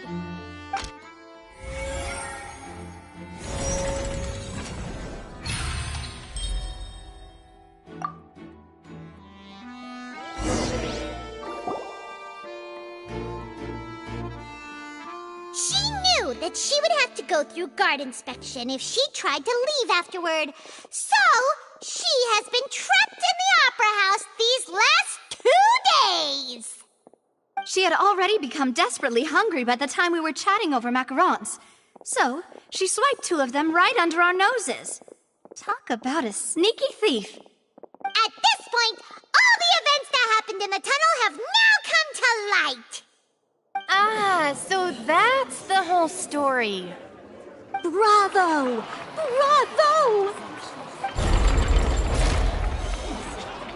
Now then, Lady Farina, do you wish to speak against the defense's statements? Please answer the question, Lady Farina. Also, if I may add, the trial has not yet ended. As such, I request that the prosecution not leave the room before the proceedings have concluded. What, are you reading my mind now? No, I have no further arguments. I admit defeat. But really, could you at least have left me with some dignity? Wow, look at that! She's like a deflated balloon now. If there are no objections, then as the Chief Justice of Fontaine, I shall once again repeat the full sequence of events. The actual perpetrator of the serial disappearances, Cowell, selected his next victim from the audience reservation list. With some modifications to the selector, he could ensure that the pre-selected young woman would be chosen. To cover up any evidence while committing the deed, Cowell thought of allowing the water tank to fall, which would conceal the water left behind after the young woman was dissolved. He also tampered with the rope suspending the water tank, using the fireworks at the end of the performance to cause the tank to drop and hide the watermarks. He poured the water from the primordial sea into a balloon during the preparation of the magic box and stuck it to the box's lid. Finally, he passed the prepared hook on a rope through the gap in the magic box's door when bringing the young woman to said box. When the magic trick officially began, the box containing the woman was lowered into the tunnel, tightening the hook rope and bursting the balloon containing the water. If all had gone to plan, the young woman would be dissolved at this time. However, Liliane was not from Fontaine, and thus fled the box with a loud noise. Realizing that there was trouble, Cowell entered the tunnel and met Liliane. Thinking that the waters had not yet taken effect, he decided to proceed. However, his opponent was more capable than he thought, and he was overcome, knocked unconscious, and placed into the magic box, and thus became his own final victim. Liliane, according to her own statements, then changed clothes and hid until the performance ended, before hiding in other parts of the opera house. As for Linny, he was in the underground structures within the opera house, and was thus ignorant of these happenings. From this reconstruction of events, we can conclude that Linny, the accused, is in fact innocent. While there is much in Linny and Liliane's conduct that should still be investigated separately, this case, at least, can be handed over to the Oratrice to make the final decision.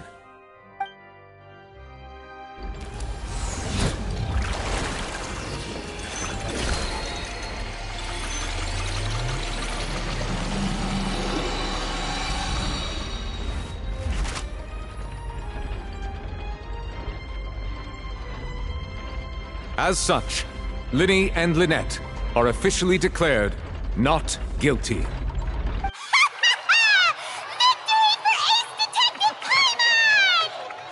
Great work, partners. Thank you all. Thank you so much. Next, I think we deserve an explanation, Guard Vaughn. How did you find the water from the primordial sea in Linny's baggage? Right! Your discovery caused me to make a serious mistake, you know. Or was that not a discovery, but false evidence that you dared to bring before this court? I suspect that the accomplice mentioned in Cowell's notes was not Linny, but you, yes?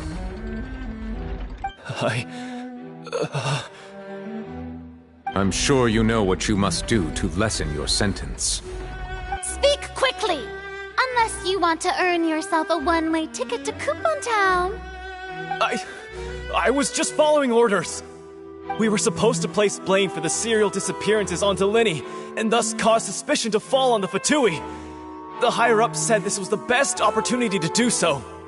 And now that your plan has fallen through, and the secrets of the water have been revealed, you have become a liability to said higher-ups, yes? Therefore, you would be wise to tell everything you know, and seek the protection of the guards. Yes, I'll tell you everything I know. Our boss discovered that the water can cause people to dissolve. It can also be made into a potion, which when extremely diluted, can cause people to experience unforgettable exhilaration. We've been in this business for a while now, and have made decent more off it. The disappearances were also the boss's idea. I mean, this is the boss we're talking about.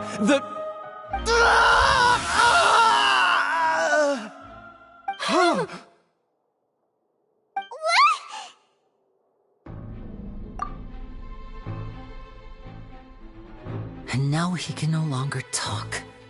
Such ruthlessness. I shouldn't have expected any less of them. An outrageous act. All present, please submit to inspection immediately.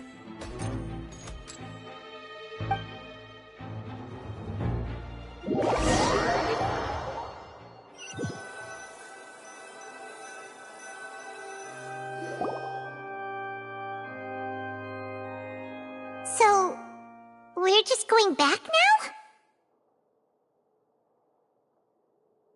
That's true, but... Traveler, Paimon, please wait. Lenny... I know you may not want to speak to me right now. Maybe you don't even want to look at me. But still, let me thank you again for defending me to the end, even after you learned that I'm a member of the Fatui.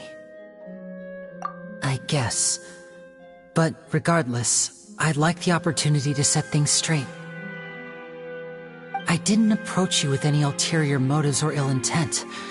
I've spoken to you as myself, just plain Linny this entire time.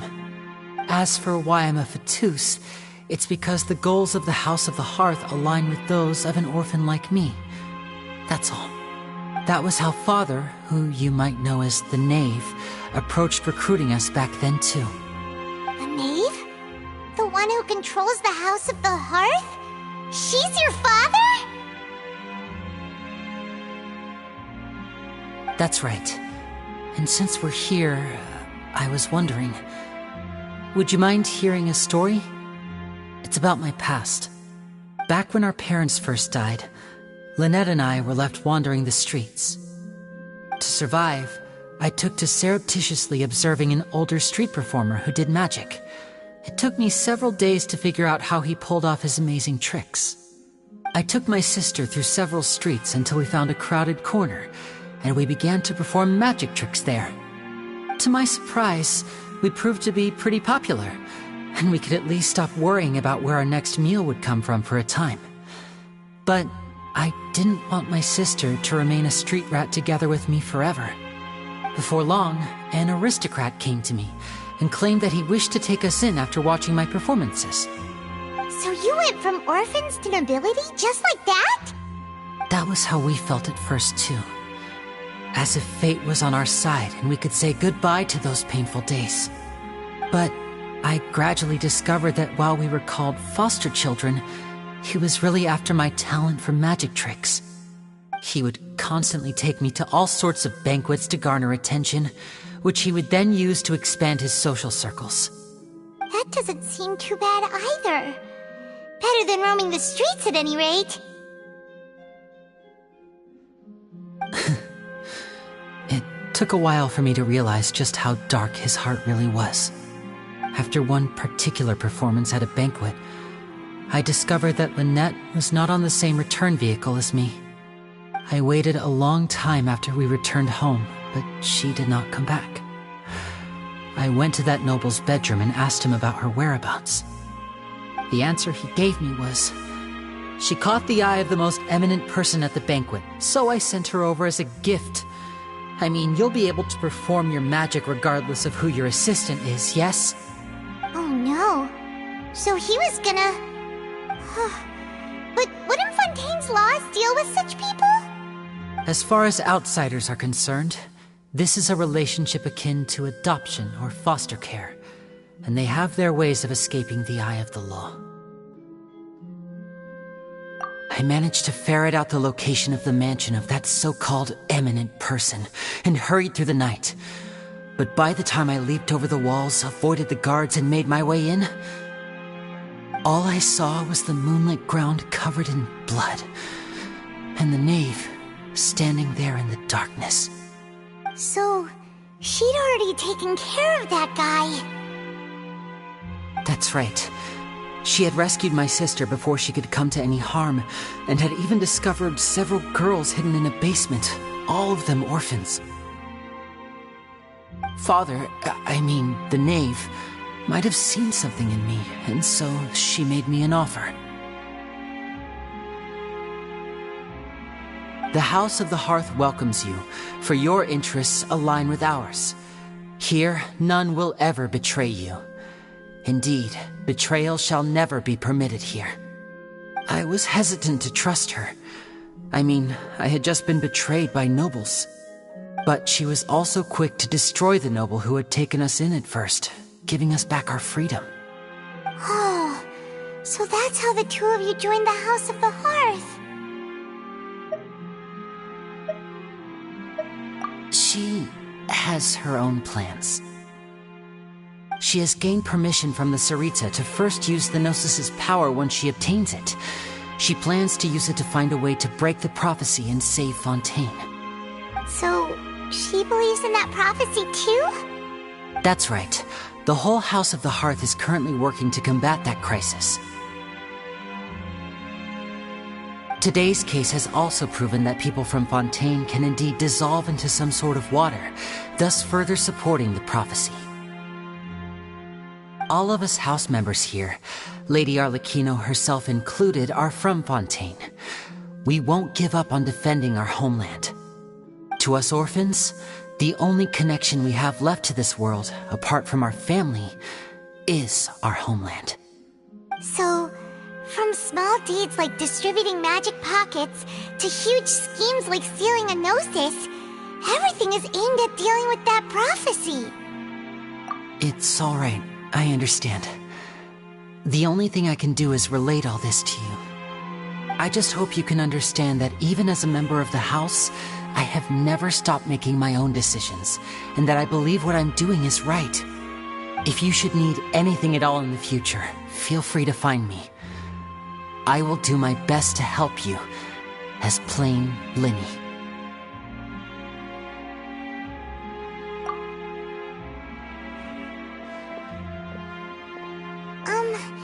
Bye, Linny!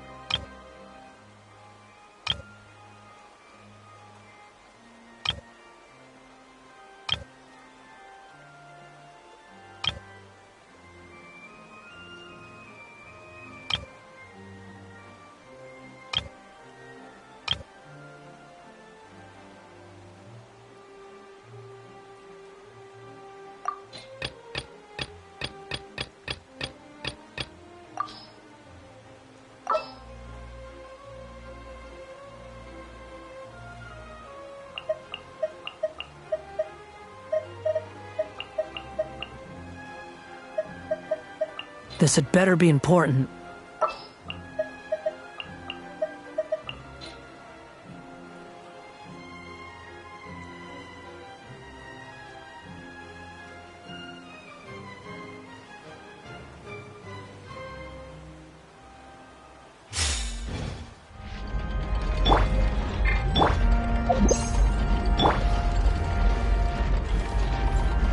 Quake! Let's play!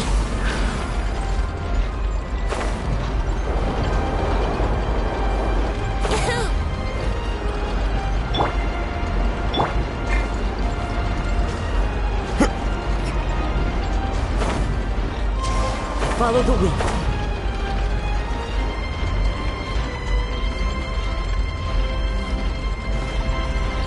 One with nature. Crumble! Squall and fury.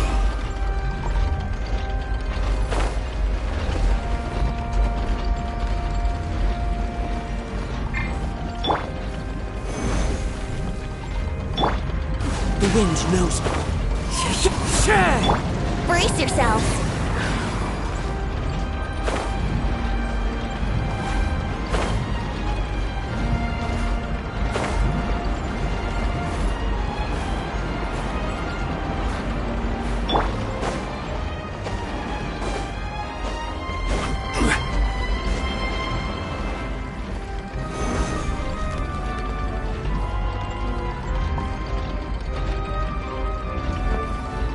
Rise! The wind rises.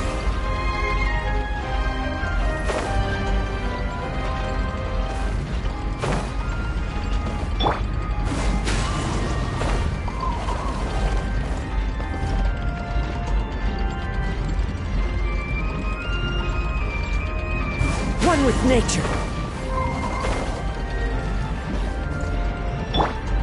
Here we go.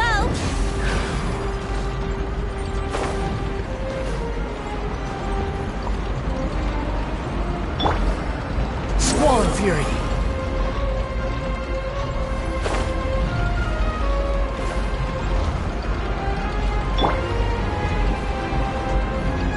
Quake!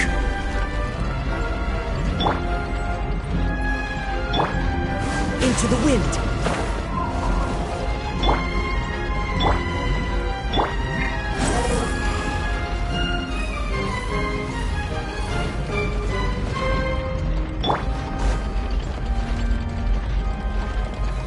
Rise!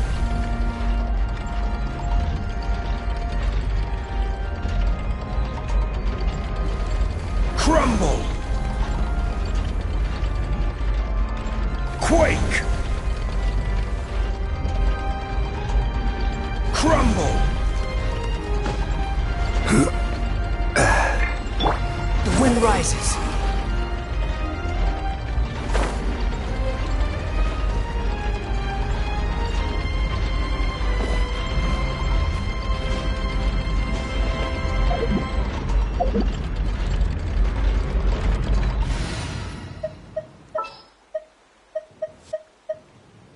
Evil shall be destroyed.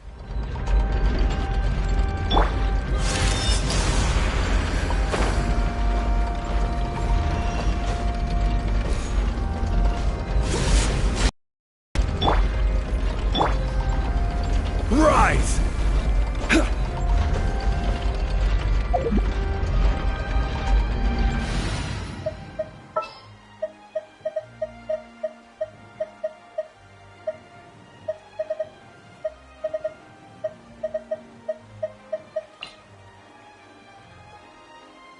Let's finish this quick. Don't blink.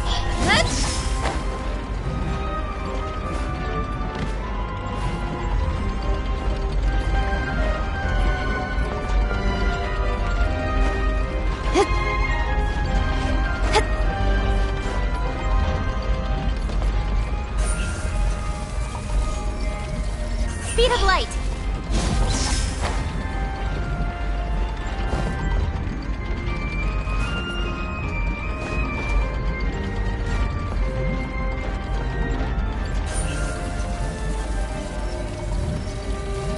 Don't blink.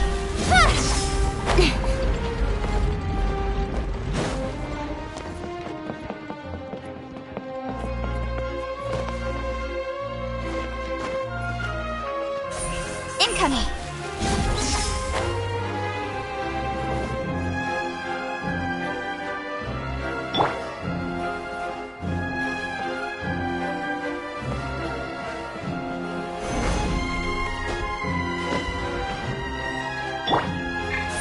Don't blink.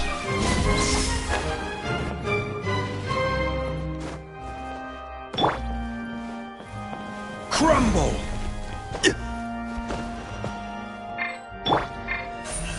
Speed of light. Hey!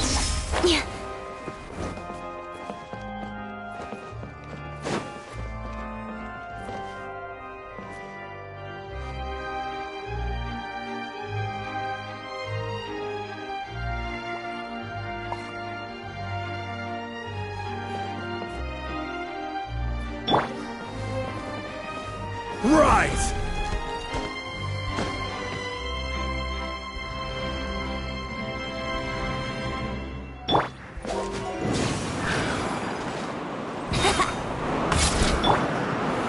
Quake! Rise!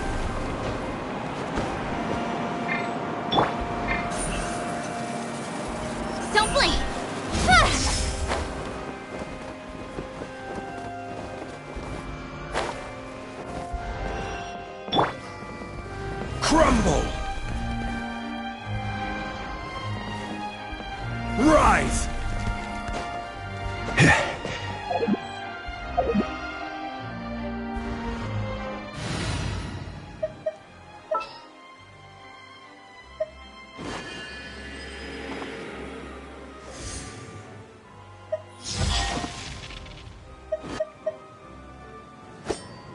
All right.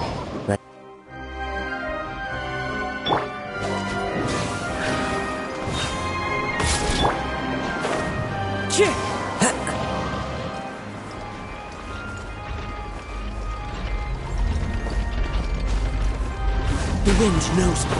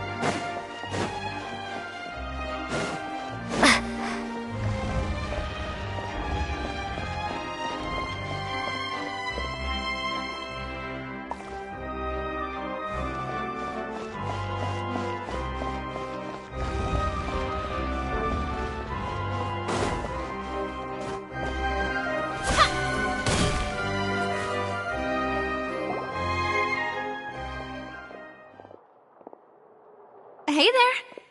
What was with the disappearing act you pulled right as the trial ended? Were you looking for us, Navia? Well, this whole thing isn't exactly over, is it? I do feel that we're getting closer to solving the serial disappearances case, though. Don't you think so, too? Huh? What's wrong, my dear partner?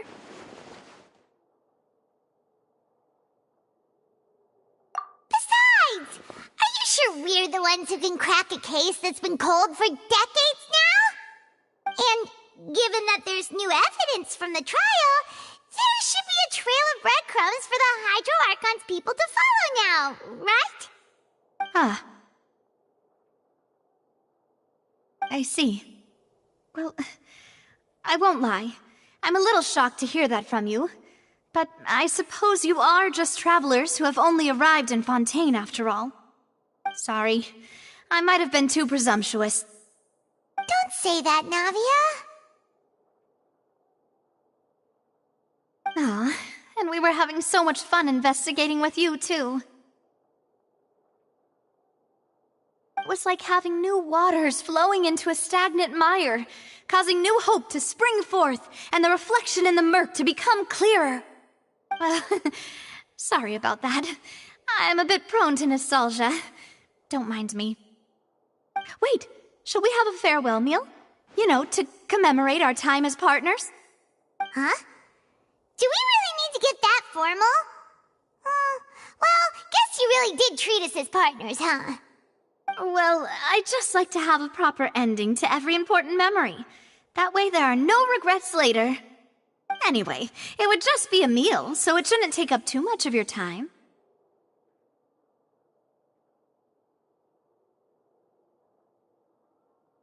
You don't have to twist Paimon's arm. If Boss Navi is treating, count Paimon in! Oh, wonderful.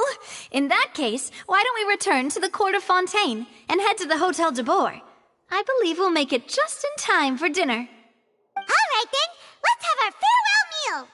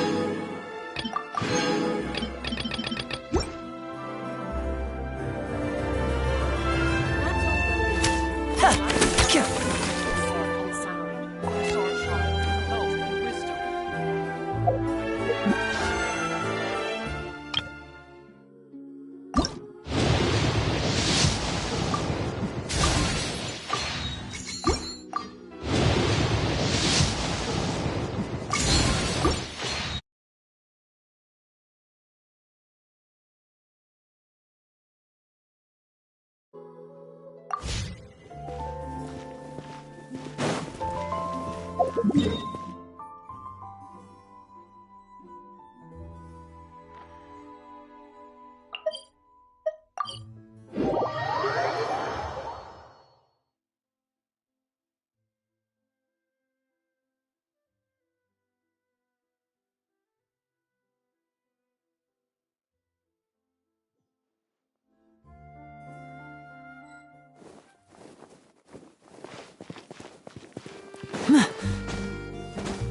Hip.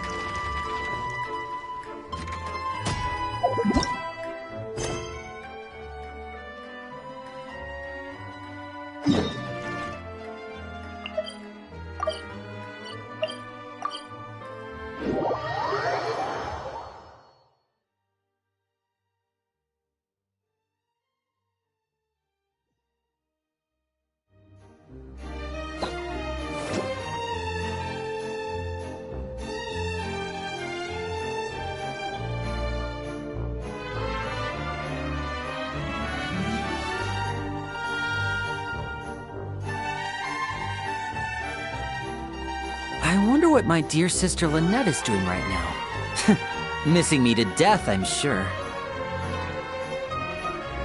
We cannot just rely on the ocean's self-cleaning ability.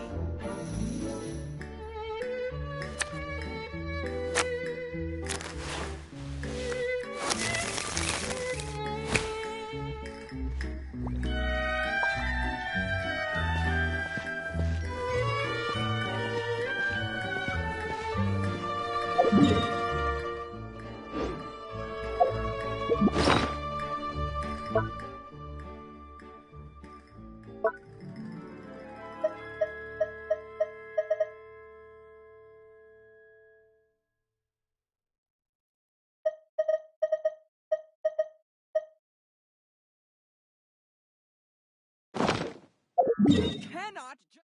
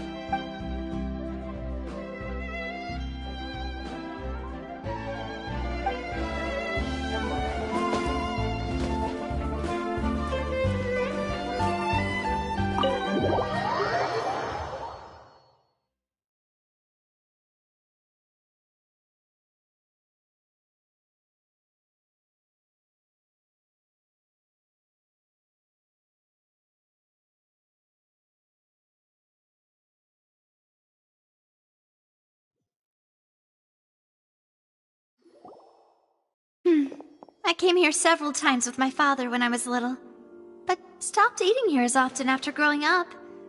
I hope the food here will be to your taste. Oh, don't worry. We haven't eaten at a hotel like this in a while. Paimon's getting excited already. In that case, I'll go order for us first. Please wait here a moment.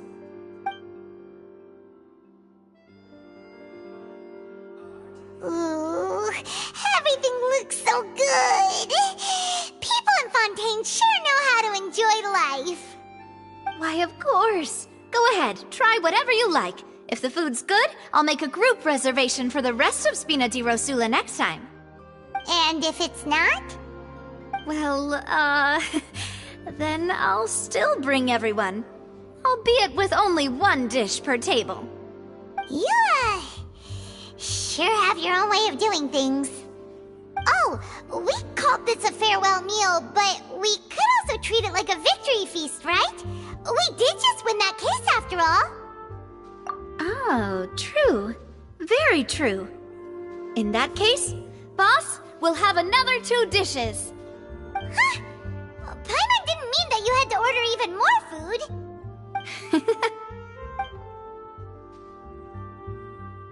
Speaking of cases, do you think that the mastermind behind the serial disappearances will get caught soon now that this has all happened? Well, we've certainly taken a big step forward, but I feel that's about it. We know that there's an organization that means to dissolve these young women, but we still don't know what they are really after.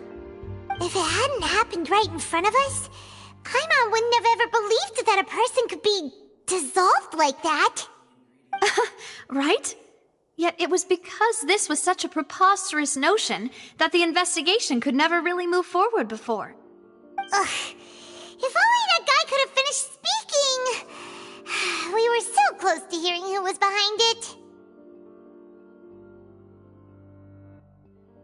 In such investigations, even the smallest step can seem like a yawning chasm if the trail of clues is cut off. To be honest, I don't have high hopes for any follow-up that the authorities might conduct.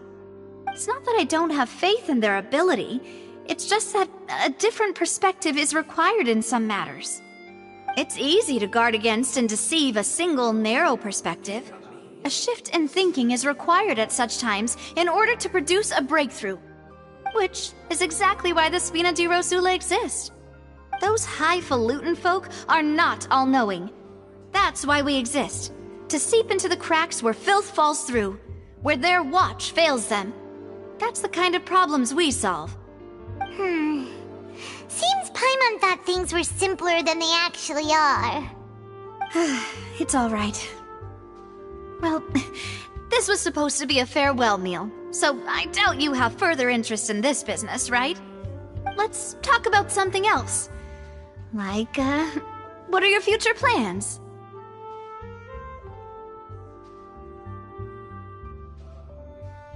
That's true. We didn't have a chance to speak to her after the trial ended. It didn't really seem like the right time or place to do it anyway. I see. So, your primary objective, which has been foiled so far, was to have a chat with the Hydro Archon. I've heard that there's a long line of people waiting to meet Lady Farina. I suspect you'll be waiting for quite a while, considering that you missed your chance today. Yeah, we've heard that she's super popular here in Fontaine, and that it'll be tough getting any of her time. Well, would you consider some more, unique ways? Perhaps even methods of, let's say, questionable legality? Guess that's Spina di Rosula's boss for you. Chock full of sketchy ideas. Well, what did you have in mind? Well, one way would be to infiltrate a performance troupe at the Opera House, only to abandon your act at the play's climax and ask to speak to her after the performance. I'm sure Lady Farina would be eager to see the ending, and would agree in order to finish watching the play, don't you think? Could you suggest something a little more practical? This plan seems pretty hard to pull off. We'd have to go learn how to act, and acting's really hard. All right, here's another. Find a way to conceal yourselves under her bed. Then wake her up in the dead of night and demand answers. Don't let her go back to sleep until she answers all your questions. I can personally testify that this one works. When I'm sleepy, I'll do anything as long as I can finally get some sleep. That might work, but that's not really the problem. The problem is we don't want to get ourselves arrested. Valid point. I overlooked that part. I was just thinking about leveraging a person's desire for sleep.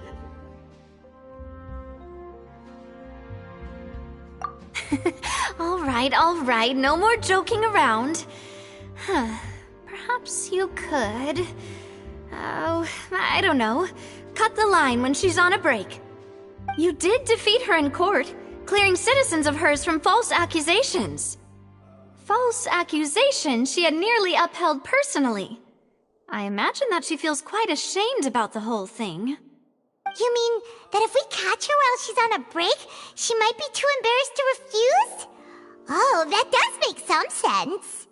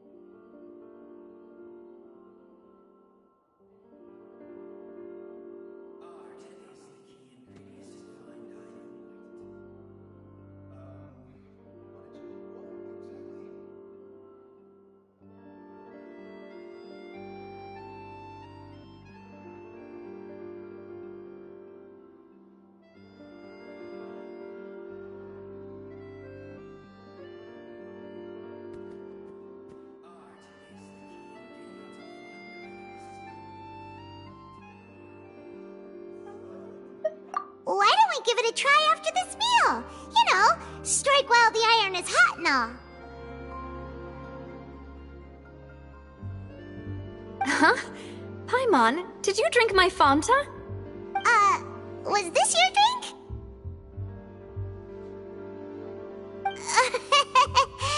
Sorry about that. Paimon wasn't really paying attention and the cup was right next to Paimon. Would you like to order another? No, it's fine. We're just about done here. Alright. Honestly, Paimon wouldn't recommend Fanta anyway. It tastes kinda salty and icky.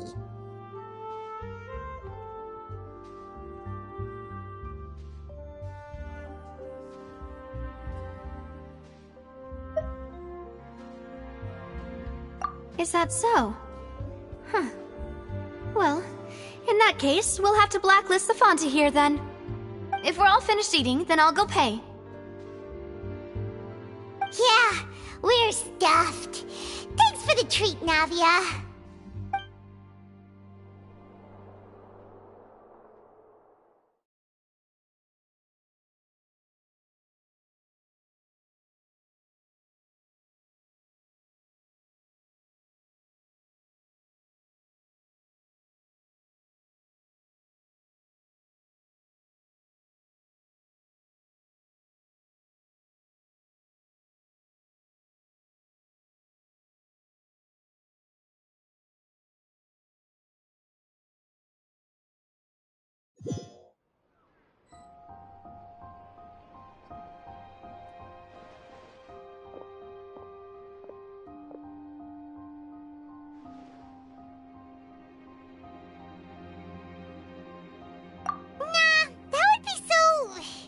Normal. You know, like you. Okay. As for expenses this month, we're left with... Hey, Navia! What are you doing over there? Oh, nothing. It was just a meal, you know?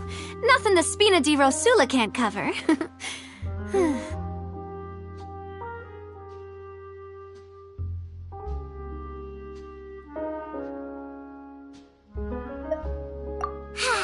Let's get ready to try to meet the Hydro Archon again. Bye, Navia! So this is goodbye, huh? Well, if you do encounter any other trouble in Fontaine, you're always welcome to contact the Spina di Rosula. I'll give your requests the highest priority. In any case, I wish you smooth sailing. I'll see you again, partner. See ya!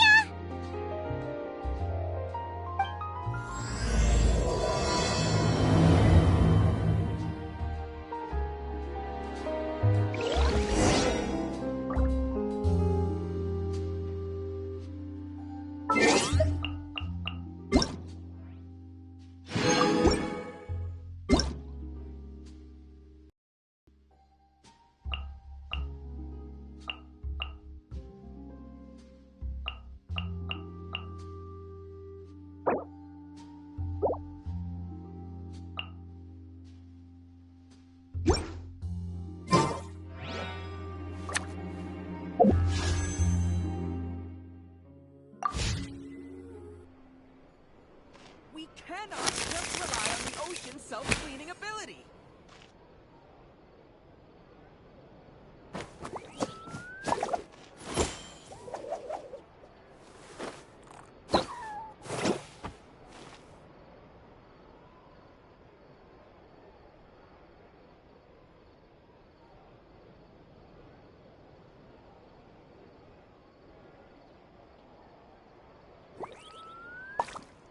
We cannot just rely on the ocean. This is no time for distractions. Seriously, you have a great magician standing right here. You don't want to miss the best part, do you?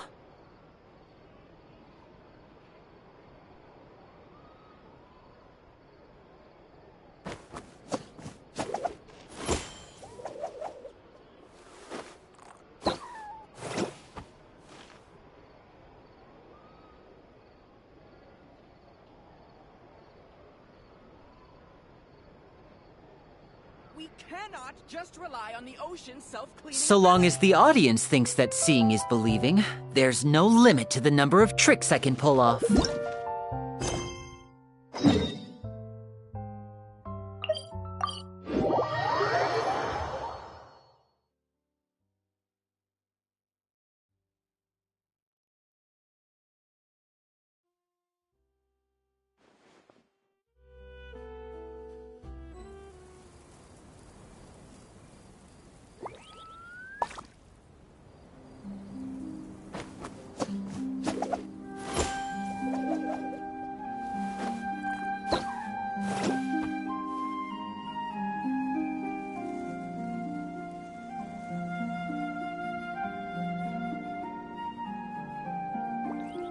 Seems like the stories here never have a happy ending.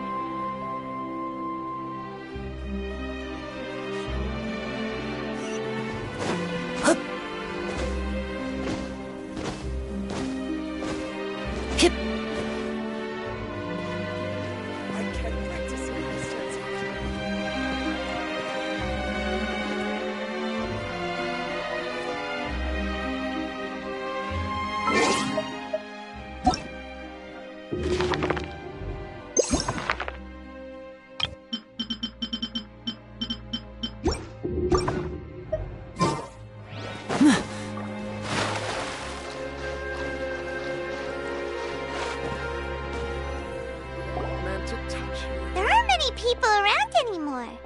Looks like that boat we took to Araneas might have been the last one. Vache.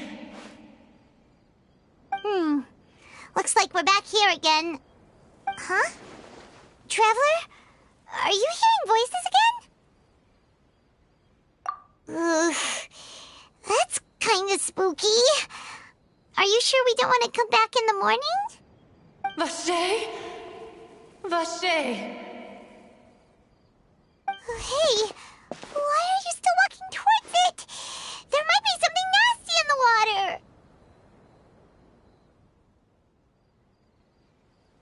Huh? Hang on. Paimon can kinda hear a voice. It's calling for Vache, right? Hey, Traveler? Stop walking! Come on, wake up!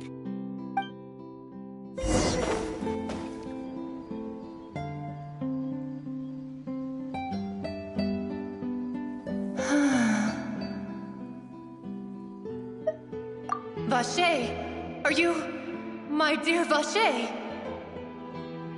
No, wait. You seem to be someone else. Do you know Vache? Do you know where my love is? Wait. Who am I? I'm very sorry. I fear I do not know. My memories feel like they have been washed away like a flood. So many fragments dissolved amidst the tide, never to be recovered. How much have I lost? How many things that I once held dear while on land have I since forgotten? Yes, that is what I was once. But now, I am but the consciousness of one who is lost, therefore.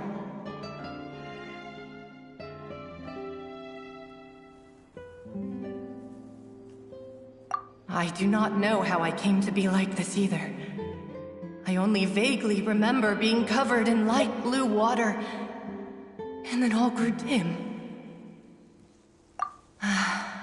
I also remember going to many places. I loved adventure, loved exploring places of peril. No matter where I went, Vacher would go with me. I knew how dearly he loved me, and I also loved him equally as much. But now, we can no longer go back. The pain of such parting, I never knew how heavy it could be. No, our reunion no longer has any meaning. There is no way for us to create any new memories. The thought of me gives him no succor, so let it lie forgotten beneath the waters. If you meet Vacher, tell him not to look for me. Tell him to move on. That is the only thing I still remember. Perhaps that is so. As I was submerged in the waters, losing consciousness, I saw Vacher above the surface. His eyes were filled with such sorrow, such longing. If only I could have comforted him, told him that I did not suffer. Indeed, I had felt a great warmth. Is that what you call it? Dissolving? If anything, I consider it a form of release. It was a state of neither fear nor frenzy, with only an endless peace, like the water's still surface. I could also liken it to being a thirsty person who drinks water for the first time, and only then sees how they have lived for so long in a world of endless want and anxiety.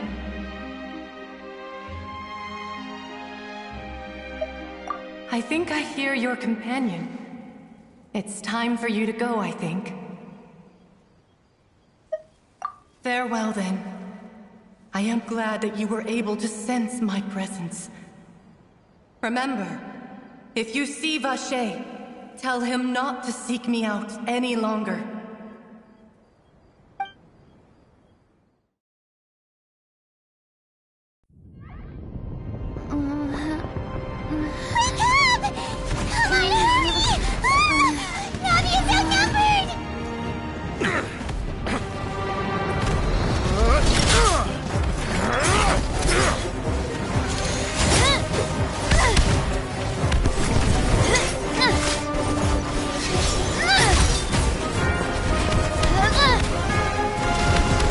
Look out!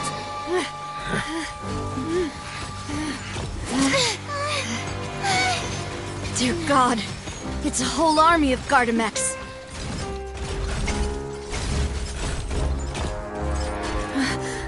Chlorand?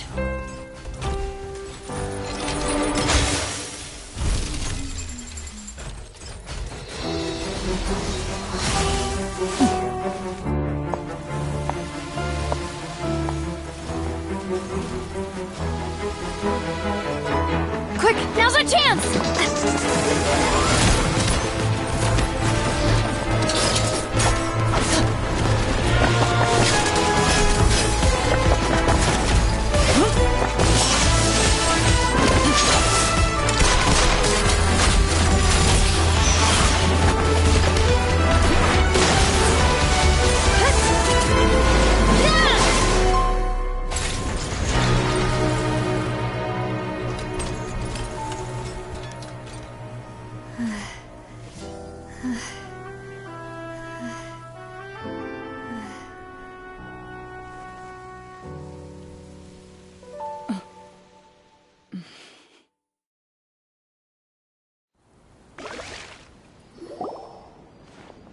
I should thank you for lending us your sword there, Chlorand.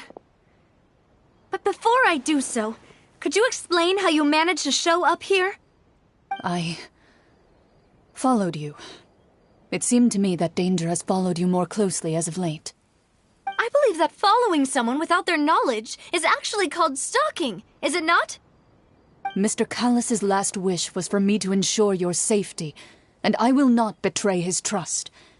He would do the same, were he alive today. Do not speak of my father!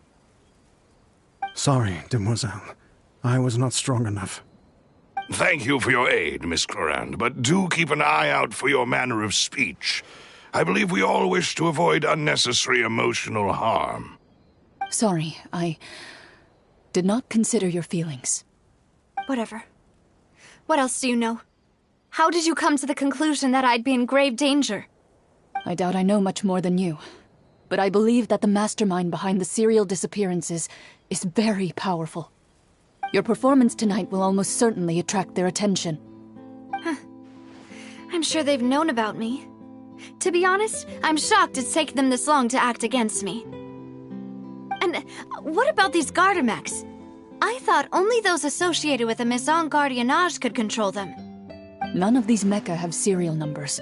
I was sure to check a moment ago. They are not the ones used by the authorities to enforce the law. I can only conclude that some powerful or wealthy party must have obtained them via illegal means, deploying them as a private force of sorts. What? Your point being that they're out of Spina di Rosula's league, then? Yes. Be careful, and do not act rashly. I will continue investigating no matter what. We will bring the truth to light.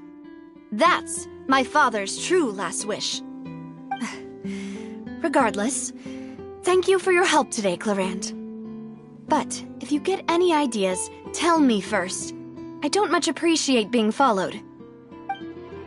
I do not think that they'll strike again anytime soon. So I shall stop following you. Good day, all.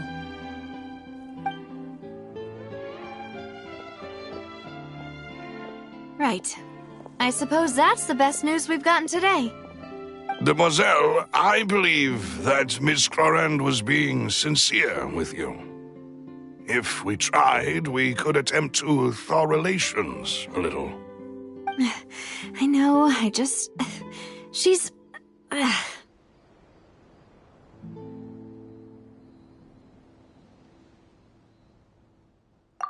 thank goodness! Paimon thought we were done for! Those Gardamex came out of nowhere while you were unconscious, and Nadia and her gang saved us!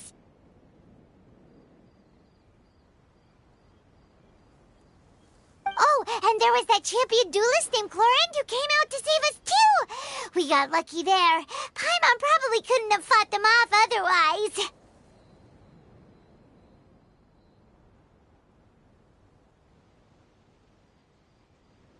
Oh, come now. Forget all that polite talk. That wasn't really a farewell meal we had back there. Not for me, anyway. In truth, I hope that every meal we have together shall be a victory feast. As such, we're still partners. There's no need to thank me. It will take 50 years for me to match Demoiselle's magnanimity. If it were me, I would have joined the Spina di Rosula on account of her goodwill long ago. All right, you two. That's enough. Actually, Navia, how did you know that we were in danger? You sure did show up in the nick of time. Well, to be honest, you're the one who tipped us off, Paimon. Huh? Really? Paimon contributed somehow? Ooh, Paimon's even more amazing than she thought! Yes, all thanks to you grabbing my drink by mistake. How did that help? After we parted ways, I was on the way back to one of our bases when I suddenly thought of what you said. That the Fanta tasted kind of salty and icky. Fanta only comes in sweet flavors, so how could it have tasted salty? The color of the drink, if I recall, had also been a bit off. So the Fanta had been spiked with water from the primordial sea? Yes. So, if you hadn't drunk that cup for me... Spina di Rosula is preparing the grandest of awards for you as we speak for saving the boss.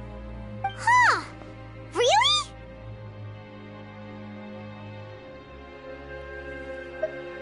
I sent people to Hotel de Boer to investigate, but whoever did this left no trace at all. That's when I figured out that you might be in danger and hurried here as quickly as I could. But why would they go after us, too? All we did was defend Linny in court and help clear his name. Ugh, now we're caught up in this mess, too, aren't we? Well, you did foil a plan that they were probably pretty proud of, and almost got their name in the process. Speaking of which, did anything strange happen when you drank the primordial seawater? Well, it can't be a coincidence that the traveler fainted just now. She said that she heard that voice calling for Vache again. Oh, and this time Paimon heard it too, but it was real faint. Does this situation have to do with the primordial seawater then? Does that mean the primordial seawater raises someone's sensitivity to hydro when it's used on people who are not from Fontaine? That doesn't sound like too much of a bad thing, to be honest. New intel? While you were out cold? Well, let's hear it, shall we?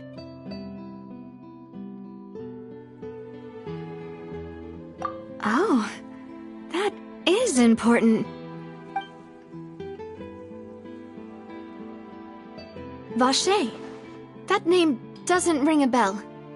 I suppose he hasn't stepped forward as a witness in court lately. Since he saw that young woman dissolve, he was at least at the crime scene.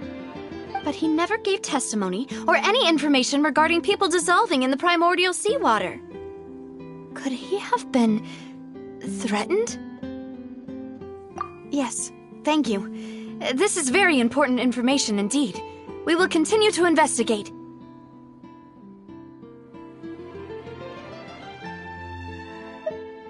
Oh, you mean you'll help us investigate? Well, you did say that our farewell meal didn't really count. That means we're still partners, right? And besides, we're in this now whether we like it or not. You're not gonna let those people who targeted us get off the hook so easily, are you, Traveler? Demoiselle, do try not to look quite so pleased. You are the face of Spina di Rosula, after all. You talk too much. Well, in that case, let's head back to one of our bases, shall we? I'll arrange accommodations for you.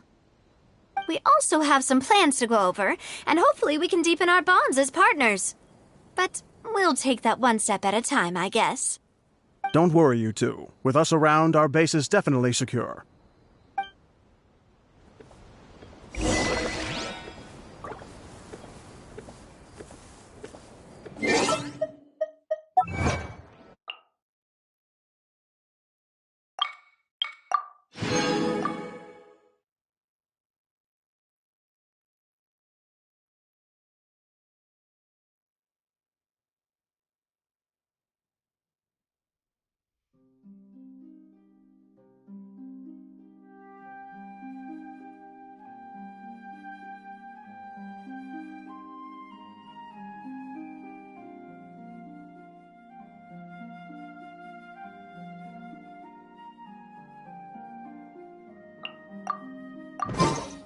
This is no time for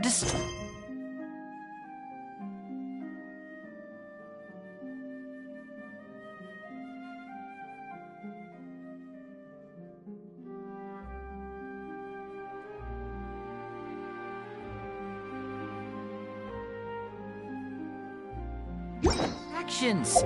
Seriously, you have a great magician standing right here. You don't want to miss the best part, do you?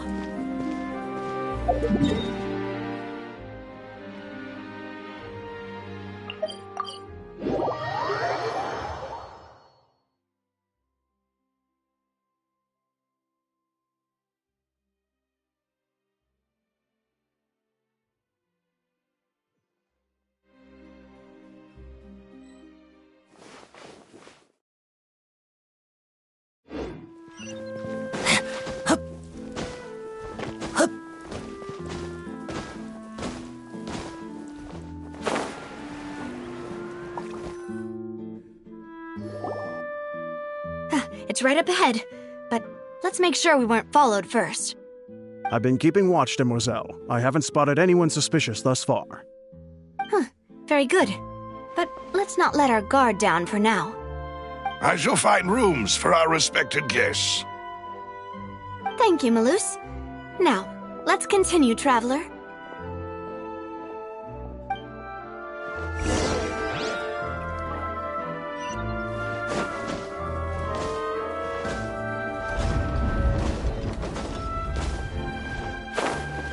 Yeah!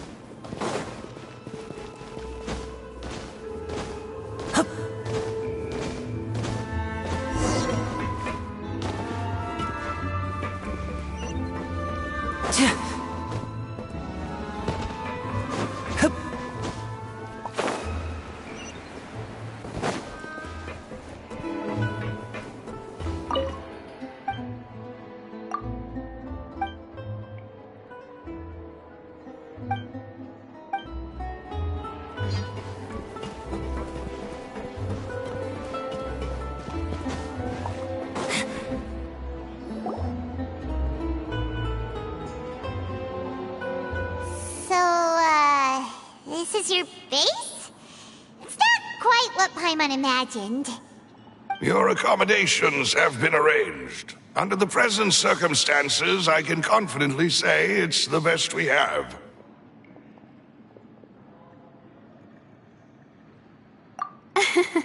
Well, our funds have been a little tight lately. After all, we don't allow illegal or unethical profiteering. In fact, our funds often come from citizenry who support us. Seems like it's tough times for everyone. But if you have the support of the people, that does sound like it's worth it.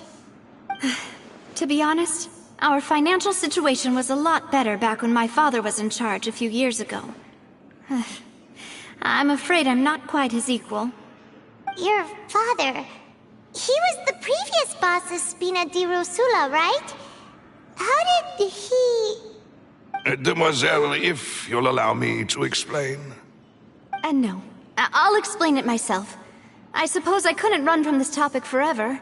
And as partners, this is something I hope they can understand. My father's name is Callus. Yes, the same one they call Callus the Unfaithful in the streets.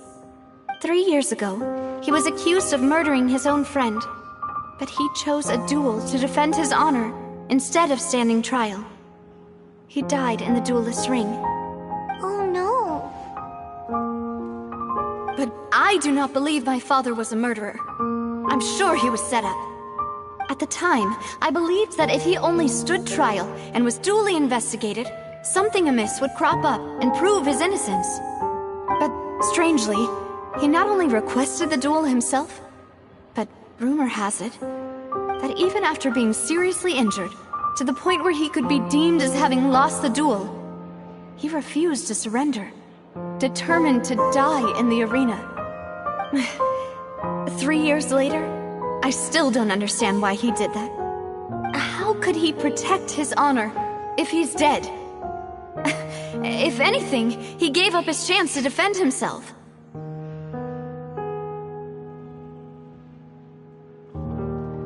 The closest piece of info I have is that my father had been investigating the serial disappearances case at the time of his death. Ah, so that's why you're so determined to get to the bottom of that case. That's right. I've also tried to investigate the murder my father was implicated in, but I haven't found a single new clue in my countless reviews of the investigation records. However, I believe that if the murder case is related to those behind the disappearances, they must know something.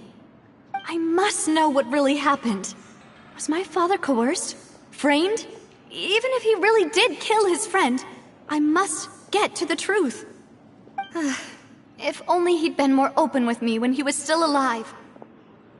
He even hid the fact that my mother died due to complications when giving birth to me.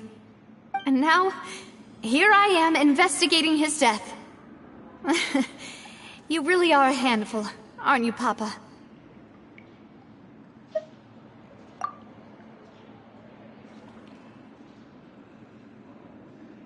Demoiselle, please, if there is anything I can do, anything at all. I also will never believe that Master Callus murdered anyone. There are none whom I respect more than the two of you, Demoiselle. Master Callus did so much good in life, yet all it took was one murder case for him to be dubbed Callus the Unfaithful. Even our supporters decreased greatly due to that incident, hence our strained finances at present. Wait, if Callus was such a good man, wouldn't people at least be a little suspicious when he was accused? No. Perhaps people just revel in that kind of drama. It's not something exclusive to people from Fontaine, really. Everyone's like that. People love watching the evil turn over a new leaf, but they also enjoy watching good people fall into an abyss from one slip-up just as much. But how could... never mind. If Callus was really falsely accused, we have to find the truth. He didn't deserve to have that happen to him. There is one other thing. Master Callus's opponent in the duel was Ms. Clorand. Oh, her? Well, then good as saying that she was the one who killed him? Yeah, that's not the sort of thing that you can just let go and move on from. Miss Clorand has always placed great emphasis on the honorable nature of the duel. If her opponent doesn't yield, she will not stop either. She knew Master Callus beforehand and greatly respected him, but seeing how he was resolute in the arena, there was only ever one choice she could have made. It's not that I don't understand her at all, but I just can't deal with this yet. Don't worry, Navia. Paimon knows how you feel. You don't have to force yourself to do that. Afterward, Miss Clorand told us that at the start of the duel, Master Callus requested that she ensure Demoiselle Navia's safety. Yes, that is our understanding as well. Oh, Papa. What madness drove you to ask the person who killed you to take care of me? All right, anyway, that's the information I wanted to share with you. Even if it did sound like I was just complaining towards the end. Thanks. You two should go and rest. This was quite a day after all. Yeah, Paimon's beat. Please, relax and get some sleep. We will ensure you rest soundly.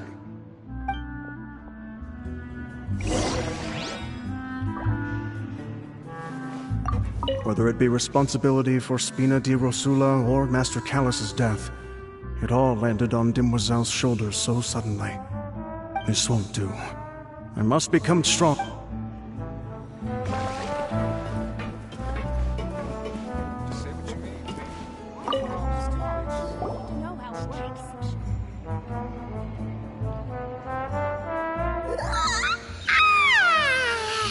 Paimon slept so well. This place feels almost too safe. Huh? Navia? Where did the other two go? I sent them back to Poisson. It's Spina di Rosula's place of origin, and where we have our headquarters. There's not much for them to do here at the moment. Paimon gets the feeling that you're just trying to get them off your back. But never mind that. When did you get back?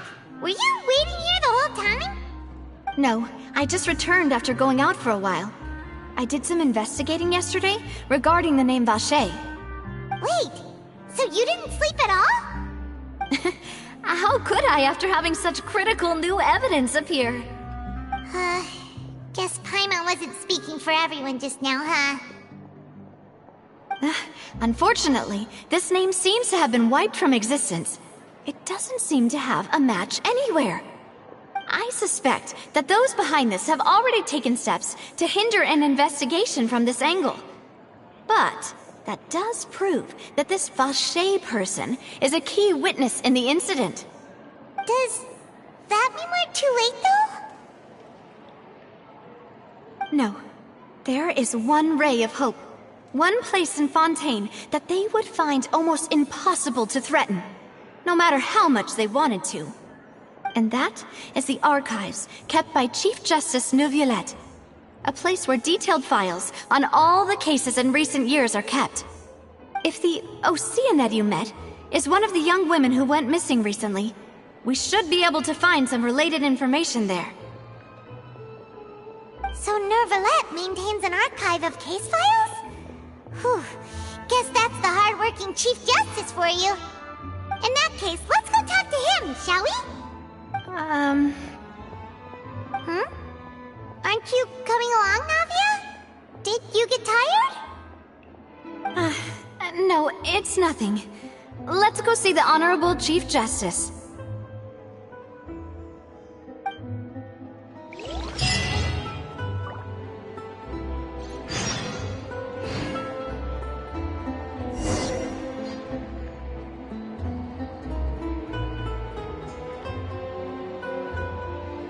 So long as the audience thinks that seeing is believing, there's no limit to the number of tricks I can pull off.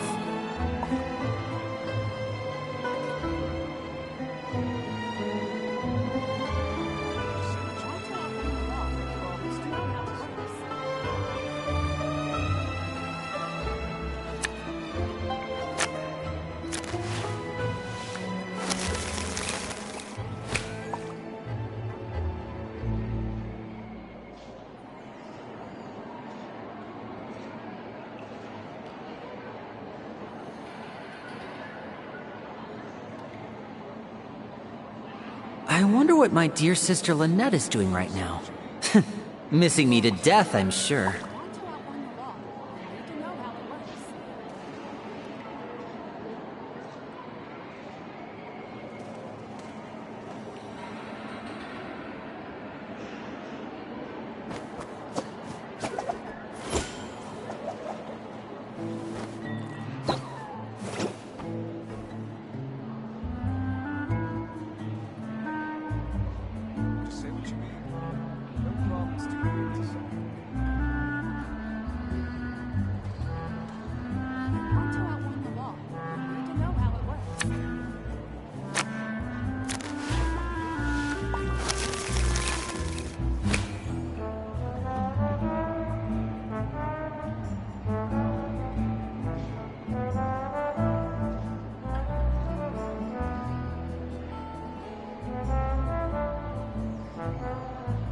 So long as the audience thinks that seeing is believing, there's no limit to the number of tricks I can pull off.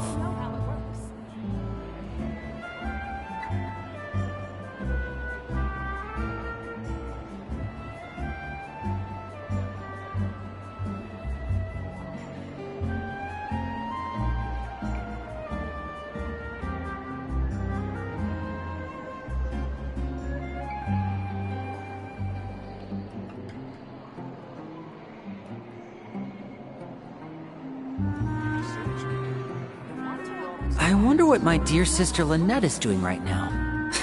Missing me to death, I'm sure.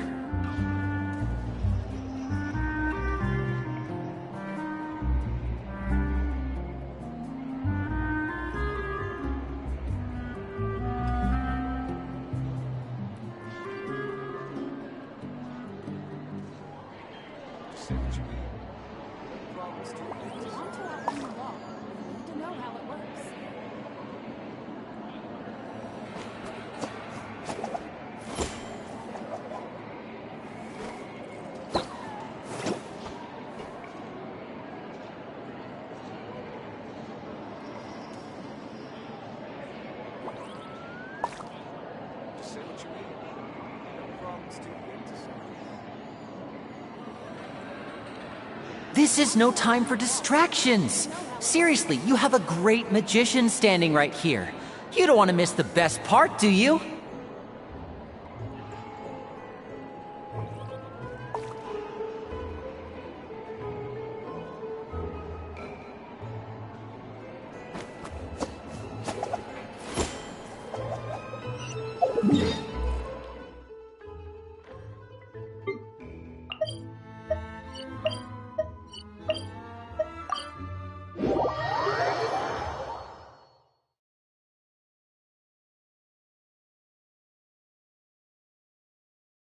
The palais is right up ahead. Come on.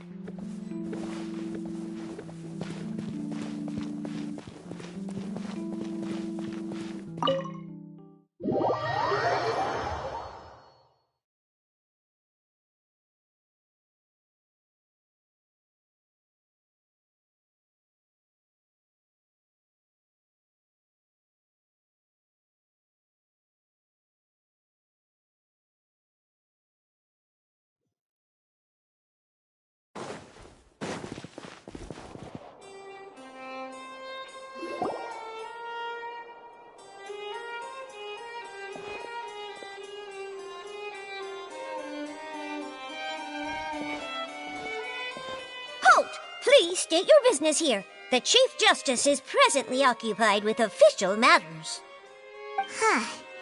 This place does look pretty heavily guarded. Guess that proves that Nervalet's files are really secure. Hey, don't you recognize us? Huh? Who are you? Just to be clear, I don't care who you are or who you might be related to. Our rules make no exceptions. See? They've got great discipline, too. Yep. Paimon can tell. If you're here just to crack jokes, I can point you towards the exit. Unlike some, we're busy, so please leave if you don't have a reason to be here. No. What I meant to say is, Shouldn't you remember us from a few days ago? We were at the trial of the great magician Linny. Oh, yes, I remember. I read about it in the Steambird. You must be Linny's attorneys. It's all coming back to me now. We're here today to report and archive some information on a follow-up case. Huh. Is that even a thing? Of course. Don't worry. We're here on official business. You can trust us. All right then, I'll let you through. The Chief Justice is just inside. Thanks so much.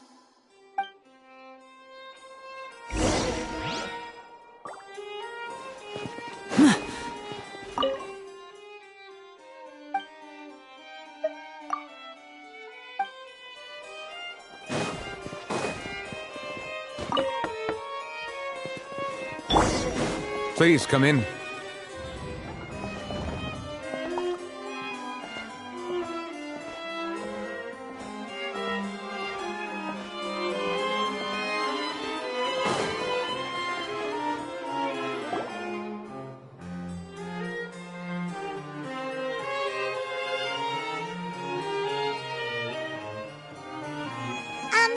Sorry to barge in, Monsieur Nervalet. We only lied to get in because we didn't know any other way. It's all right. Please let me know how I may be of assistance to you. So you're not mad at us? We're looking for a man called Vache. He may have been an eyewitness in the serial disappearances case. If we can find him, we may be able to unearth some key information on the case. Ah, I see. In that case, please wait here a moment while I browse through the files.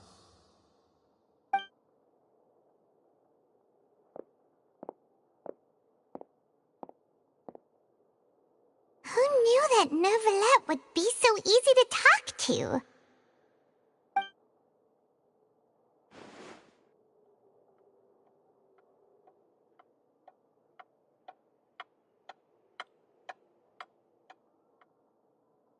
Unfortunately, I'm quite certain that no one by the name of Vache has been involved in any case, criminal or civil, in the past several years. There are no records of him either in the files or in my memory. Traveler, what if it was really just a dream? Is that so? All right then. Thank you so much, Monsieur Neuvillette. We'll take our leave now.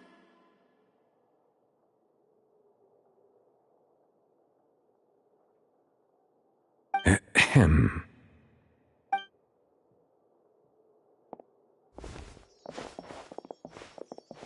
Miss Navia, I can understand how you feel. Your father, Callus, was a truly exceptional man. We deeply regret his passing.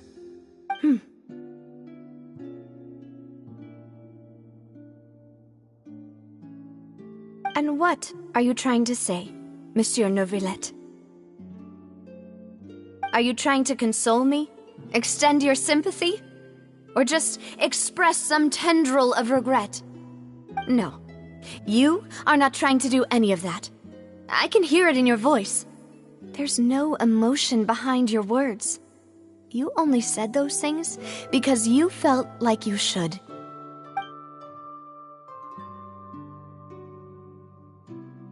It's just like last time. After my father took his place in the duelist ring, I pushed through the guards to talk to you as a last resort. You even told me then that you thought there was something fishy with the case, yet you still allowed the duel to go ahead. In your eyes, the value of a human life is nothing compared to those cold laws you hold so dear. If you truly regret my father's death, then why didn't you call a stop to the duel?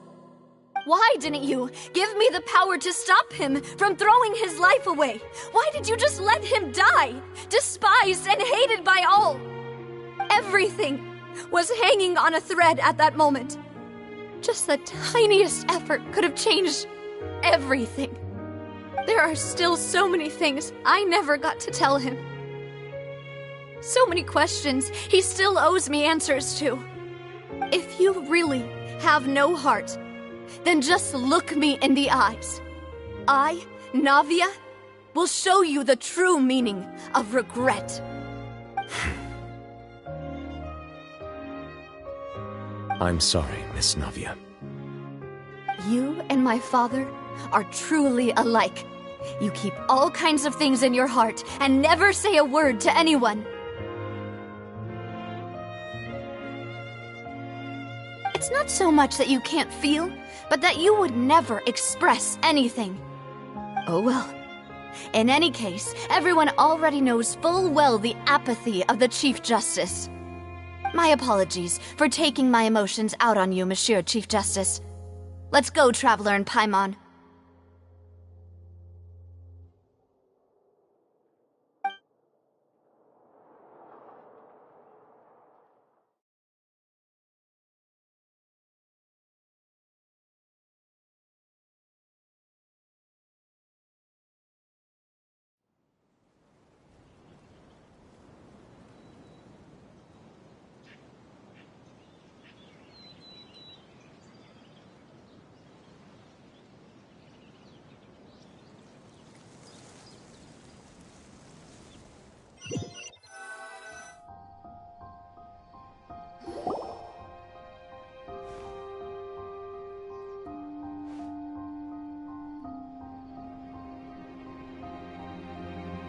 Navia, are you okay? I'm fine. Rain. It's raining. You're right. Wasn't it still sunny when we went into the building? And there shouldn't be any active trials today. How strange. Now that I think of it, on the day my father was convicted of murder, it was also raining. What is it? Did you think of something? Yeah, he was outside. It was uncovered and the rain could fall there. Why? Do you think the rain could have affected the crime scene? That thought has occurred to us before. We've even expanded the search area to try to account for that, but didn't find anything of value. Oh? Wait.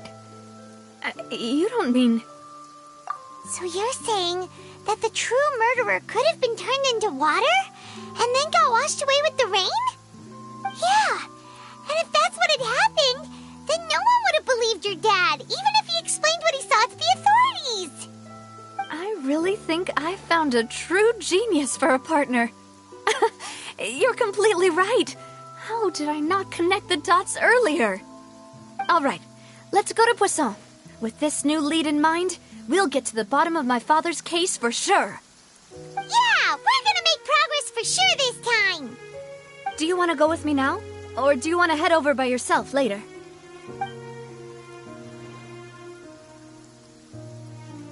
Great.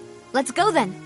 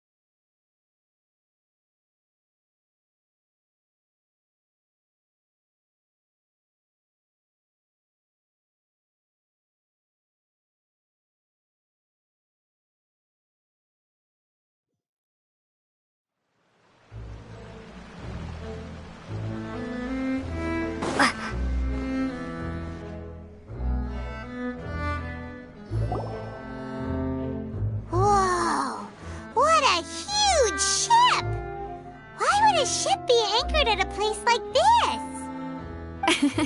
There's no need to be so surprised. While it may look like a ship, it's actually Spina di Rosula's headquarters. My father was the one who asked for it to be built like this.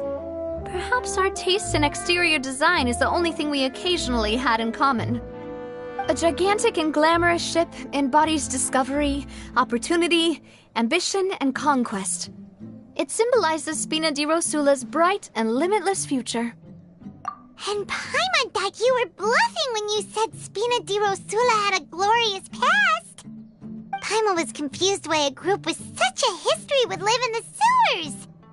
But now that Paimon has seen this ship for herself, she's been convinced. Well, Poisson is where Spina di Rosula began, after all. It's our main base, our home.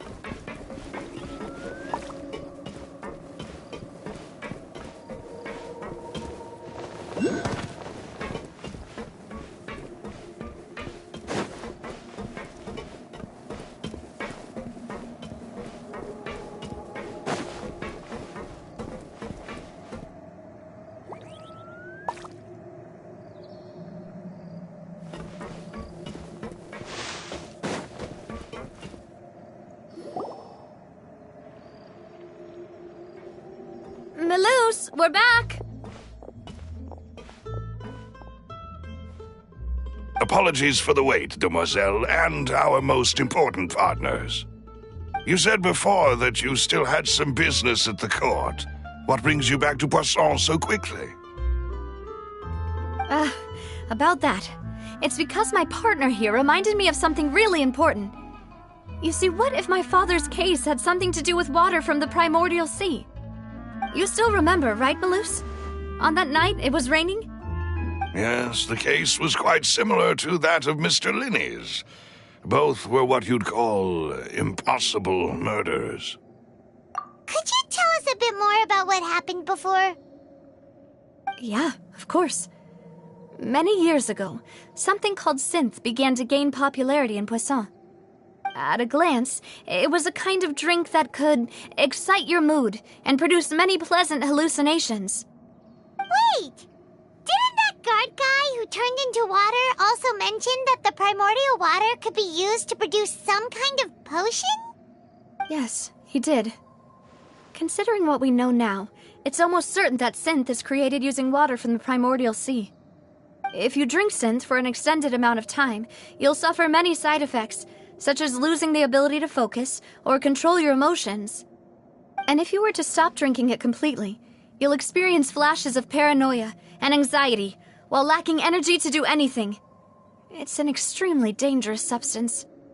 As he oversaw Poisson, my father was compelled to put a stop to synth abuse and called for a complete ban of it. Boss's uncompromising attitude incurred the synth vendor's wrath, but no matter how much they threatened or bribed him, he refused to yield. Not only that, Boss became determined to find the mastermind behind the synth operation and put an end to the problem once and for all.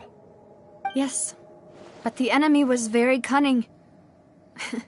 So he could never get anything out of the dealers, all of whom only sold the stuff and weren't privy to the rest of the operation.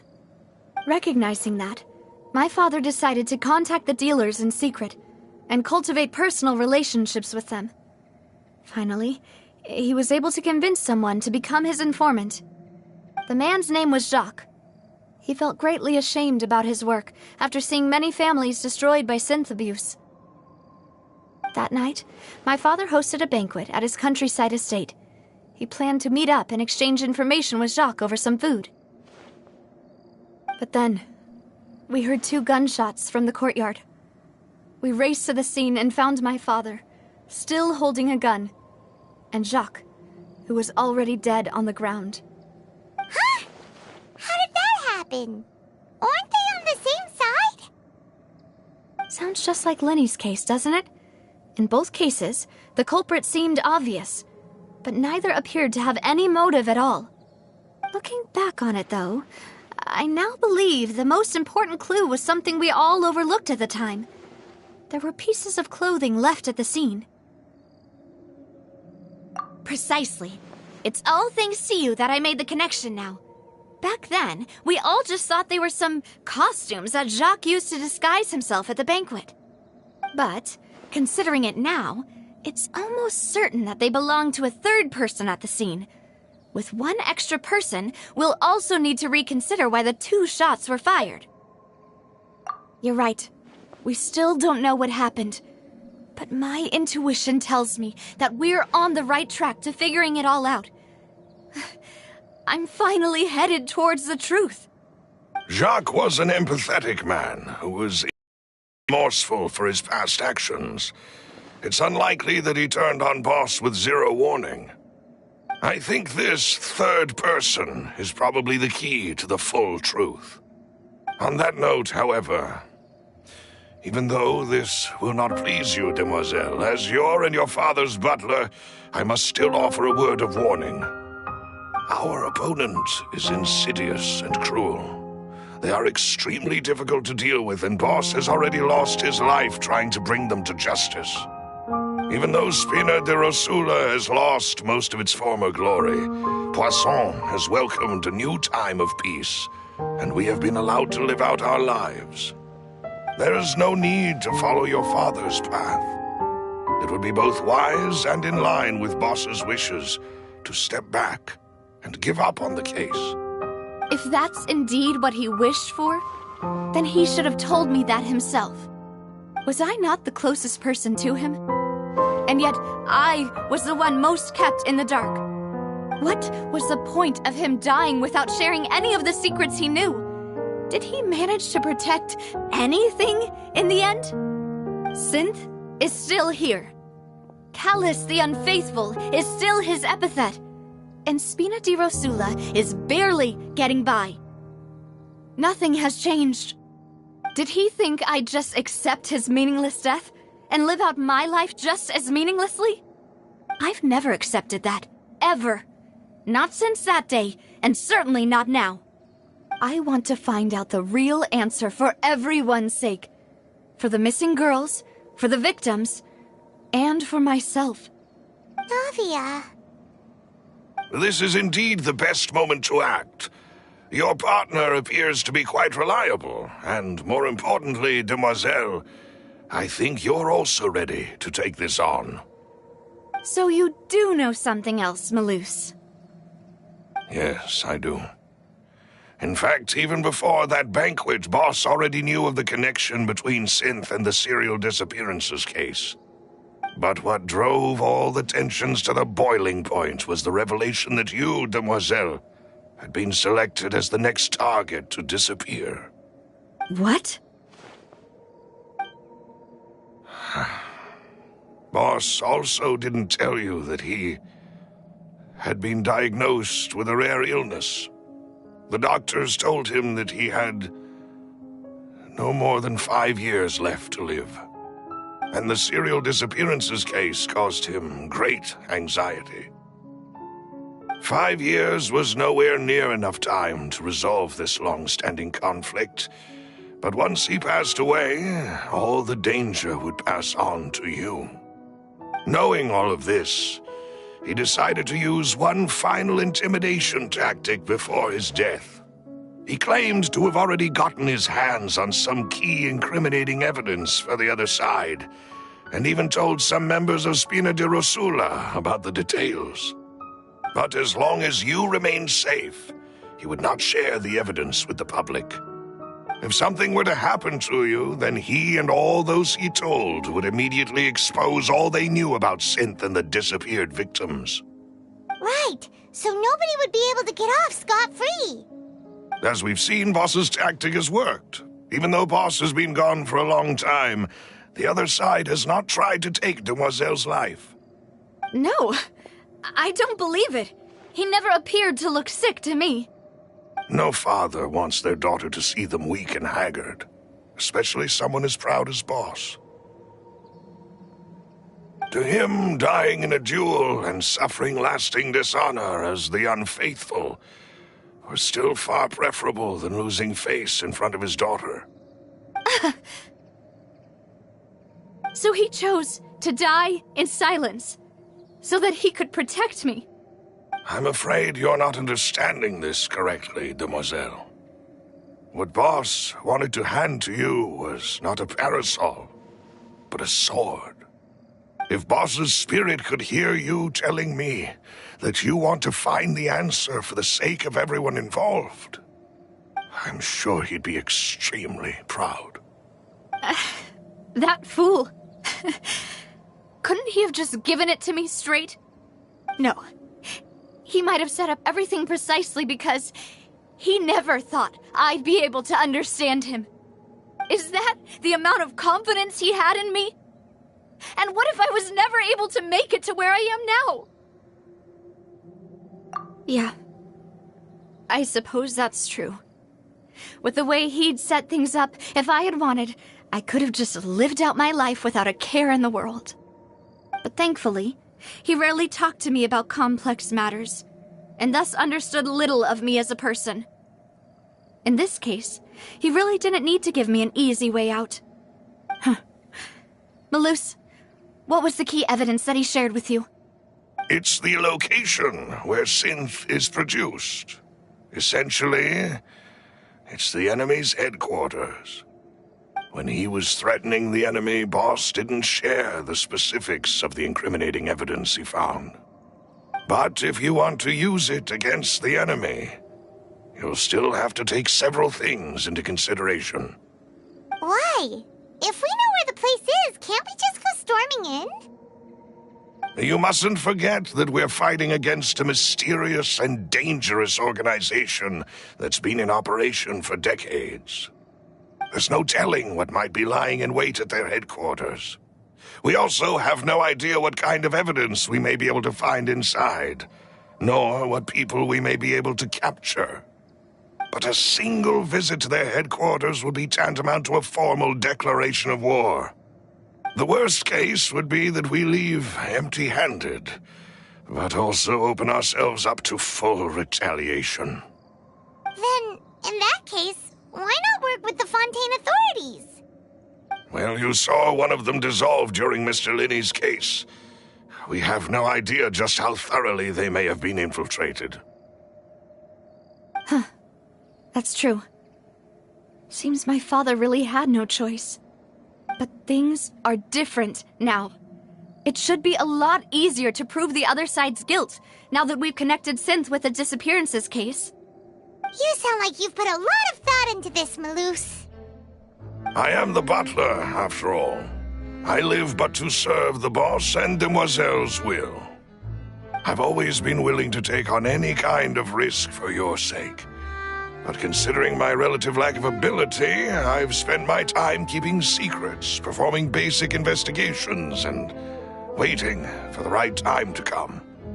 Thank you for all of that, Malus. Have you discovered anything new in the past few years? Let me think. One conclusion I came to was that the enemy must be quite familiar with Spina di Rosula, or at least have an informant planted here. When I announced orders to the organization's members on Demoiselle's behalf, I used to deliberately keep a few people in the dark and observe the reactions of the synth vendors. If the vendors didn't change their plans, then the individuals informed of our orders must be innocent. If the vendors packed up and fled, however, then someone must have given them the news. After several rounds of testing and investigative tracing, I've narrowed the suspect list down to 3 people. The first is Florent, Spina di Rosula's senior advisor. Huh? Florent? Yes, surprising, isn't it? He was one of the people Boss trusted the most, which also means that he was someone who understood Boss really well. Thanks to his position within Boss's innermost circle, he always knew our upcoming plans and could thus avoid capture this whole time. There's someone else like him too. Marcel, the head of Confrérie of Cabrières. Uncle Marcel. It's a guild in Poisson. Boss helped it to grow to its current size and prominence. In the beginning, they were only reselling some daily goods, but now they're one of the richest guilds around, with a lot of business connections in the city. So, they're like a sister organization of Spina di Rosula? Yes, you can say that. When we were fighting against the synth dealers, they provided us with plenty of support. It's a bit difficult to imagine someone using their own money to hunt down themselves.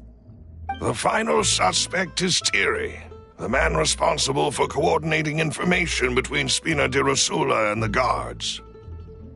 Although the guards mostly leave us to our own devices, there are still many activities we have to report to the local authorities. Since Thierry is always in the know about our current activities, he could theoretically always plan one step ahead. I see. These are all people who I communicate with quite regularly. To think that the enemy we've been fighting against has been right next to me all along, among those I trust the most. It's almost too hard to believe. If you want to investigate them, please take every precaution to not alert the quarry. Judging from our experience, the enemy is extremely cautious. Of course. And thank you, Malus. You've provided us with a lot of great information. You're too kind, my lady. I'm just doing my duty. And before I forget, proving Boss's innocence would also mean clearing him of blame in Jacques' death. After that incident, Jacques' wife and daughter were taken into the Spina's care. They still live in Poisson today. If it might help, you could also pay them a visit. I can make the necessary arrangements. Oh, thank you so much, Malus. You really are the best. A new case awaits, my dear partner. I hope we can work together to uncover the truth and end this case once and for all.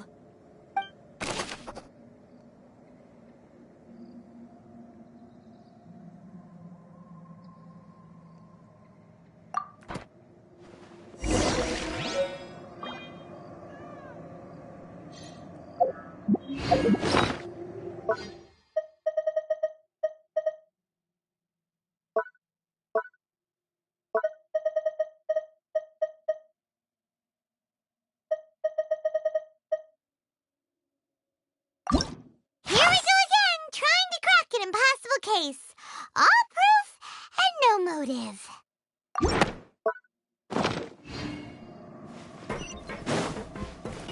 Hip.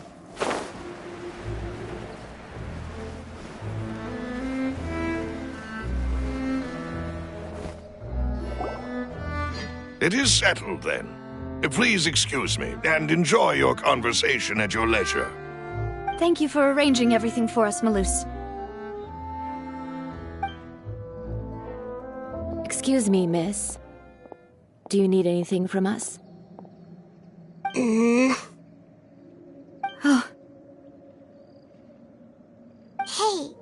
Navia's all quiet. This isn't like her at all.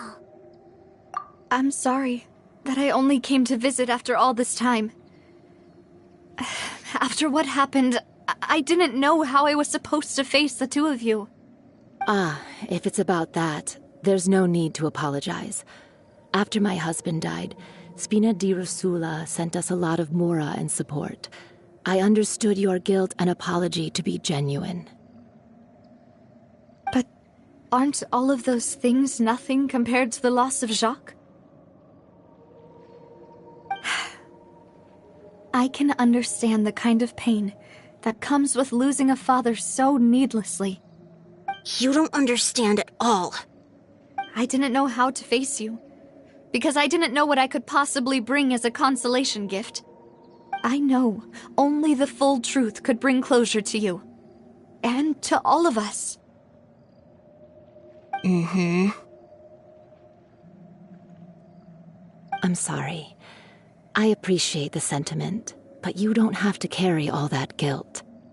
On the matter regarding my husband, my daughter and I have more or less found our answer already. Would you mind sharing it with me? I really can't believe that my father could ever bring himself to shoot Jacques. I always knew that my husband's money was earned through others' suffering. He told me countless times that if he could turn back the clock, he would never go into the synth business again. He had many regrets, and felt that he took the idea of providing for his family too literally. For the longest time, he thought Mora was everything. So when Mr. Callis came to him with a proposal, he accepted it almost immediately. He tried to be as careful as he could, but even so, he was still found out by the higher-ups. They found out about his betrayal? Papa didn't say that exactly, but Papa did tell me that I should never be ungrateful. Before he left that day, he told me that he had no choice.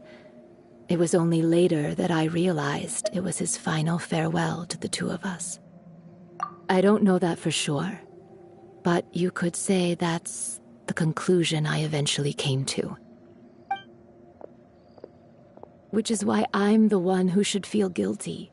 Callis had always taken great care of us, both when he was still alive and after he passed away. Even if he fired the shot that killed my husband, it was likely in self-defense. It is impossible for me to hate him for what he had done. But Mama, why is Papa still the bad guy if he did the right thing? Papa always wanted to be a good man, so why did he have to do a bad thing in the end? Well, things aren't always as they seem. You still feel like your Papa was a good man, right? Yeah, Papa was a really good man. The best in the whole world. Then you should hold on to that. If a good man had to do a bad thing, then he must have had his reasons. Regardless of whether he left you a parasol or a sword. He must have done so to give you a better life. Oh. Thank you for everything you've told me. I will definitely find the truth. The current state of things is not something I'm willing to just sit back and accept. Thank you. I'm very grateful to hear this from you. Even though your personality is quite different from your father's, your determination when you speak is really similar. You really think so? That's the first time anyone said that to me.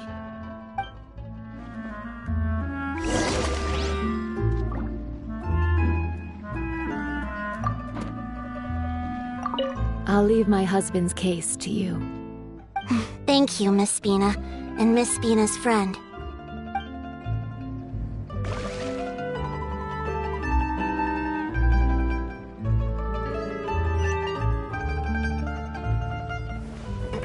Are you okay, Navia? I'm fine. Don't worry. Let's investigate the 3 suspects next. Florent should be nearby, and we should be able to find Thierry and Uncle Marcel in the city. I'll get myself together on the way, so please don't worry.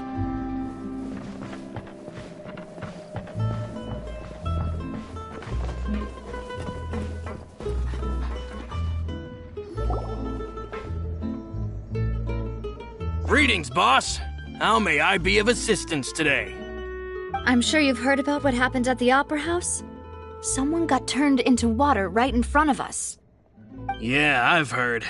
With something that dramatic, I'm sure journalists will milk it for all it's worth. And it'll be all the talk for the next several weeks. It also reminded me, on the day that the incident happened with my father, it was raining outside, and we found some clothes left at the scene. After my partner here put the dots together for me, I feel like we should try to reopen his case. Can you do me a favor and try to recall what happened that night? Let me think. Mr. Callus was feeling pretty upbeat that day, so he was drinking and bantering away with us at the table. After that, he told us that he wanted to go get some fresh air, so we let him go without thinking much of it. Who knew that we would hear 2 gunshots ring out right after? My first reaction was that Mr. Callus's life was in danger, so I grabbed my holster and made a mad dash toward the scene. But when I got there, it was already too late. Mr. Callus was standing over a dead body with a gun in his hands. All we could do was look back and forth at each other, not knowing what to say. So you also remember 2 gunshots then? Indeed. The guards said that the first shot didn't hit anyone, while the second killed Jacques. But I've never really bought that explanation. Reason being, Mr. Callus had left his gun on the table. I even made sure to confirm that before running to the scene.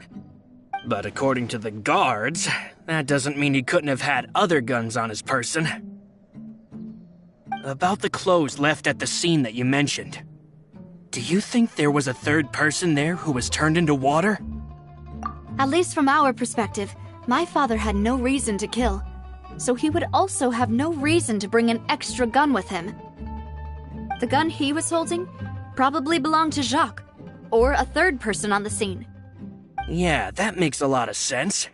So you're saying Mr. Callus ended up with the gun because he seized it from one of the other guys? But hold on. If that's what had happened, then why didn't he share the truth with any of us? He didn't even want to face the Oratrice machine, and chose instead to prove his honor in a duel. Did he lose all faith in the courts after seeing someone dissolve right in front of his eyes? About that, Malus told me a thing or two, so I think I can understand why he committed to the duel. I'll tell you everything once the whole truth has been revealed. I understand. Then I'll leave Mr. Callus's honor in your hands, boss. And if I may just say one more thing, the whole Callus the Unfaithful epithet has been a thorn in my side since the day it was invented. Many people have laughed at me for still calling him Mr. Callus, even after so many years have passed. But it was Mr. Callus's trust that allowed me to rise through the ranks of Spina di Rosula and live the life I lead today. No matter what others might say, he'll always be the man I respect the most. And he'll always be my boss. Don't worry. I will definitely find the truth. You and all our other comrades at the Spina deserve to know the truth as well. It's always just like teachers. You gotta invest a lot before you can start earning.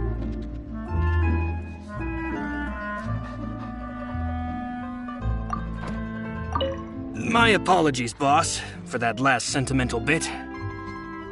It's just, many years have passed while I've held my tongue. It's not often that I get to share my true feelings with others.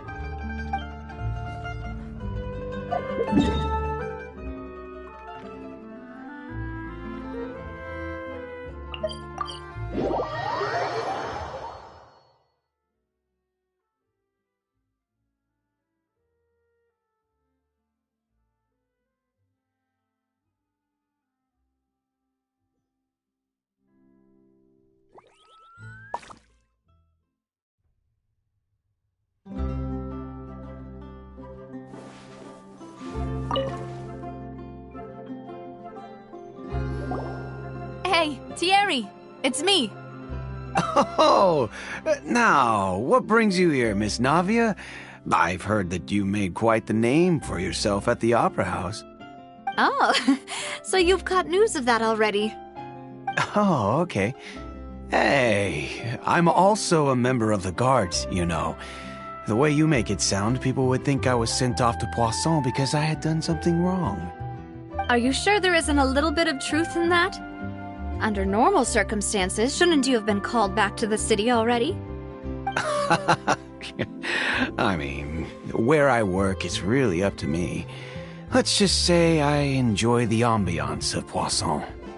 Callus did a fantastic job running the town, building Spina di Rosula from the ground up and clearing many obstructions in my way.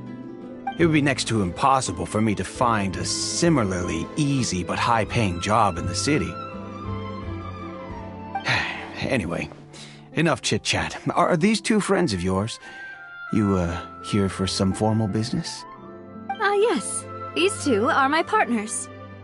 What happened at the Opera House made us realize that Linny's case and my father's may be related. We're trying to reinvestigate the details of my father's old case.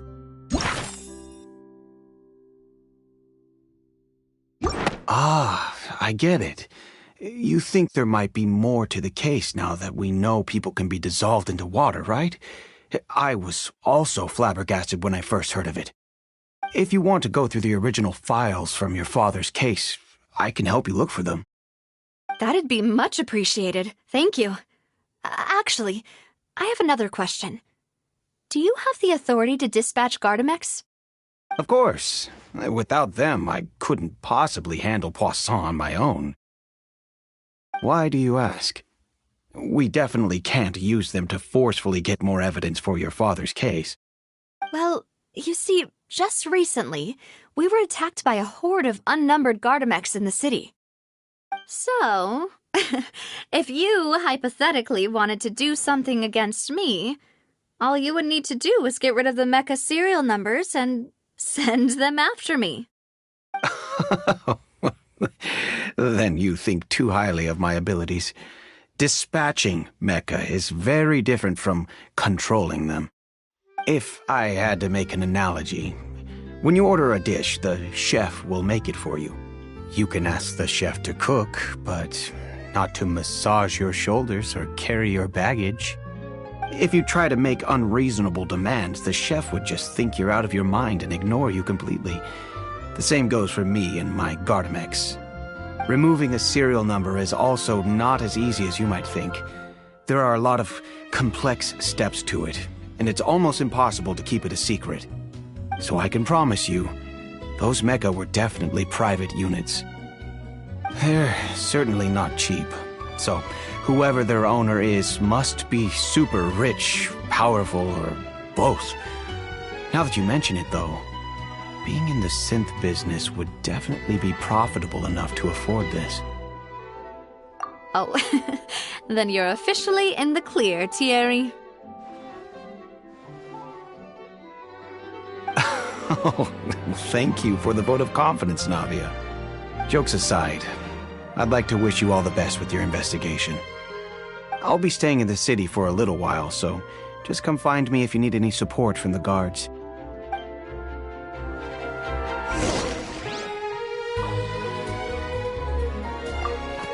Now disappear!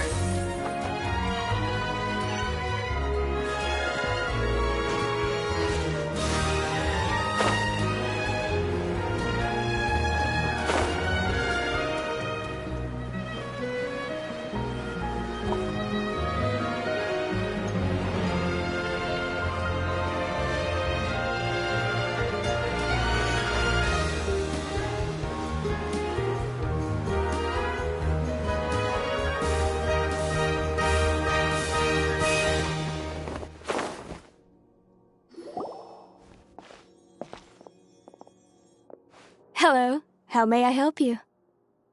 I'm here to see Marcel. Could you please let him know? You can just say Navia's looking for him. Sure. I will let him know right away.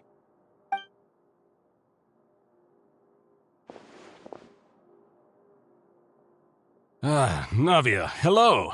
Sorry to keep you waiting. I'm not as young as I used to be, so my legs are giving out a bit. Oh, it's all right, Uncle Marcel. There's no need to stress. I just wanted to talk to you briefly about what happened in the Opera House. I'm sure you saw everything too, right? Yes, I've never seen anything so strange. Oh, you were at the Opera House too? That's right. I went there with Navia to see the magic show. Who knew it would turn into a whole murder mystery? I also witnessed your marvelous sleuthing work. Quite impressive. To beat the Hydro Archon at her own game on her own turf, I can already imagine everyone in Fontaine discussing your exploits over a few glasses of wine. Oh, Paimon doesn't want to become the talk of drunkards. Apologies. It's just how Fontaine is as a nation. Everyone loves drama and theatrics. Uncle Marcel, you've also noticed that other thing, right? The fact that humans can dissolve in water? Yes, I was reminded of your father's case right away. Is that what you're investigating now? Exactly. I still don't have much solid proof, but I can sense that the other side has already begun to act. Oh, and what makes you say that? We were attacked on Araneus by some unnumbered Gardamex. And there was also an attempt to get me to drink water from the primordial sea. If not for the vigilance of my partner, I probably wouldn't even be here talking to you right now. Oh, you're giving us too much credit. Wasn't it you who protected us? Alas, it seems things are heating up again. The peace that Callus sought so dearly will soon become a thing of the past. But rest assured, Navia, Poisson will always remain a safe haven for you. If you're scared, you can always return there. If anyone dares to lay their hands on you there, the Confrérie of Cabrières will use its funds to the last Mora to bring them to justice. Thank you, Uncle Marcel. But I don't intend to go into hiding. I'm going to strike while the iron's hot. Do you have any new thoughts on my father's case? About that. Sorry, my age is catching up with me, so it'll take me a while to recall my memory.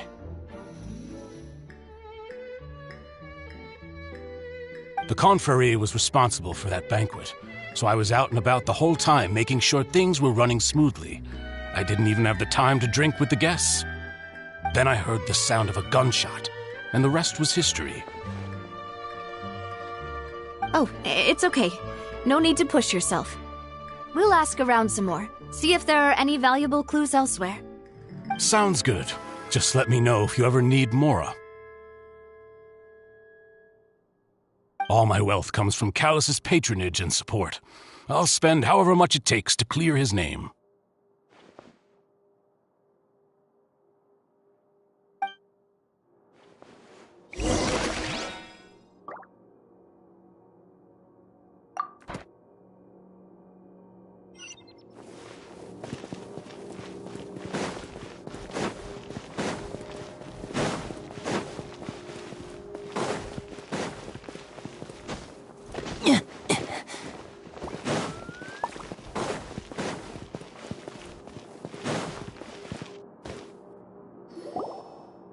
We've talked to all three suspects, purely based on their conversations with me.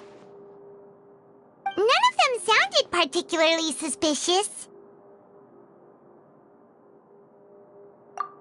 I suppose that's to be expected, though. If a single conversation's all that's needed to find them out, then my father wouldn't have needed to investigate the case for so many years. Anyway, even though we didn't make a breakthrough, let's still compile what we were able to find. But where should we start?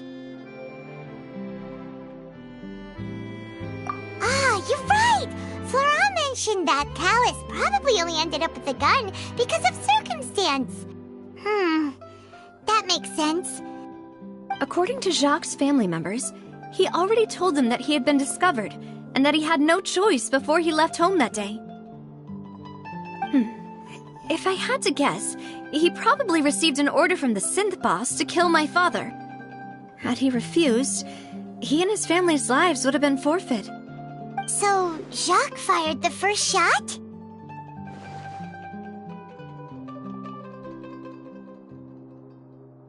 Oh? And why is that? Ooh, that's a good point. Jacques probably already knew that he was just being used as a tool for murder. And once he had completed his mission, he'd be of no more use to his boss.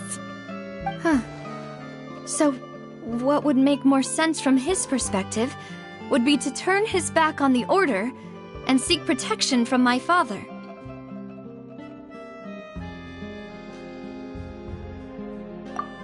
makes sense. But without evidence, that's still just a theory. Besides Jacques, the attack from the Gardamex has been bothering me quite a bit as well. It's obvious that our enemy has become more antsy after the secret of the primordial seawater was revealed. Do you think he knew, even then, that we'd follow this lead to the end? Given everything that's happened since, it's quite possible. But who among the 3 suspects would have the ability to control privately owned Gardamex?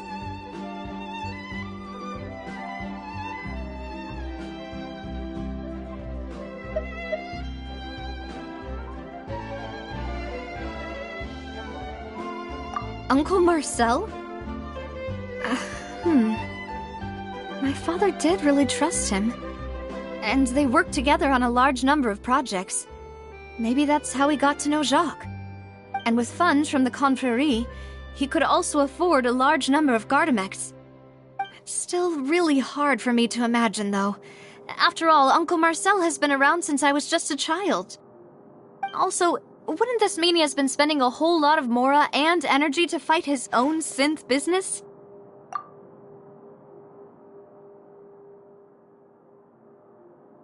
Florent?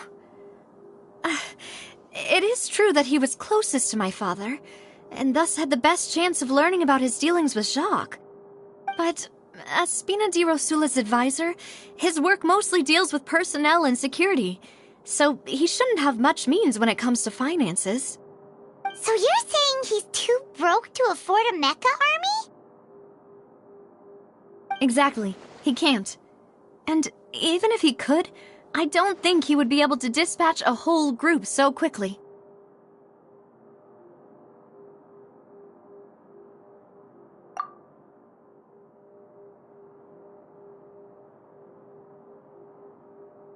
Thierry, you say?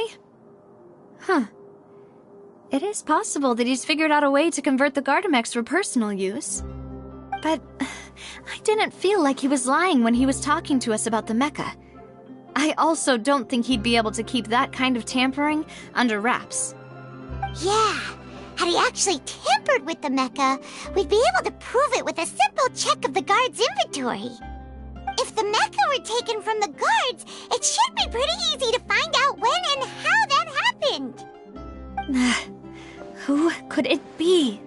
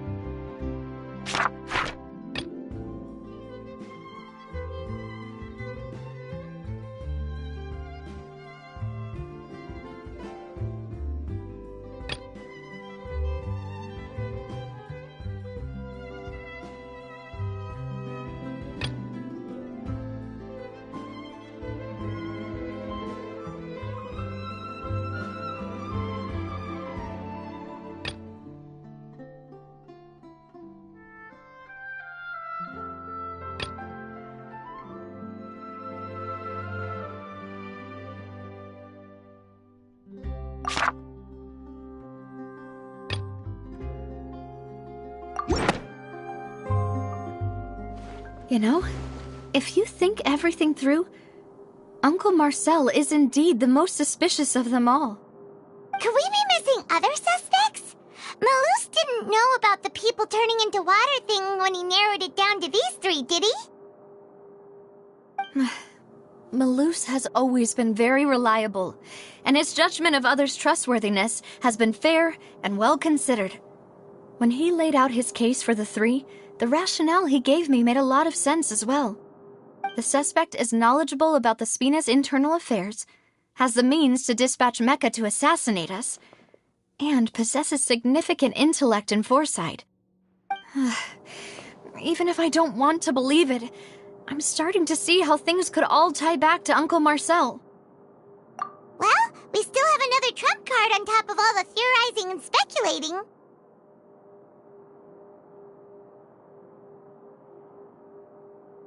Yes, Malus did say that charging straight in there would be extremely risky, but we don't have any other options right now. We need far more solid proof before we can hope to go charging in on our enemy. Navia, here you are. Oh, I've been looking for you. Huh? Aren't you the guy from the guards? Did something happen? Yeah. News came from Irenaeus just after you left. We've got another trial on our hands. Wasn't that place built specifically for holding trials? What's so newsworthy about this one? I know. But they said the person they're putting on trial is a Fatui harbinger called Tartaglia.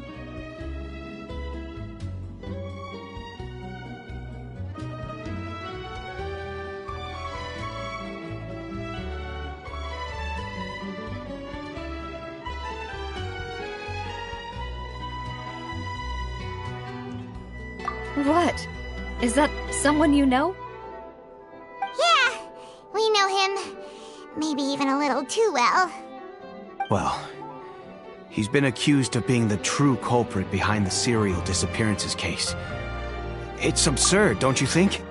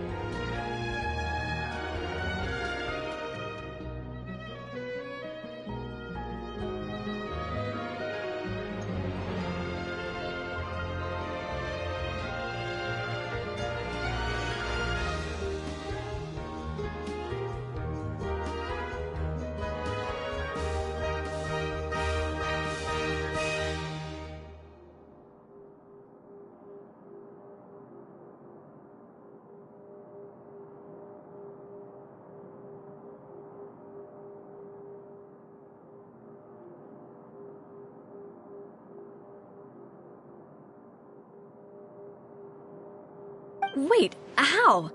None of our investigations have had anything to do with him. That's what I thought was strange about it, so I came to tell you the news right away. If the charge against him stands, then it'll be next to impossible to get the guards to support any of our planned investigations. Right, because they'll think they've already found the culprit. Yeah, and it'll be a lot harder then to clear Mr. Callus's name. I understand. Well, partner, what do you think we should do? We still haven't found any conclusive evidence.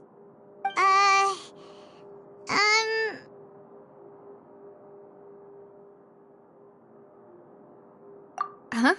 Split up? What do you mean?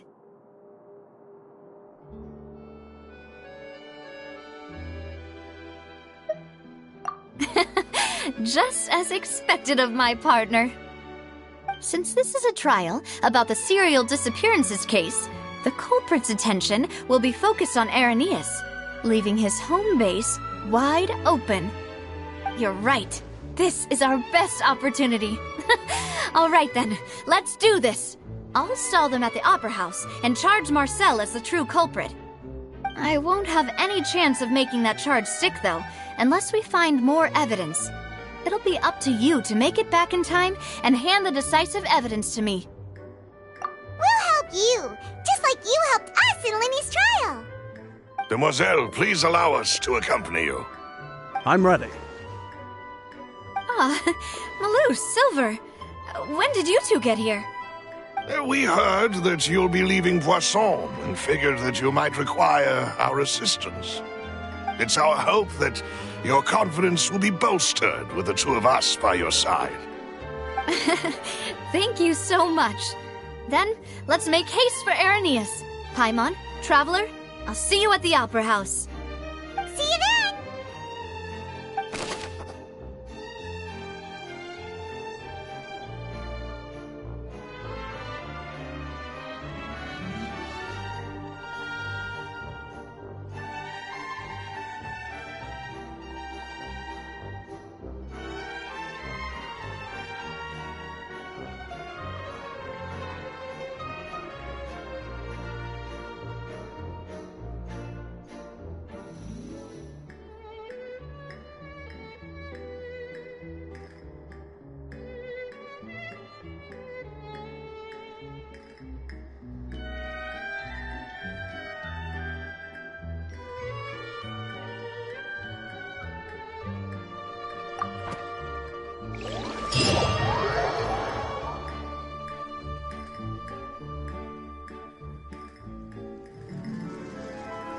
Navia has set out for Aranias, we should also get going. The location has already been marked on the map, so let's head over.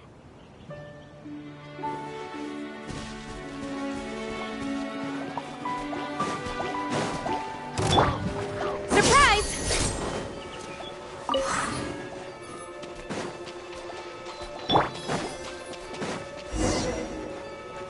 Huh. According to Malusa's info, the synth production base is underwater.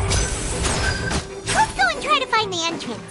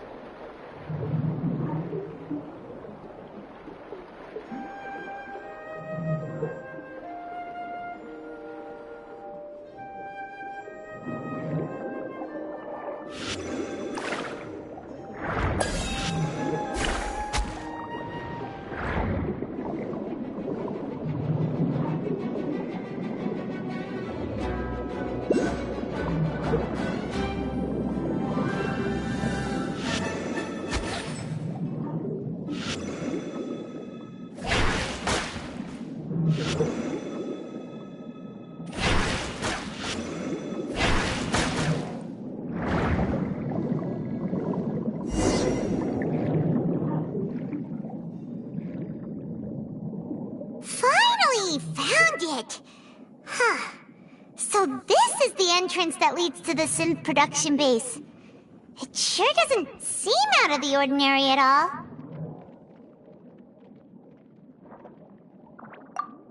You're right. An important place like this is bound to have a ton of protective measures and mechanisms. Navia's probably arguing up a storm right now to stall for us.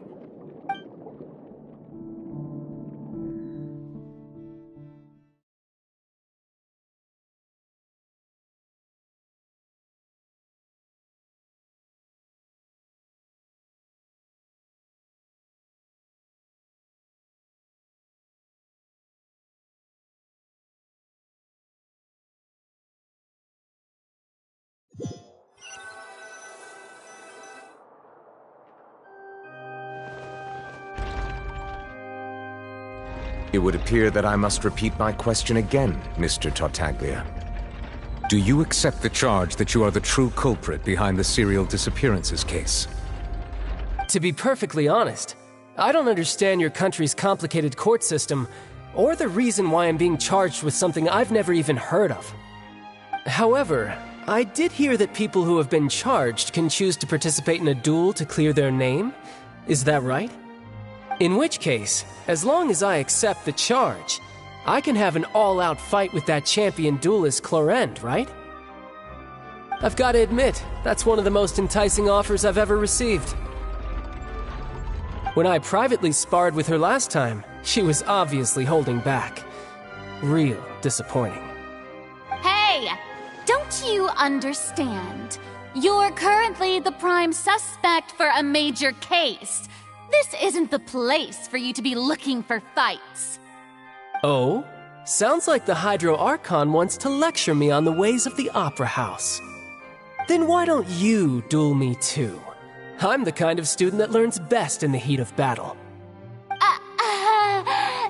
No. That's not what I meant.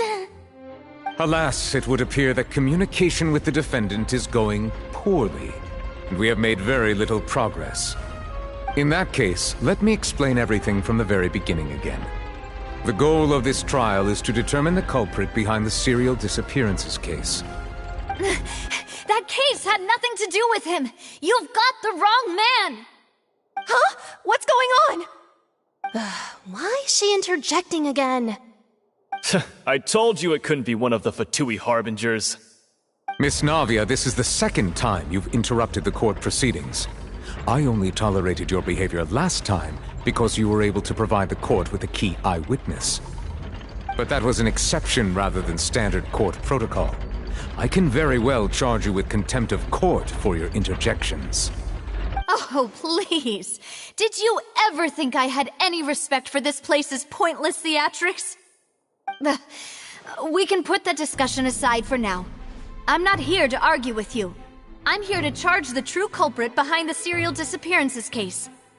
And if my charges prove true, then Tartaglia here will be proven innocent by default, correct?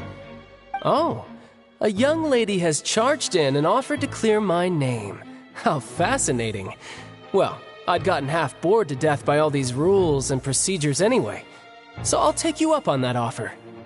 So, Your Honor, is there nothing else for me to do now? You may take a seat for now in the audience, but that doesn't mean the suspicions against you have been lifted. Now then, Miss Navia, who is the person you would like to charge instead? That person is...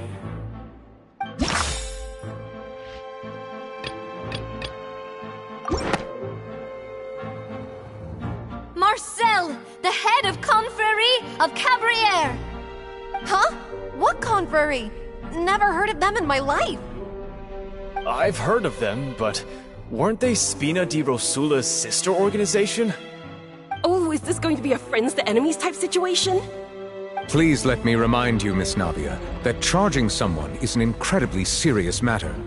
Committing to the charge also means taking on the legal responsibilities associated with it. And if the charge fails, depending on the circumstances, you may also be charged with the crime of making a false accusation. Knowing this, do you still wish to charge this man? Yes, I do. In that case, I declare the charge to be valid. Miss Navia and attorneys, please take your places on the court. Members of the guards, please contact Mr. Marcel right away so that he may stand trial.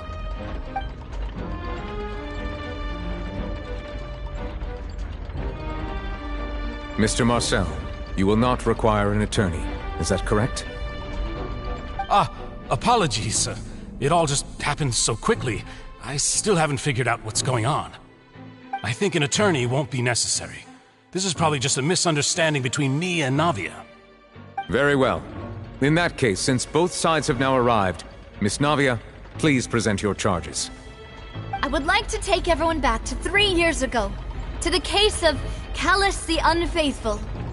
Only through elucidating what really happened in that case can we connect all the dots for the serial disappearances case. Navia, do you really think that I was the one who killed your father? Come on, why would I do that? Callus was my benefactor, and remember, both you and I only ran to the scene when we heard the sound of a gun. If that's enough to make me a suspect, wouldn't that make everyone at that banquet a suspect as well? I think there's no point in getting into the specifics right now. The audience doesn't even have the big picture yet. Even I'm struggling to remember some details of that case. Exactly correct, Your Honor. I must refresh everyone's memory about that case before I can explain my charge and reasoning. I see. In which case, I will recount the findings about that case as originally recorded by Maison Gardiennage.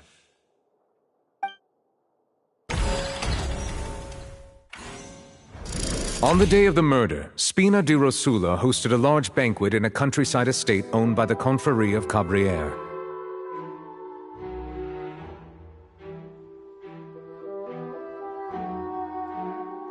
During the banquet, all attending guests heard 2 gunshots from the courtyard. When the guests arrived at the scene, they found the primary suspect, Callus, holding a gun, while his acquaintance, Jacques, lay dead from a gunshot wound. The guards' investigation did not recover any other firearms from the scene. As a result, they concluded that the suspect's first shot must have missed, while the second must have taken Jacques' life.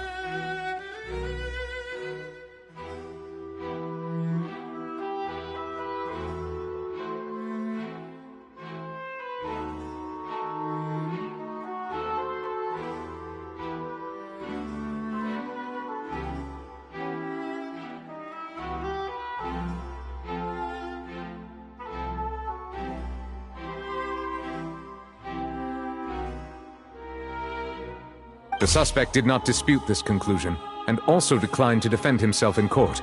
Instead, he chose to prove his innocence through a duel.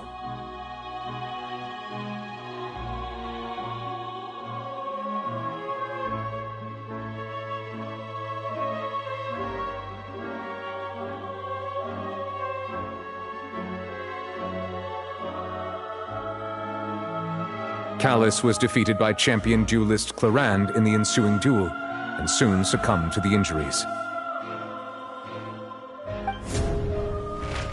These are the known facts about the case.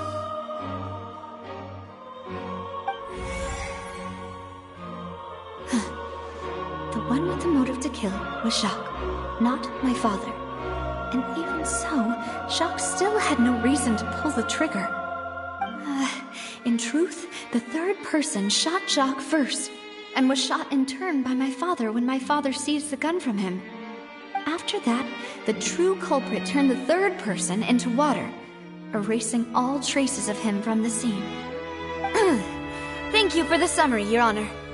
Of course, the guard's conclusion appeared quite sensible to us at the time. However, we should revisit the case now that we've gained new information about the abilities of water from the primordial sea.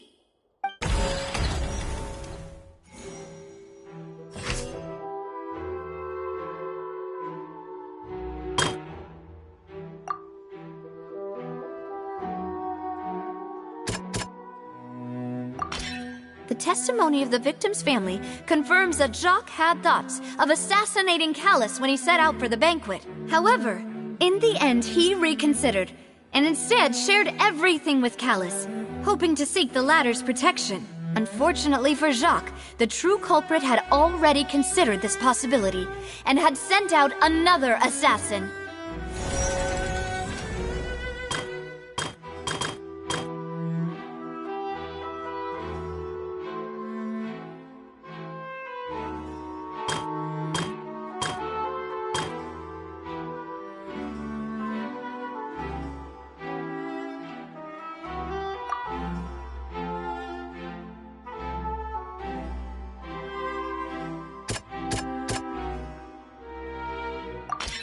This assassin first shot Jacques, then turned to shoot Callus, only for Callus to wrestle the gun from him and kill him instead.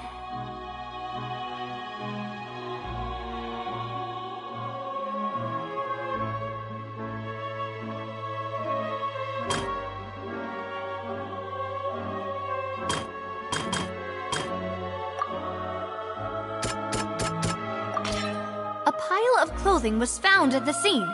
The guards once believed they were used by Jacques as a costume to disguise himself. But now, it is clear that the clothes were proof that there was a third person at the scene, and that they were turned into water after committing the murder. Since it was raining that day, the culprit was confident that they could use the rain to wash away all traces of their dissolved accomplice. Realizing this, the true culprit caused the hired assassin to dissolve into water, leading everyone to believe Callus was responsible for Jacques' murder. This is the true version of events.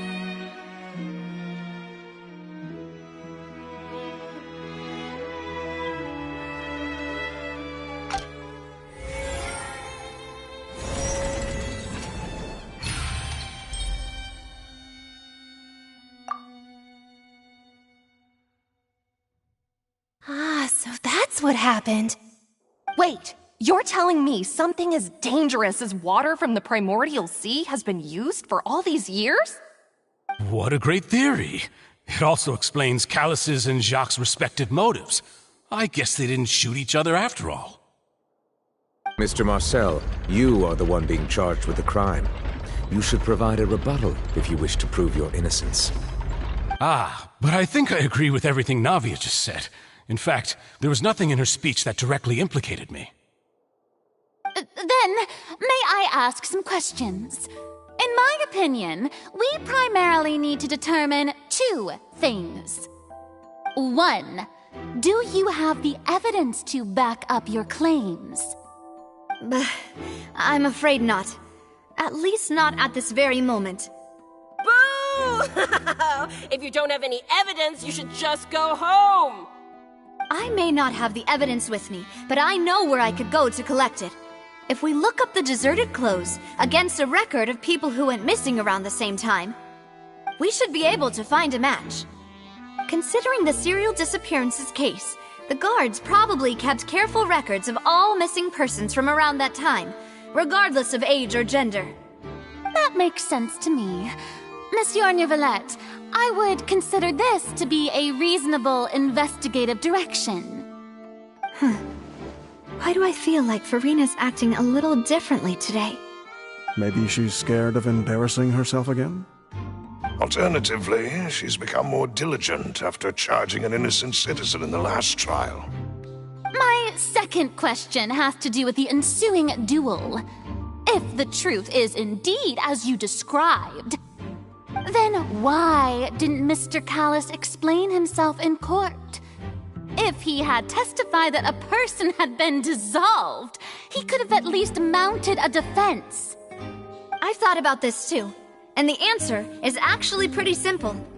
He felt there were things that were more important to him. The dissolving power of water from the primordial sea is an important secret for the true culprit of the serial disappearances case. My father could have exposed it for all to see, but he chose to take it to the grave. At that time, Spina di Rosula was in dire straits, and his reputation had already been shattered. He had no guarantee that going forward with the truth would allow the culprit to be brought to justice. What was certain, however, was that it would paint a gigantic target on my back. Boss once told me that Demoiselle had already been selected as the next target of the serial disappearances case. What? If the secret had gotten out, the culprit would have fought an all-out war with Espina right there and then. I wouldn't have been the only one in danger. All of us would have stood to lose our lives. Of course, the guards might eventually figure out the truth of the matter and determine that we were in the right. But what good would that do? How can a hollow verdict protect anyone? Had this opera house ever given my father any kind of confidence in its brand of justice, Spina di Rosula would have had no reason to exist. But by staying silent, we retain the ability to deter our opponents and continue the stalemate. I was able to become Spina di Rosula's president, which made me harder to target, as well as giving me more time to grow and learn. And once I have figured out the truth and stepped up to the challenge, I will do what this opera house cannot, and restore my father's truth and honor back to him. So, you mean to say, your father intended to die in the duelist's ring? That's right. Do you have any proof? Of course. All you need is to ask his opponent, Clarand. I don't need your apology, your guilt, or your support from the shadows. You don't have to do anything for my sake. But since he entrusted his will to you, Clarand, you should tell us the truth about his sacrifice. So, during the duel, did you believe that Callus was intending to die? Yes, I did. As a champion duelist, I've fought many battles and taken a countless number of dishonored lives. In my line of work, I've seen all kinds of people give their all for the faintest hope to continue living. Some were determined, others passionate, and some even manic and twisted. Just one look and I can tell if a duelist is hoping to live or if they're looking to die. I hereby swear on my name and honor as a champion duelist that Mr. Callus never intended to leave the ring alive. Since that's your testimony, I have no more questions. It appears there really are good grounds to reopen this case. I concur. However, Miss Navia, you still have not explained the link between your father's case and the serial disappearances case. Right? What she said was fascinating, but kind of beside the point. Wait, weren't they just talking about the serial disappearances case? Of course, Your Honor. The two cases are connected via a matter of timing. In my father's case, the culprit intended to kill both Jacques and Callus. As a result, they planned to act after hearing 2 gunshots. And, at the end of Linny's trial, the culprit also only dissolved the victim in front of everyone because they realized they were at risk of being identified. The culprit could only time their actions so precisely if they were already at the scene. Coincidentally, Marcel attended both the banquet and the trial. So that's why you suspected me. Even after hearing your reasoning, I still can't help but find it a little preposterous. I'm used to it, though. You've always been an impulsive and sentimental child, Navia. It's one of your most endearing traits. No need to appeal to pathos. I won't try to refute your points one by one, but even if everything you just said was true, can you prove that I was the only person present at both events? On top of that, does a person have to be physically present to control the timing? Can't someone remotely monitor the place?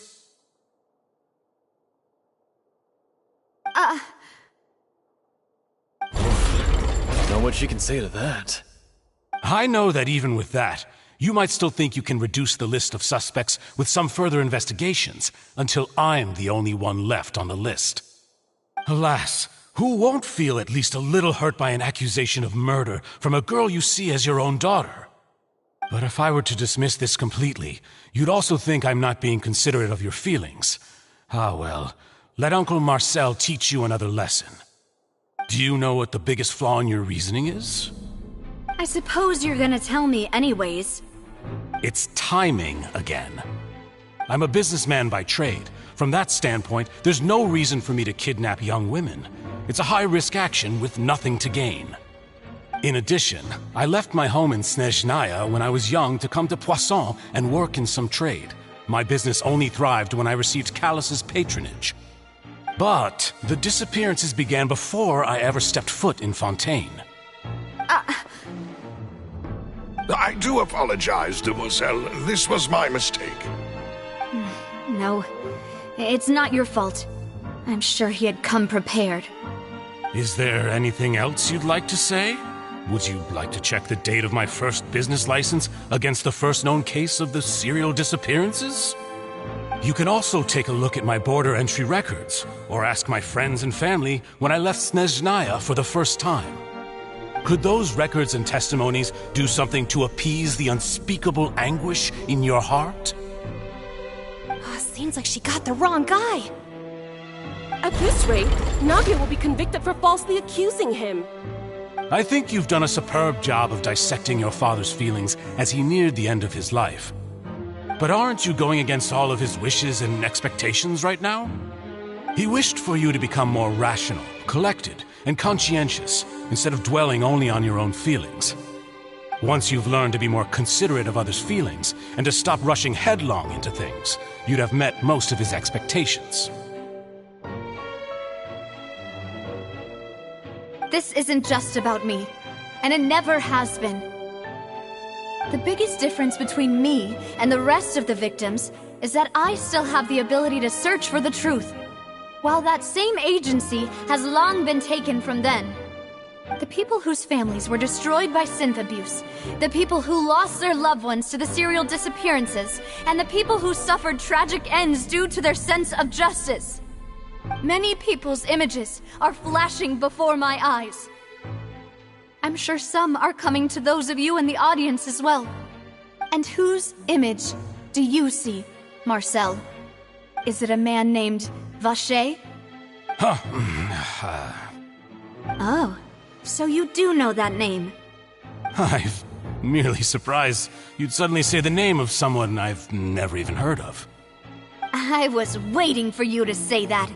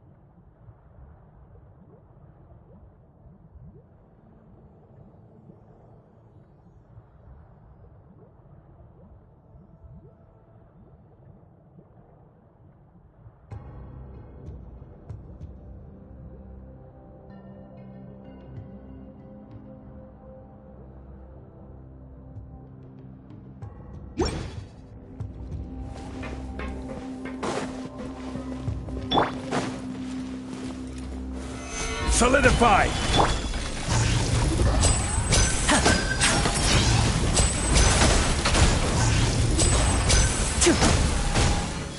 Cue the spotlight!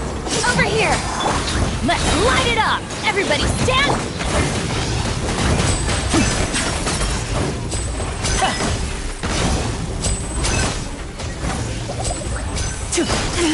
Stay calm, stay calm.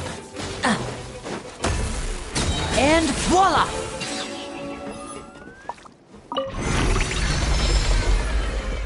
Whoa! The floor is going up! Is it because of this mechanism in the middle? That guy really prepared a lot of stuff for this place.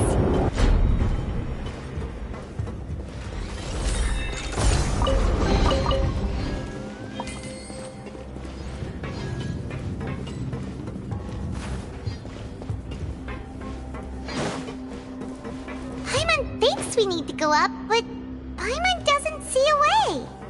Let's take a look around. Maybe we'll find a hidden mechanism that'll show us the way up.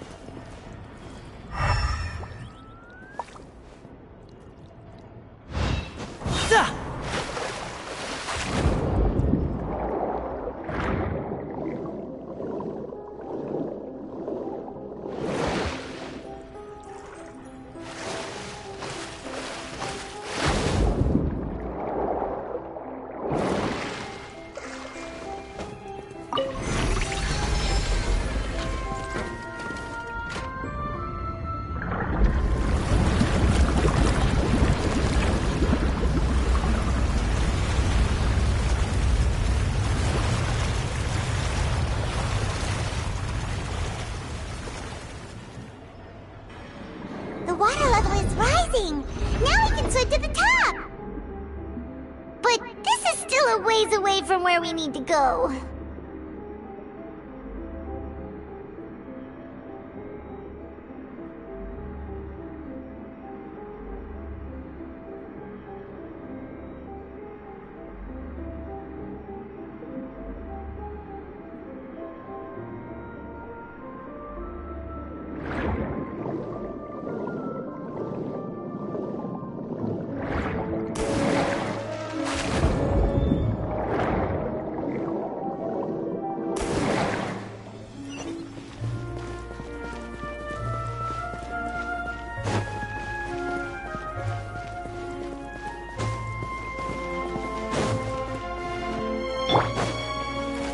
Gather!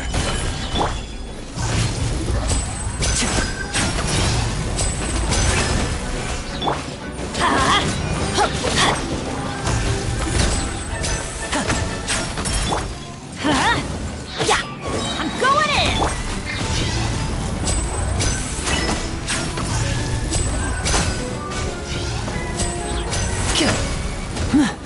Step right up. A round of applause.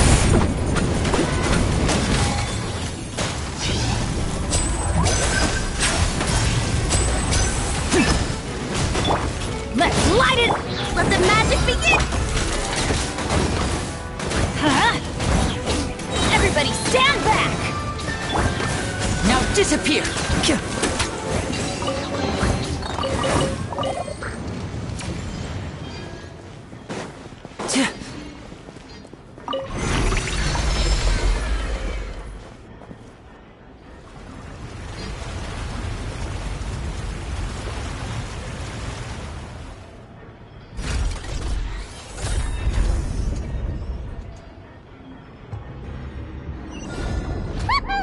Now the path is clear! Let's go!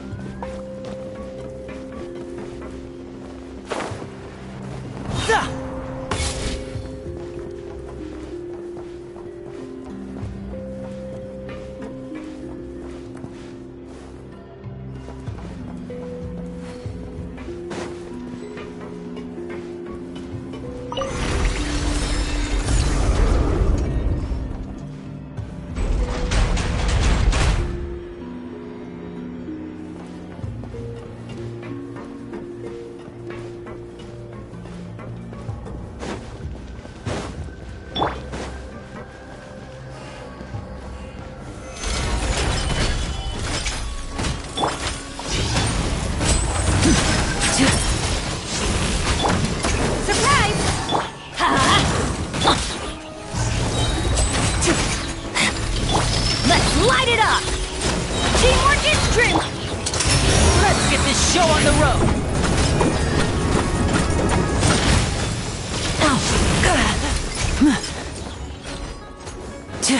And voila!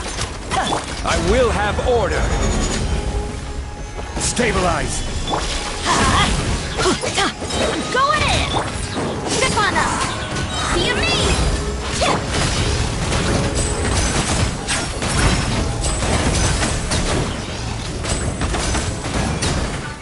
Step right up!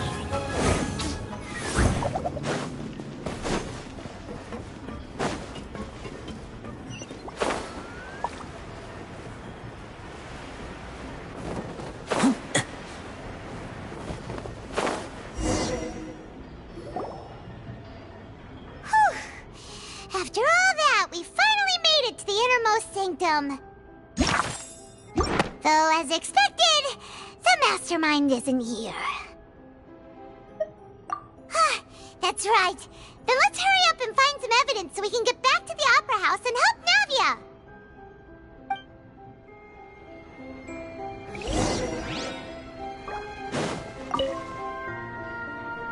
What's all this?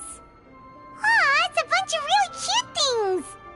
Pink accessories, a hair tie, a necklace, even a makeup box! Oh, Paimon sees it too, but why are all these cute things labeled with different girls' names? Huh? You mean the girls from the serial disappearances? They were brought here? And then they were turned into water. And all the boxes of things, these names, that means... Oh, this is terrible!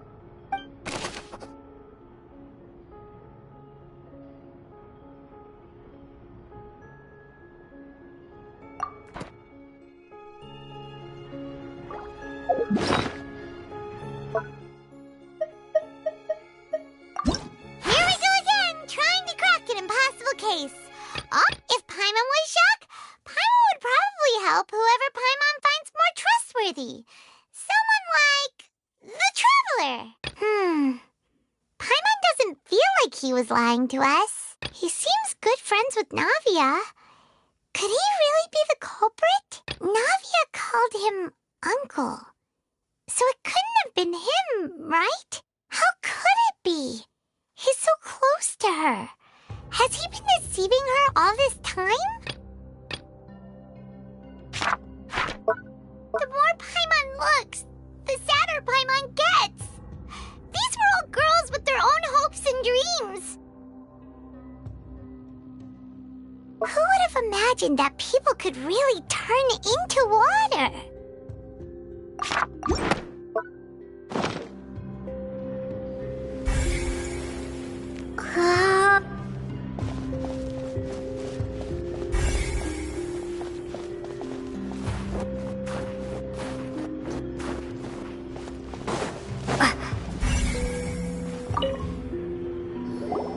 Let's see what's written here. Nothing escapes Detective Paimon's eyes. Callus. Navia's father. Oh, this seems to be an investigation report on him. Yep, it's about finding someone to assassinate Jacques and Callus because of a lack of confidence that Jacques himself would go through with it. This should prove the existence of the third person, right? We still have not determined the exact content of the key information Callus has passed on to certain members of his organization. The old dog's a real menace to deal with. Even if he abides by the promise he's made to us, he will still have the upper hand. He can act whenever he wants to make our lives miserable. The only option left is to remove him from the picture entirely. I concur. Let's send someone to kill him. He won't declare war as long as we don't touch Navia. Oh, seems like we've got a bunch of correspondence between the higher-ups. They're all just so evil.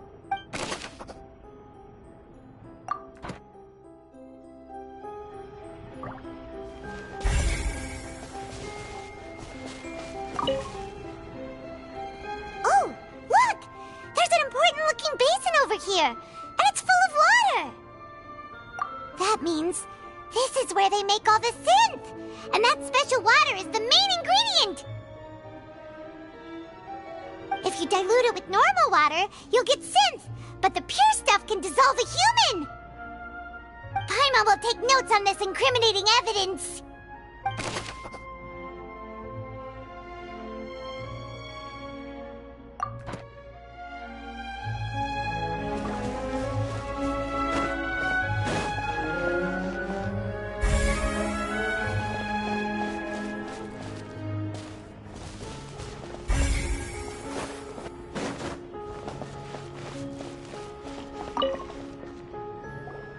Whoa! There's so much synth here! And so many bottles of ingredients that probably just contain the waters of the primordial sea. Mixing in progress. Ready to drink? Stock sample? Huh. They've also got all the synth pretty clearly labeled. Whoa! There's even fruit-flavored synth? Yep, it's super obvious.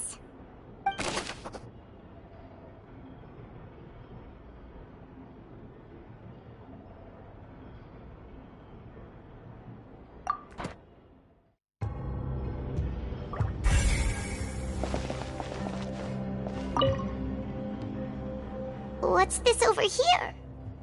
Looks like some kind of place for research. Experiment number 16 aims to verify Jacob Ingold's research conclusions on the primordial sea and use his theory as a foundation to achieve a breakthrough.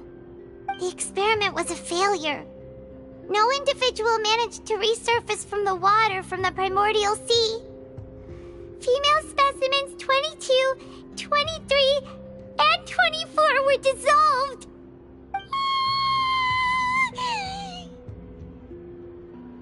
Sorry, Traveler. Paimon will try her best. It's just that Paimon's never read something so scary before. How can someone write something that terrible in such a matter-of-fact tone? You read the rest. Paimon's too scared to keep going.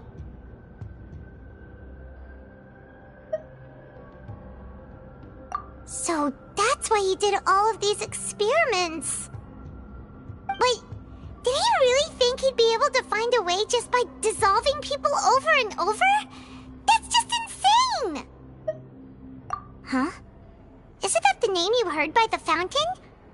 Paimon thought he was an eyewitness in the serial disappearances case. You mean Vache is the one who did all of these... experiments? So that's it!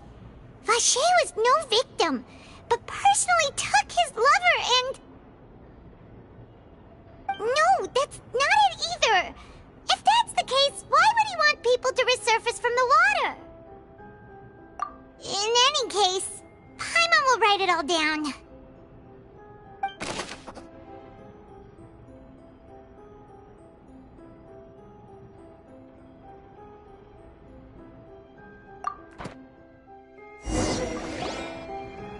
We've looked at almost everything here, and it seems like our theories were spot on.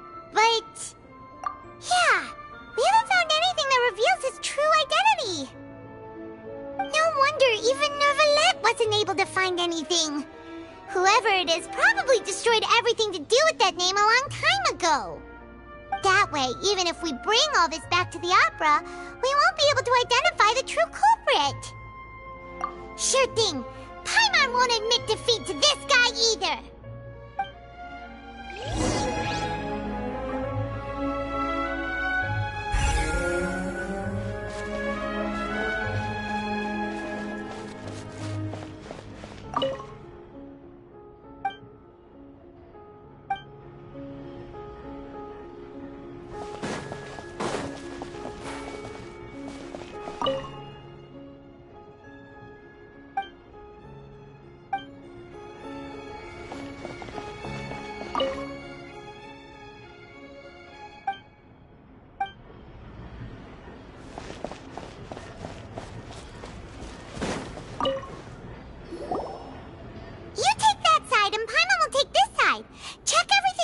Eventually, we'll find something for sure.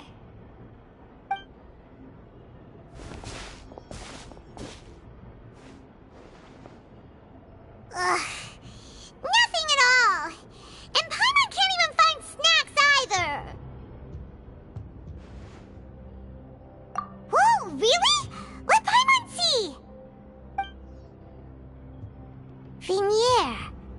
Isn't that Vache's lover's name? Then you found her diary. Let's see. Aw. It's just a normal diary chronicling their love story. She was so sweet, too.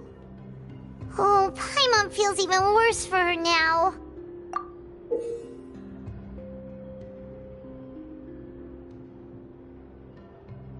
So many! A whole page's worth! But they're all crossed out. Was she unhappy with all of them? The final name she decided on was... Marcel. Wait, but Marcel's pretty old. Has this case been going on for so long that he's Vache and Vinier's grown son?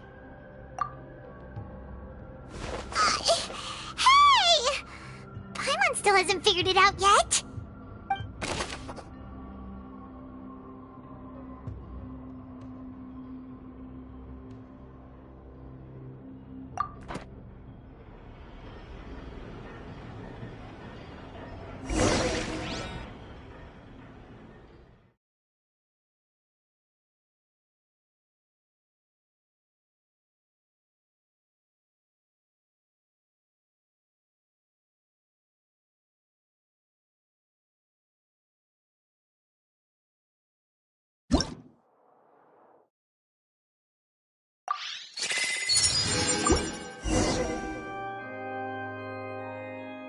And whose image do you see, Marcel? Is it a man named Vache? Oh, so you do know that name. I'm merely surprised you'd suddenly say the name of someone I've never even heard of. I was waiting for you to say that. Navia! We're back! As expected of my partner. I just knew you'd return in the nick of time. Just how often do you intend to flout the rules of this court? It's all right, Monsieur Nervalette. Given their confidence, I expect they've found the crucial evidence.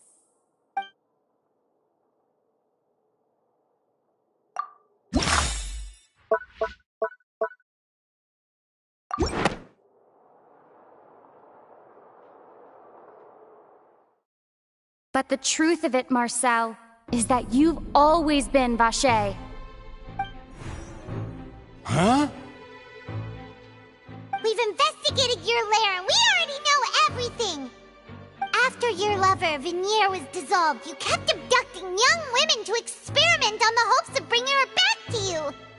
You even created Marcel as a new identity and destroyed all records of your past as Vache! So that's it.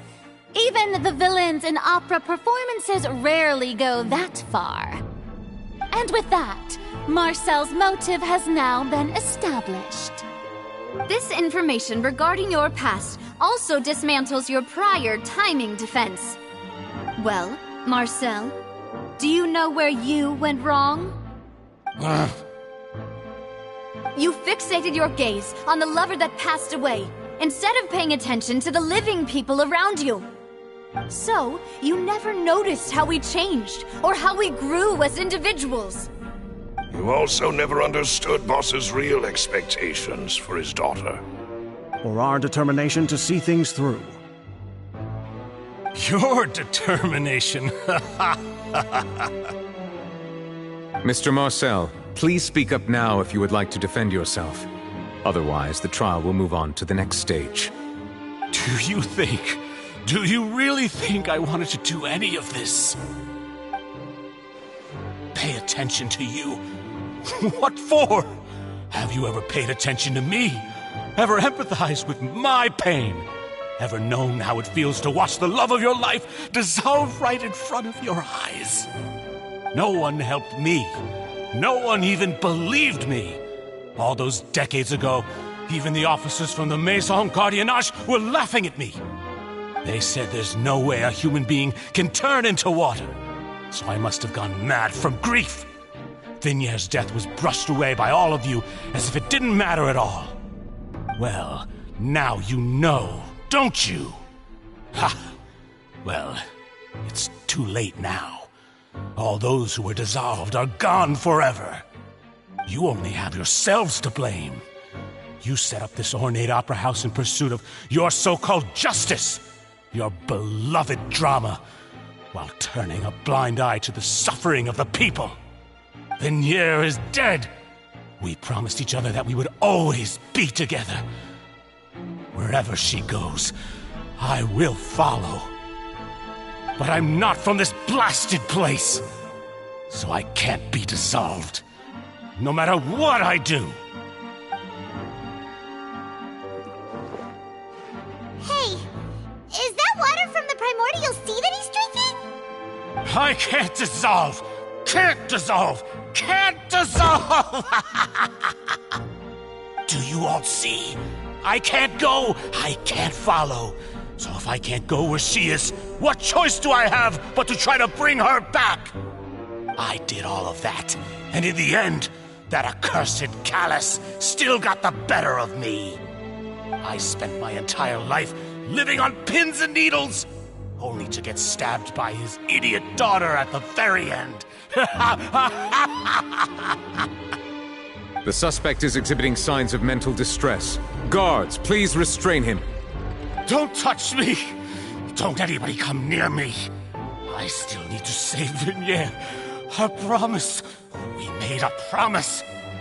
Vignier. Vignier! Please, Vignier. Don't think badly of me. All I want to do is fulfill our promise. At this point, the verdict of this trial is clear. With Mr. Marcel's conviction, the charges against Mr. Tartaglia no longer have any basis. Fine by me. I was in a bad mood, but after a show like that, I'm actually feeling pretty good. Traveler, please submit all the evidence you have collected to the guards, so that I might review and summarize the truth behind the serial disappearances case. The man now known as Marcel was originally named Vacher and worked as an adventurer with his partner and lover Vignier. During an underwater expedition, Vignier accidentally came into contact with water from the primordial sea and was dissolved in front of Vacher as a result. Vacher learned of the primordial water's existence through the work of others and began to kidnap young women for research, with the goal of discovering a method to restore Vignier back to life. To cover his tracks, he invented the new alias of Marcel and began to operate a business in Poisson. During the course of his research, Vacher discovered that a diluted concoction of water from the primordial sea can induce feelings of euphoria and began to manufacture and market synth. However, as he accumulated wealth to fund his continued research and expanded the scope, he came into conflict with Spina di Rosula. After exchanging blows with Spina di Rosula for many years, Vacher decided to assassinate their president Callus at a banquet. Although the assassination did not go as Vacher expected, he was able to turn Callus into the murder suspect by dissolving the assassin he sent to the scene. And just recently, Vacher attempted to frame Linny as the culprit of the serial disappearances case, using a similar method. However, his attempt to frame Linny failed, and the power of water from the primordial sea became public knowledge. This case also exposed enough of Vacher's machinations that he was eventually successfully charged in court. Thus concludes the enigmatic history of the serial disappearances case, with the truth revealed to all.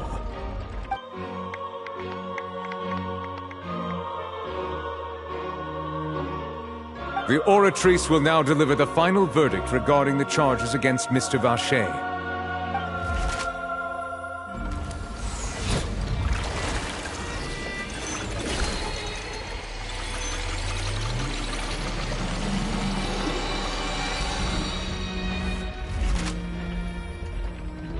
According to the judgment of the Oratrice Mécanique d'Analyse Cardinale, Mr. Vacher is guilty. Guards! Take Vacher away. Good. It's what he deserves. With that, the serial disappearances case is over now. We really just witnessed history. Who would have thought the true culprit would be such a polite and well-spoken guy? Yippee! We helped Navia bring the bad guy to justice! He's hurt so many innocent people and now he's finally getting what he deserves! Huh? Are you okay?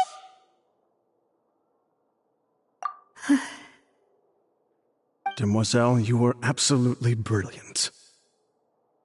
The day our late boss had always hoped for has finally come. You can rest easy now, knowing justice has been served.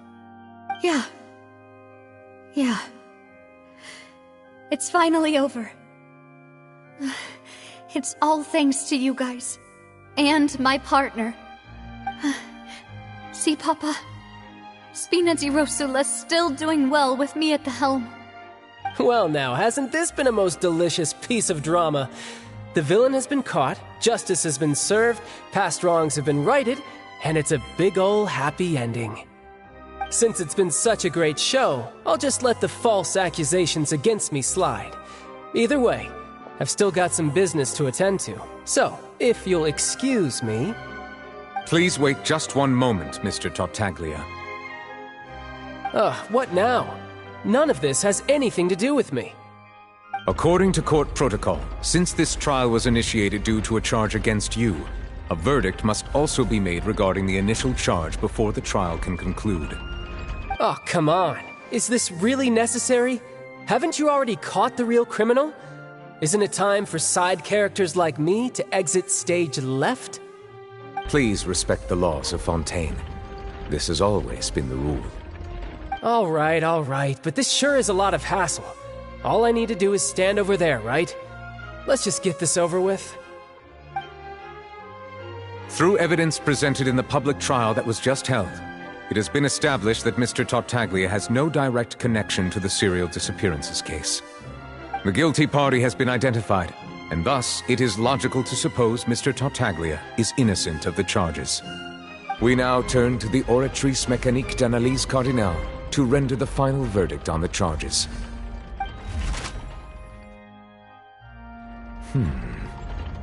According to the judgment of the Oratrice Mécanique d'Analyse Cardinale, Mr. Tartaglia is guilty. What? Hey! That's not funny! Didn't you just say I'm supposed to be innocent?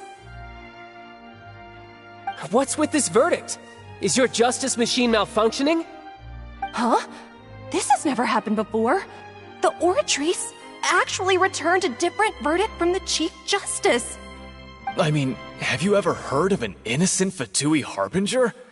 Do you think the Oratrice might have just convicted him on general principle? But weren't the charges about the serial disappearances case? No matter what else he's guilty of, it shouldn't affect the verdict in this case, right?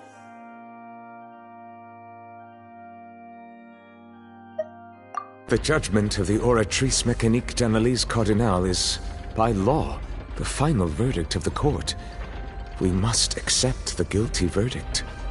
Guards, please take the suspect into custody per court protocol.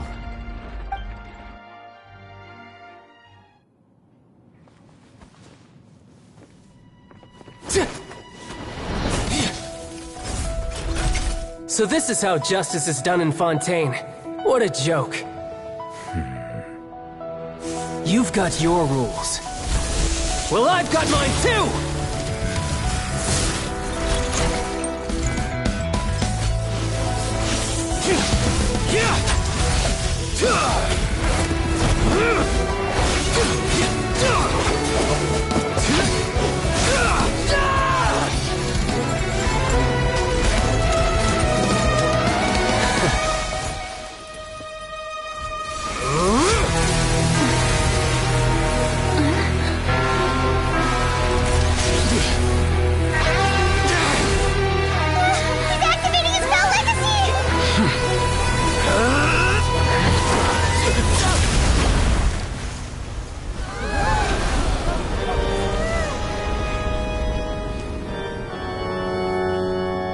I am sorry. If you have been wronged, we will find the truth. But the rules of the court must be upheld.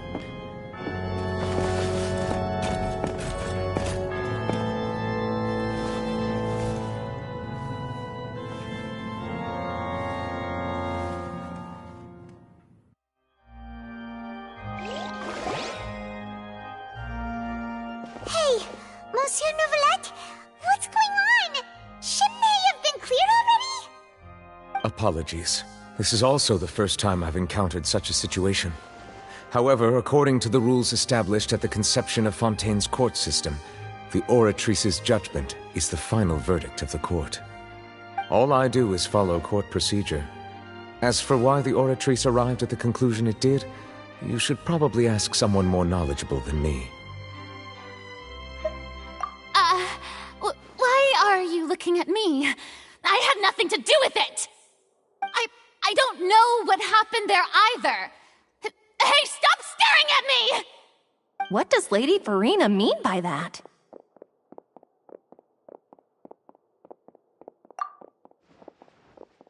She says she has no idea either?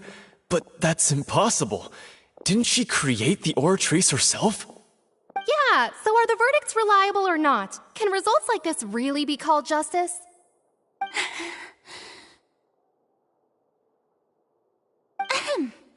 My dearest citizens, did you really think we'd allow an incorrect verdict to be handed out in this court? Did you really believe that the judgment could be mistaken or be the result of some sort of random mishap? Don't tell me you thought even I had been blindsided by the Oratrice's result. But the way she looked just now, it was pretty obvious she had no idea what was going on. However, given the state of things, I shall give you an explanation. Everything that just took place, including my supposed shock and bafflement, was a part of an elaborate performance, with every action meant to stir up drama and excitement. And, of course, for every performance there is a script. Everything has unfolded exactly as I expected from the very beginning.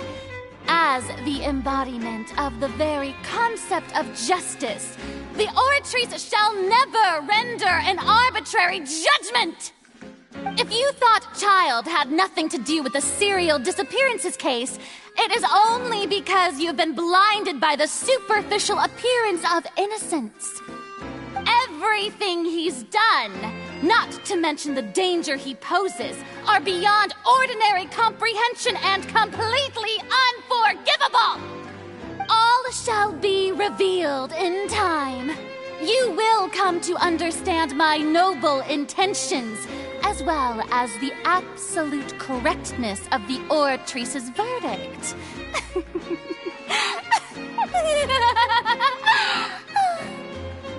Now, having said that, although I hate to leave things hanging in suspense, it is now time for this performance to end. As the lead actress, I shall be the first to take my leave. Toodaloo! So she chose to make her escape after all, did she? So you're saying we shouldn't put much stock into what she just said? She probably just put on that performance to save face. As for the truth, it's unlikely that she actually has any idea. However, please be assured that I will continue to investigate this case in a personal capacity. Just as I promised, if the judgment has been incorrect, we will do our utmost to clear his name. All right. Even though we feel pretty badly for him, we'll take your word for it for now.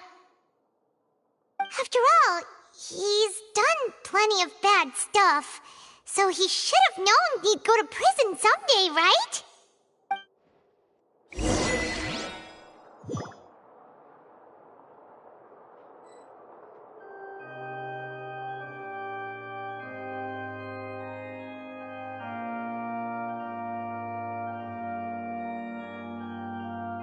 Benny's adventure team, assemble!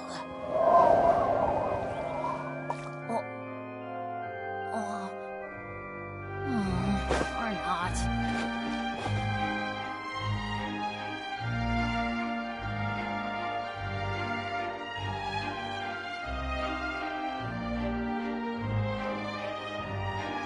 Oh, ow! Where did that come from?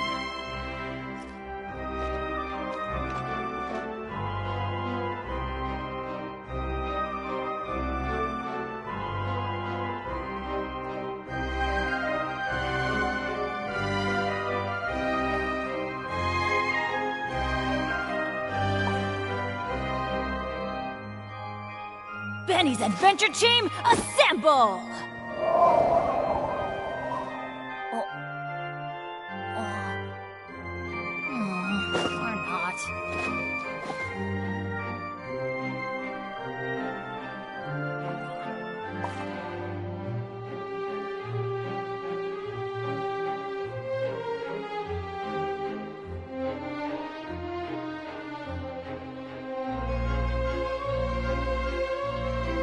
No one's joined me on an adventure in ages.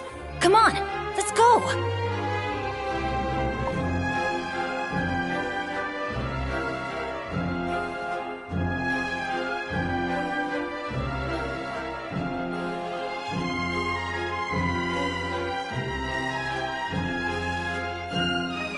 Benny's Adventure Team, assemble!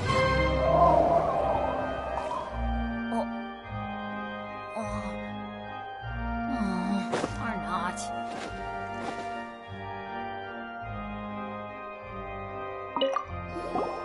Oh, Monsieur Nervalet! That power you showed when you took him down. Who are you really? I'm the Chief Justice of Fontaine, of course. If officers of the law lack the strength and capability to enforce it, then it makes a mockery of justice.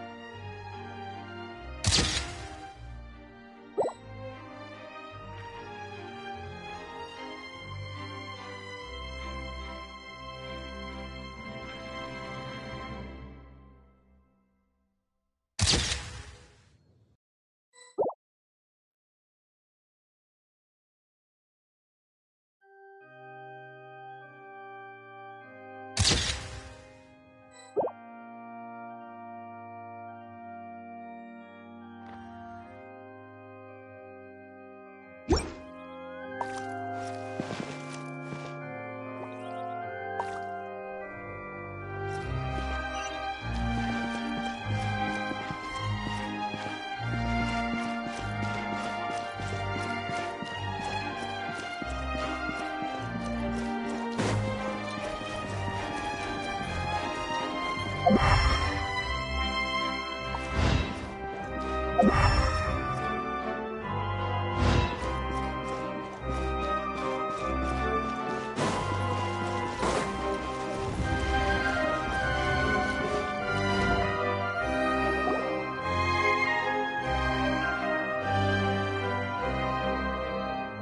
what are you doing? Quick, stop him!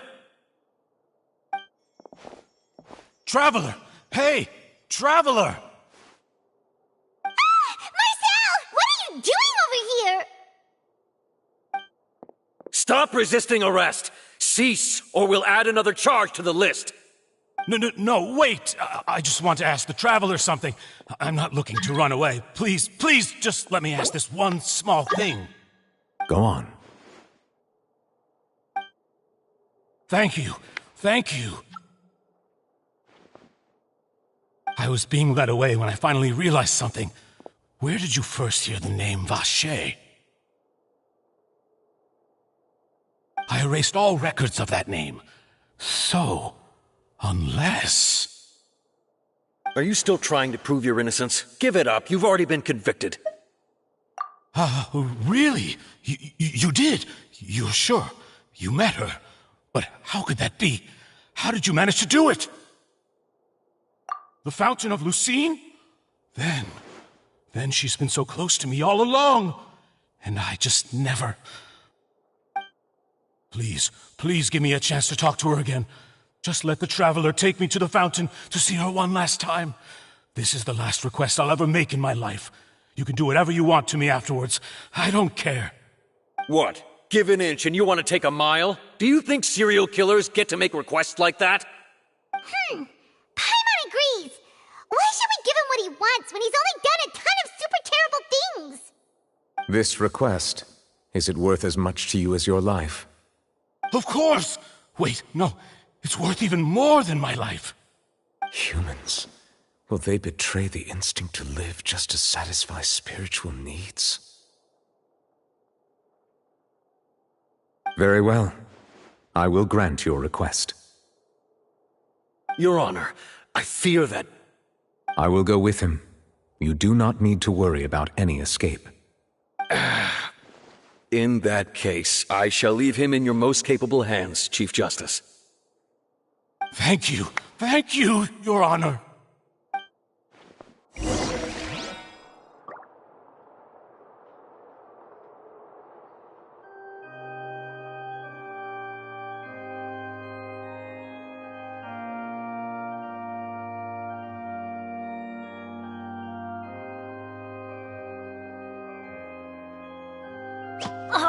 Ow! Where did that come from?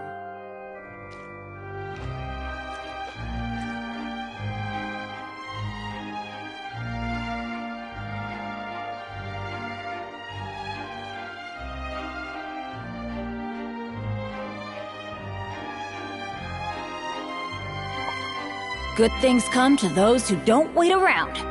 That's what they say anyway. Knowing my luck, the opposite is probably true for me.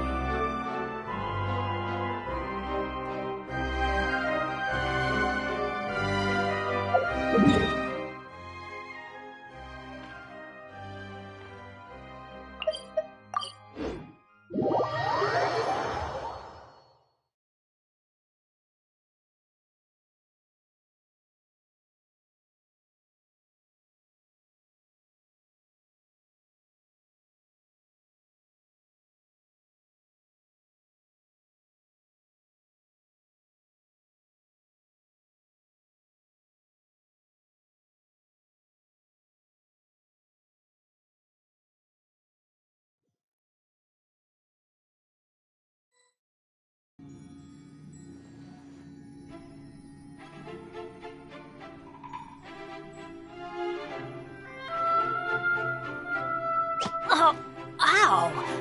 Where did that come from?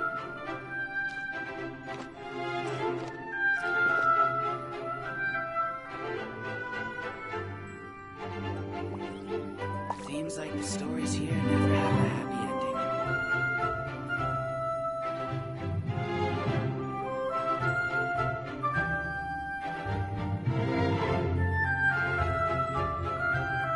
Benny's adventure team, assemble!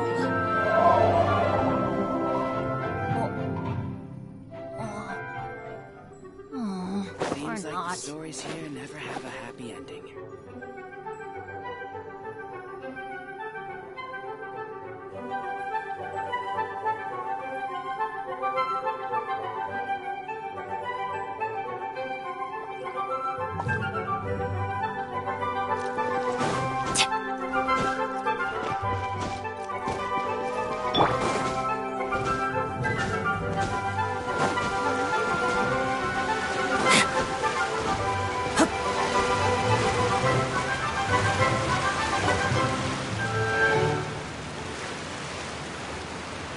Is this the place?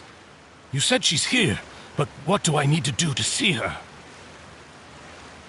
Yeah, and even Paimon could hear her after drinking that thing. Didn't you just drink a lot of it on the stage as well? Oh, in that case... Vache! Ah! Yes, that's it! So you heard it too! Vinier, it's me! It's me, Vache! Vache? Vache! I'm here! I'm here! Where are you, Vinier? I'm coming for you. I'm finally here for you.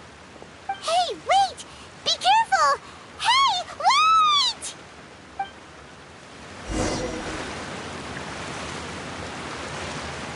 Vinier, is that you? It's me, Vache!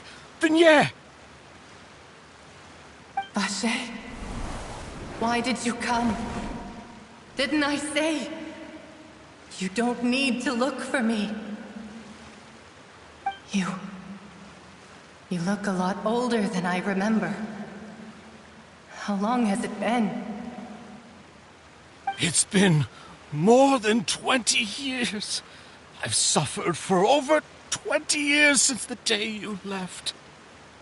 All this time, only the thought of bringing you back has kept me alive. Nothing else mattered to me. I must be dreaming. Who would have thought I'd get the chance to tell you all of my feelings like this? Vinier, you are my everything. I really don't know how I could live without you. But Vache, if you ask me, this world would be better off without you. What are you saying? If not for you, I would have finished my law degree and probably become a top-tier attorney one day. If not for you, I would have continued to pursue my love of the arts, and my works would have been displayed in the Palais Mermonia itself. If not for you, I would at least have been able to take care of my mother. And she would not have grown old and died alone, with nothing but the tears on her cheeks. It's all because of your selfishness, Vache. It's all because of you. You... Wait, you are not Vinier. Who are you? You're right. I am not Vinier. I am the sacrifices. Every woman who died by your hand, as our bodies dissolved, our consciousnesses flowed back to the primordial sea. Our thoughts circulated endlessly within the primordial sea, and we were no longer individuals, but we became one, just as streams of water come together in the sea. I'm Cressy. I'm Lemony. I'm Azine. The only one I am not is Vinier. Why? But then, where is Vinier? She doesn't want to see you anymore. Every tendril of her consciousness is avoiding you. This is what you get for your selfishness. Your selfishness robbed us of our lives and our futures. You said time and time again that you'd do any and everything for her. But did you ever consider whether she'd want to see you do the things that you did? If she would despise you for what you became?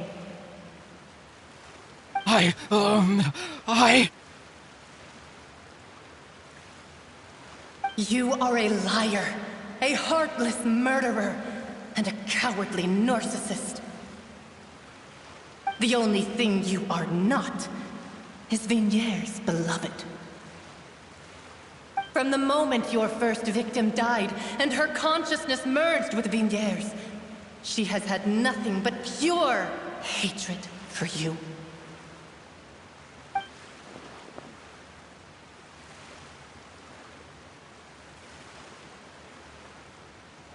No! Vinyere! She can't hate me. Let me see her, please. Have mercy. You still don't understand. When I said don't look for me, that came from the real Vigniere. She really doesn't want to see you anymore. But on top of that, she also said that because it's her final drop of pity for you. She said that because she knew that if you did come here, we will show no mercy to you. Vache. Vache? Vache. Vache. Vache. Vache. Drown.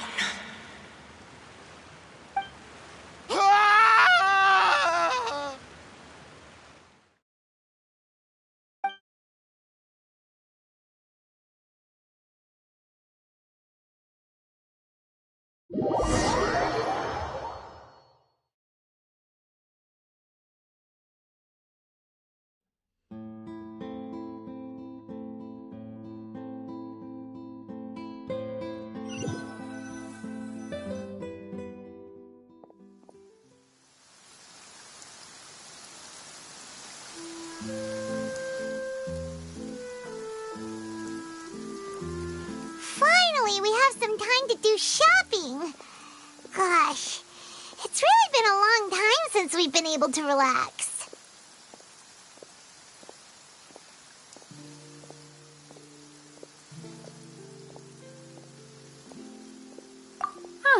Well met, partner. I knew something great was going to happen when I woke up in such a good mood today. Even this weather can't put a damper on the demoiselle's mood. It's a pleasure to see you both again. Oh, hey, Navia! It's been a few days. Paimon's already started to miss you. Oh, now that I believe. I'm easy to work with and always bring home the bacon.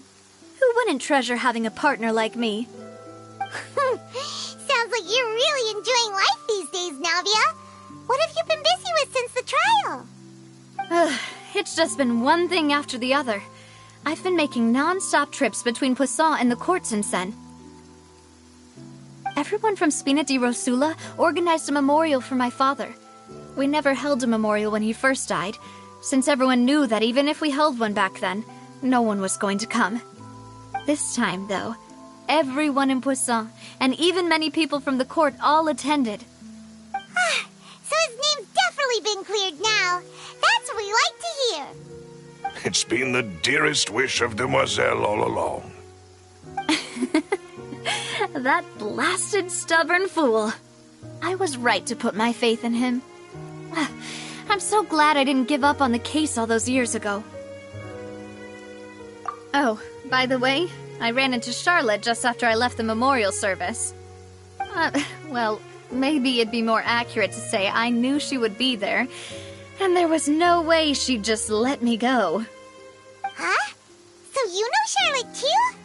The Charlotte? Journalist from the Steambird? Yeah, way back when I first became the president of the Spina di Rosula, she was all over me. Wouldn't take no for an answer. I believe the story was called The True Heart of Darkness, Secret Tales of the Yellow Rose. To be fair, though, it was a really flattering feature. So, we've been on pretty good terms ever since. She was trying to lean on our friendship to get me to do an exclusive piece on the serial disappearances case. Oh yeah, she told us about that. She's always been super interested in that case, so now her wish has finally come true too. Anyway, I told her to make sure that when she writes about you guys entering the opera house with the critical evidence, that you both sound really cool. Now that's another thing to look forward to. We trust Charlotte's skills with a pen for sure. Oh, and in other news, I also took Clarand out for a meal. Oh, are you two on better terms now? While you were investigating Vachey's headquarters, Clarand gave testimony on my father's behalf. It was thanks to her that we were able to turn the tide. I wanted to thank her. I mean, there's also no point in being awkward all the time, so we took the chance to reconcile with each other. Oh, that's great! Paimon also thought Clarand wasn't actually a bad person. It's always good to have more friends. Anyway, now that the case has finally been solved, perhaps it will slowly begin to fade from the public consciousness. Oh, actually, there's still one last thing I need to do. What is it? I should pay a visit to my father's grave and tell him the truth of what happened, as well as how it all ended. And on top of that, just how much people still look up to him to this day. That includes me, too. Miss Navia. Indeed.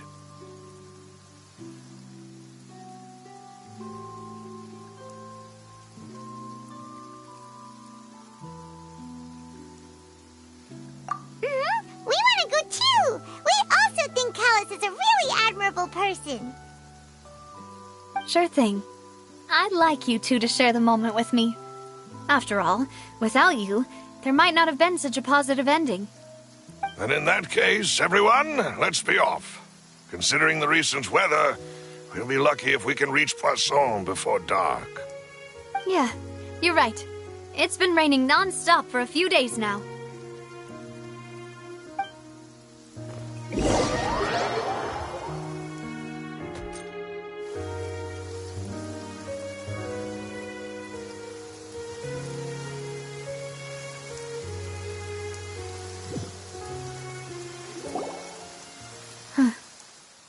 This is where my father's grave is. To be perfectly honest, even I haven't been back here for a long time. Huh? There's someone there already. Wait, that figure. It can't be... Isn't that Nervalette? Why would the Chief Justice be here? Huh? Navia?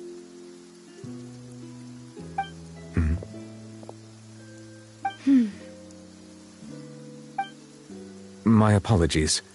I should have asked before coming to pay my respects. Don't say that. Sorry about that. Oh, I was trying to say there's no need for you to apologize. I wanted to show my father how much I've grown, but still, I doubt I've grown to the point that even the Chief Justice would feel compelled to apologize to me over and over. In that case, I will stop apologizing for now. You really could use some pointers on understanding human emotions, Monsieur Nervalette. In any case, why did you come to Poisson? Well, ever since that day, I've been turning a question over and over in my head. Just what is justice, anyway? There was once a time when I didn't want to believe that there could be anything more important to humans than life itself. Oh, rather than that, it's probably more truthful to say I didn't believe humans were capable of resisting the most basic instinct of living things. That they could rebel against their own nature, or consider certain things to be more important than their own lives. Which is also why I didn't stop your father from beginning that fateful duel. I believed that a truly innocent man would never throw away his life like that. That there was nothing, should have been nothing more important than one's own continued survival. But Mr. Callus proved me utterly and decisively wrong. If not for his sacrifice, the serial disappearances case would have remained unsolved to this day. Mr. Callus made the choice he did for his daughter, for his associates, and for many people completely unrelated to him. And in the end, from a certain perspective, one could say that he did it all for the sake of justice. A justice that's higher than life itself. So, you asked me why I came here. I just wanted to say my apologies to Mr. Callus in person. I should have noticed all of this much sooner. This regret has filled me with a sadness that has haunted me for days. That high and mighty chair in the opera Epiclese indeed insulates one from many important things. Spina di Rosula, thank you so much for your hard work and perseverance. I'm sorry for being mad at you before. So, you're actually one of those types that's cold on the outside, but pretty thoughtful on the inside, huh? That reminds me of Silver, one of my guys. Sorry about that. Self-expression is not one of my strong suits. Didn't I just say you don't need to apologize? Ah, so Navia and Novelette seem to have made their peace as well. Let's not disturb them for now. We can wait till after they're done.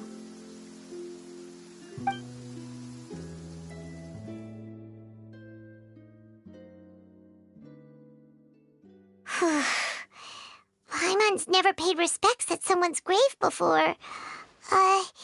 Did Paimon do anything rude there? Huh? Oh, Paimon didn't know that was a thing. But Paimon doesn't know what she would do if she can't fly. Oh no. Paimon hopes Miss Navia won't be too mad.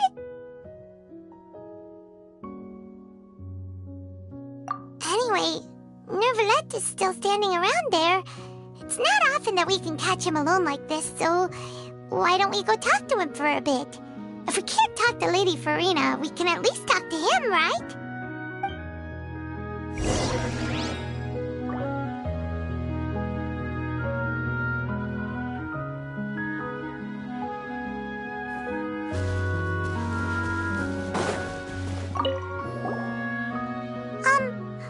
Paimon's really sorry, Navia, but Paimon did something pretty disrespectful just now.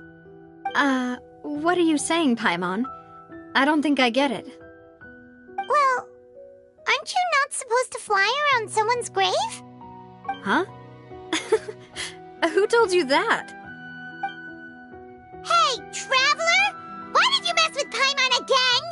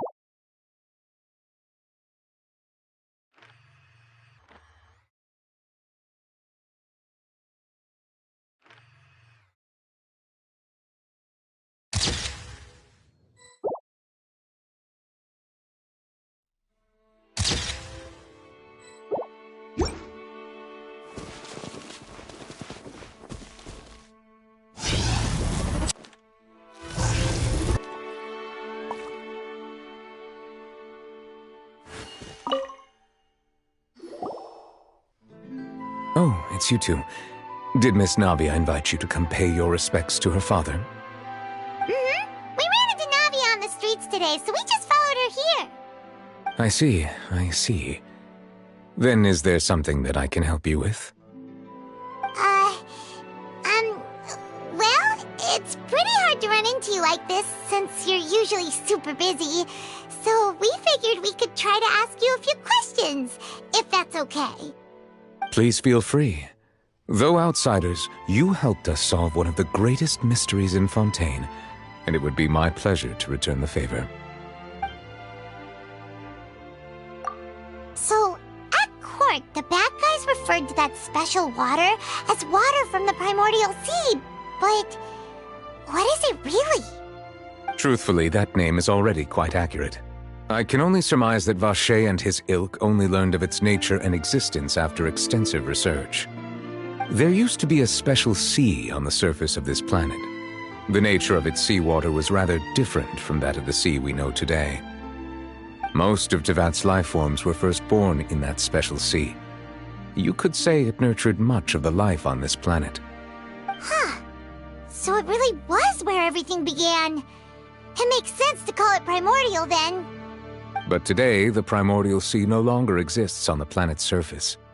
What Vacher discovered must have been some kind of special case, or a remnant from a truly ancient age. Huh. So that's how it is. Oh, you really know everything, Monsieur Neuvillette.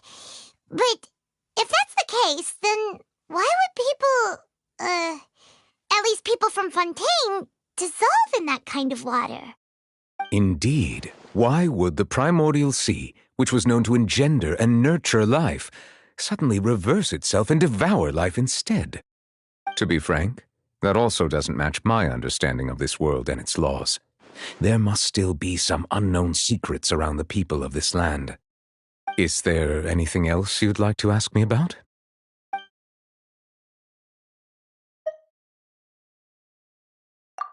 That the sea levels will rise and everyone will be dissolved in water, leaving Farina crying alone on her throne, but the sins of the people will be finally washed away for good.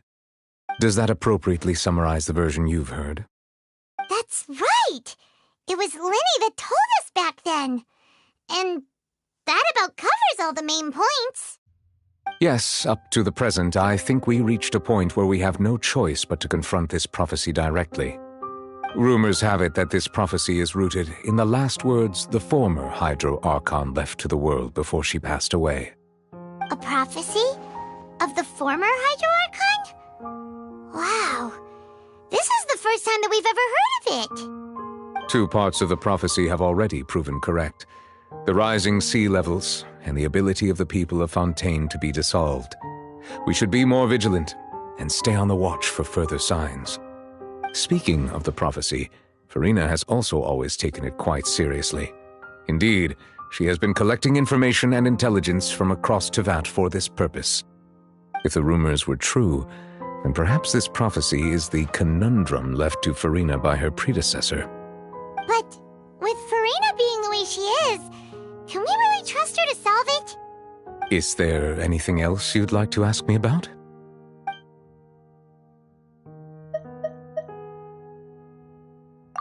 Your sibling, another haired traveler. I'm sorry, but I've never seen anyone who matches that description. If he ever stepped foot in Fontaine, I'm sure he followed our laws to the letter and had no reason to appear on the stage of the opera Epiclese. Is there anything else you'd like to ask me about? My apologies. My investigation has still not reached its conclusion. However, I still believe the judgment of the Oratrice was not rendered arbitrarily. Huh? But you also said you thought he was innocent. For many years, I have been quite aware that the Oratrice does not simply mechanically repeat the verdict that I give on each case. As a divinely created mechanism, the people's unified faith in the concept of justice is integrated into it. Not only can it produce the incredible power of indemnitium, but it likely also possesses other traits, such as self-awareness. Which is all to say, I have been prepared for a situation like this for a long time. Huh. So when Lenny told us that he heard a human voice from the room where the Oratrice's core is stored... I was not aware such a thing had occurred. Perhaps that could serve to prove my conjecture. I will add that to the list of items to investigate. In any case, I am inclined to believe that the Oratrice does have a methodology all its own. We just do not have enough information. Based on Farina's reaction, I doubt even she had any idea what was going on. She managed to bluff her way through it, though, the time-tested twin tricks of bravado and drama. While we do intend to get to the bottom of this, for now, we regret to say that the Fatui Harbinger will just have to bide his time in the fortress of Meripede. If we did incorrectly convict him of crimes he did not commit, we will most certainly compensate him to the fullest extent allowed by the law. If you ask Paimon, the only compensation he'll want is a no-holds-barred fight with you. Is there anything else you'd like to ask me about? Very well. It was my honor to provide you with what answers I could. I very much enjoyed conversing with you. It will soon be time for me to leave this blissful tranquility behind and return to Palais Memoria. You really are super busy, Monsieur Neuvillette. Paimon thought you only came here to pay your respects today because you had the day off. Crime and villainy do not have the day off, and so justice must work around the clock as well. This is merely the nature of a justice's work. All right. You've got a point. Huh? Paimon just noticed that the rain has stopped.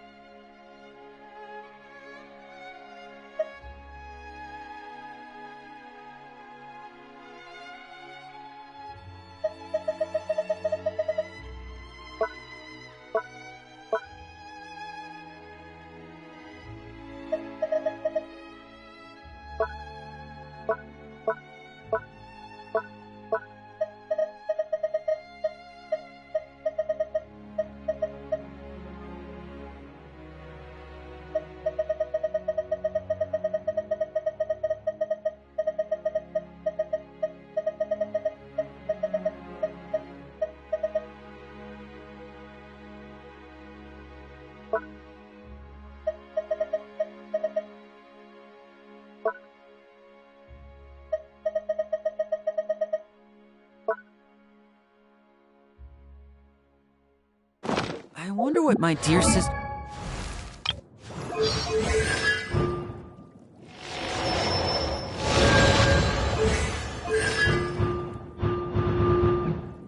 Lynette is doing right now. Missing me to death, I'm sure.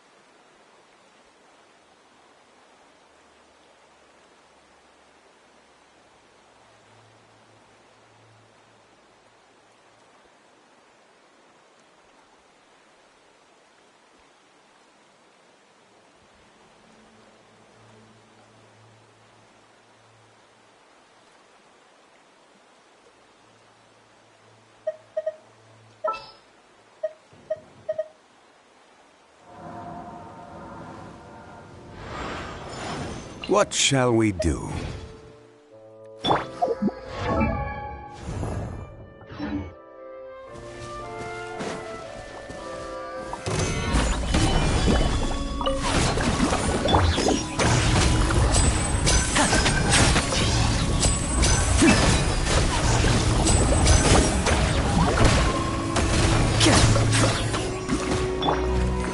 Solidify!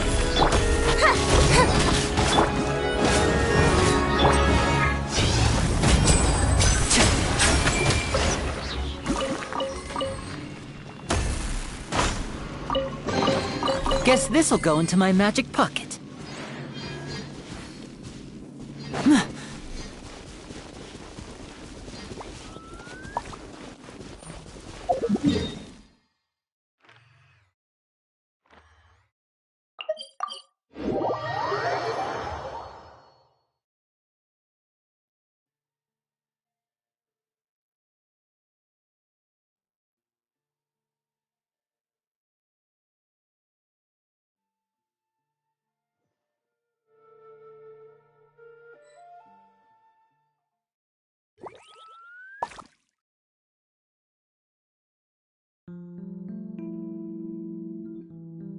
This is no time for distractions.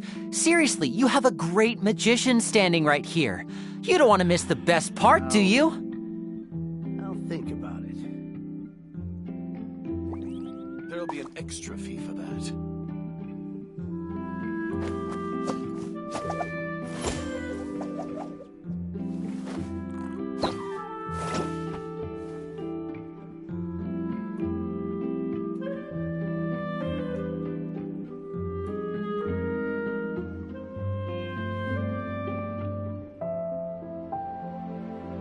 So long as the audience thinks that seeing is believing, there's no limit to the number of tricks I can pull off.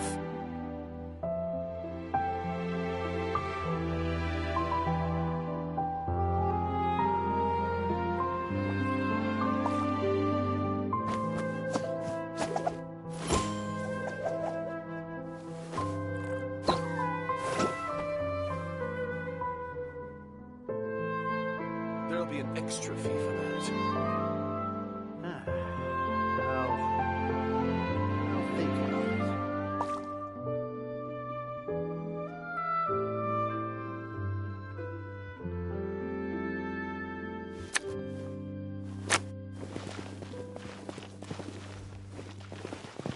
it. Exactly, but none of them believed me.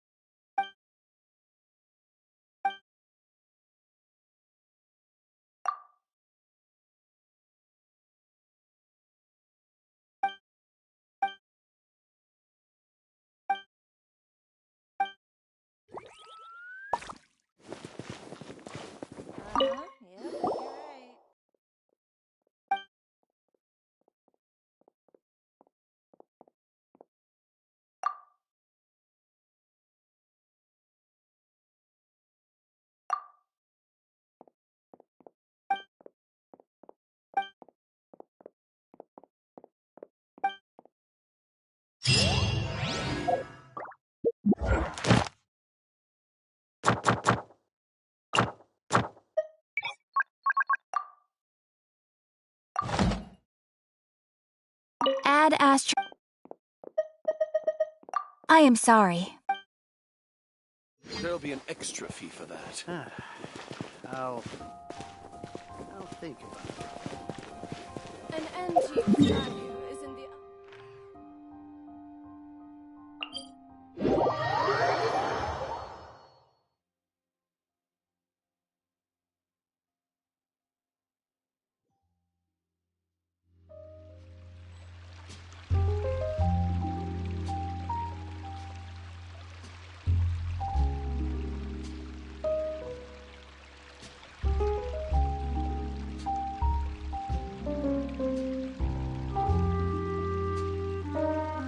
We cannot just rely on the ocean's self-cleaning ability. This is no time for distractions. Seriously, you have a great magician standing right here. You don't want to miss the best part, do you?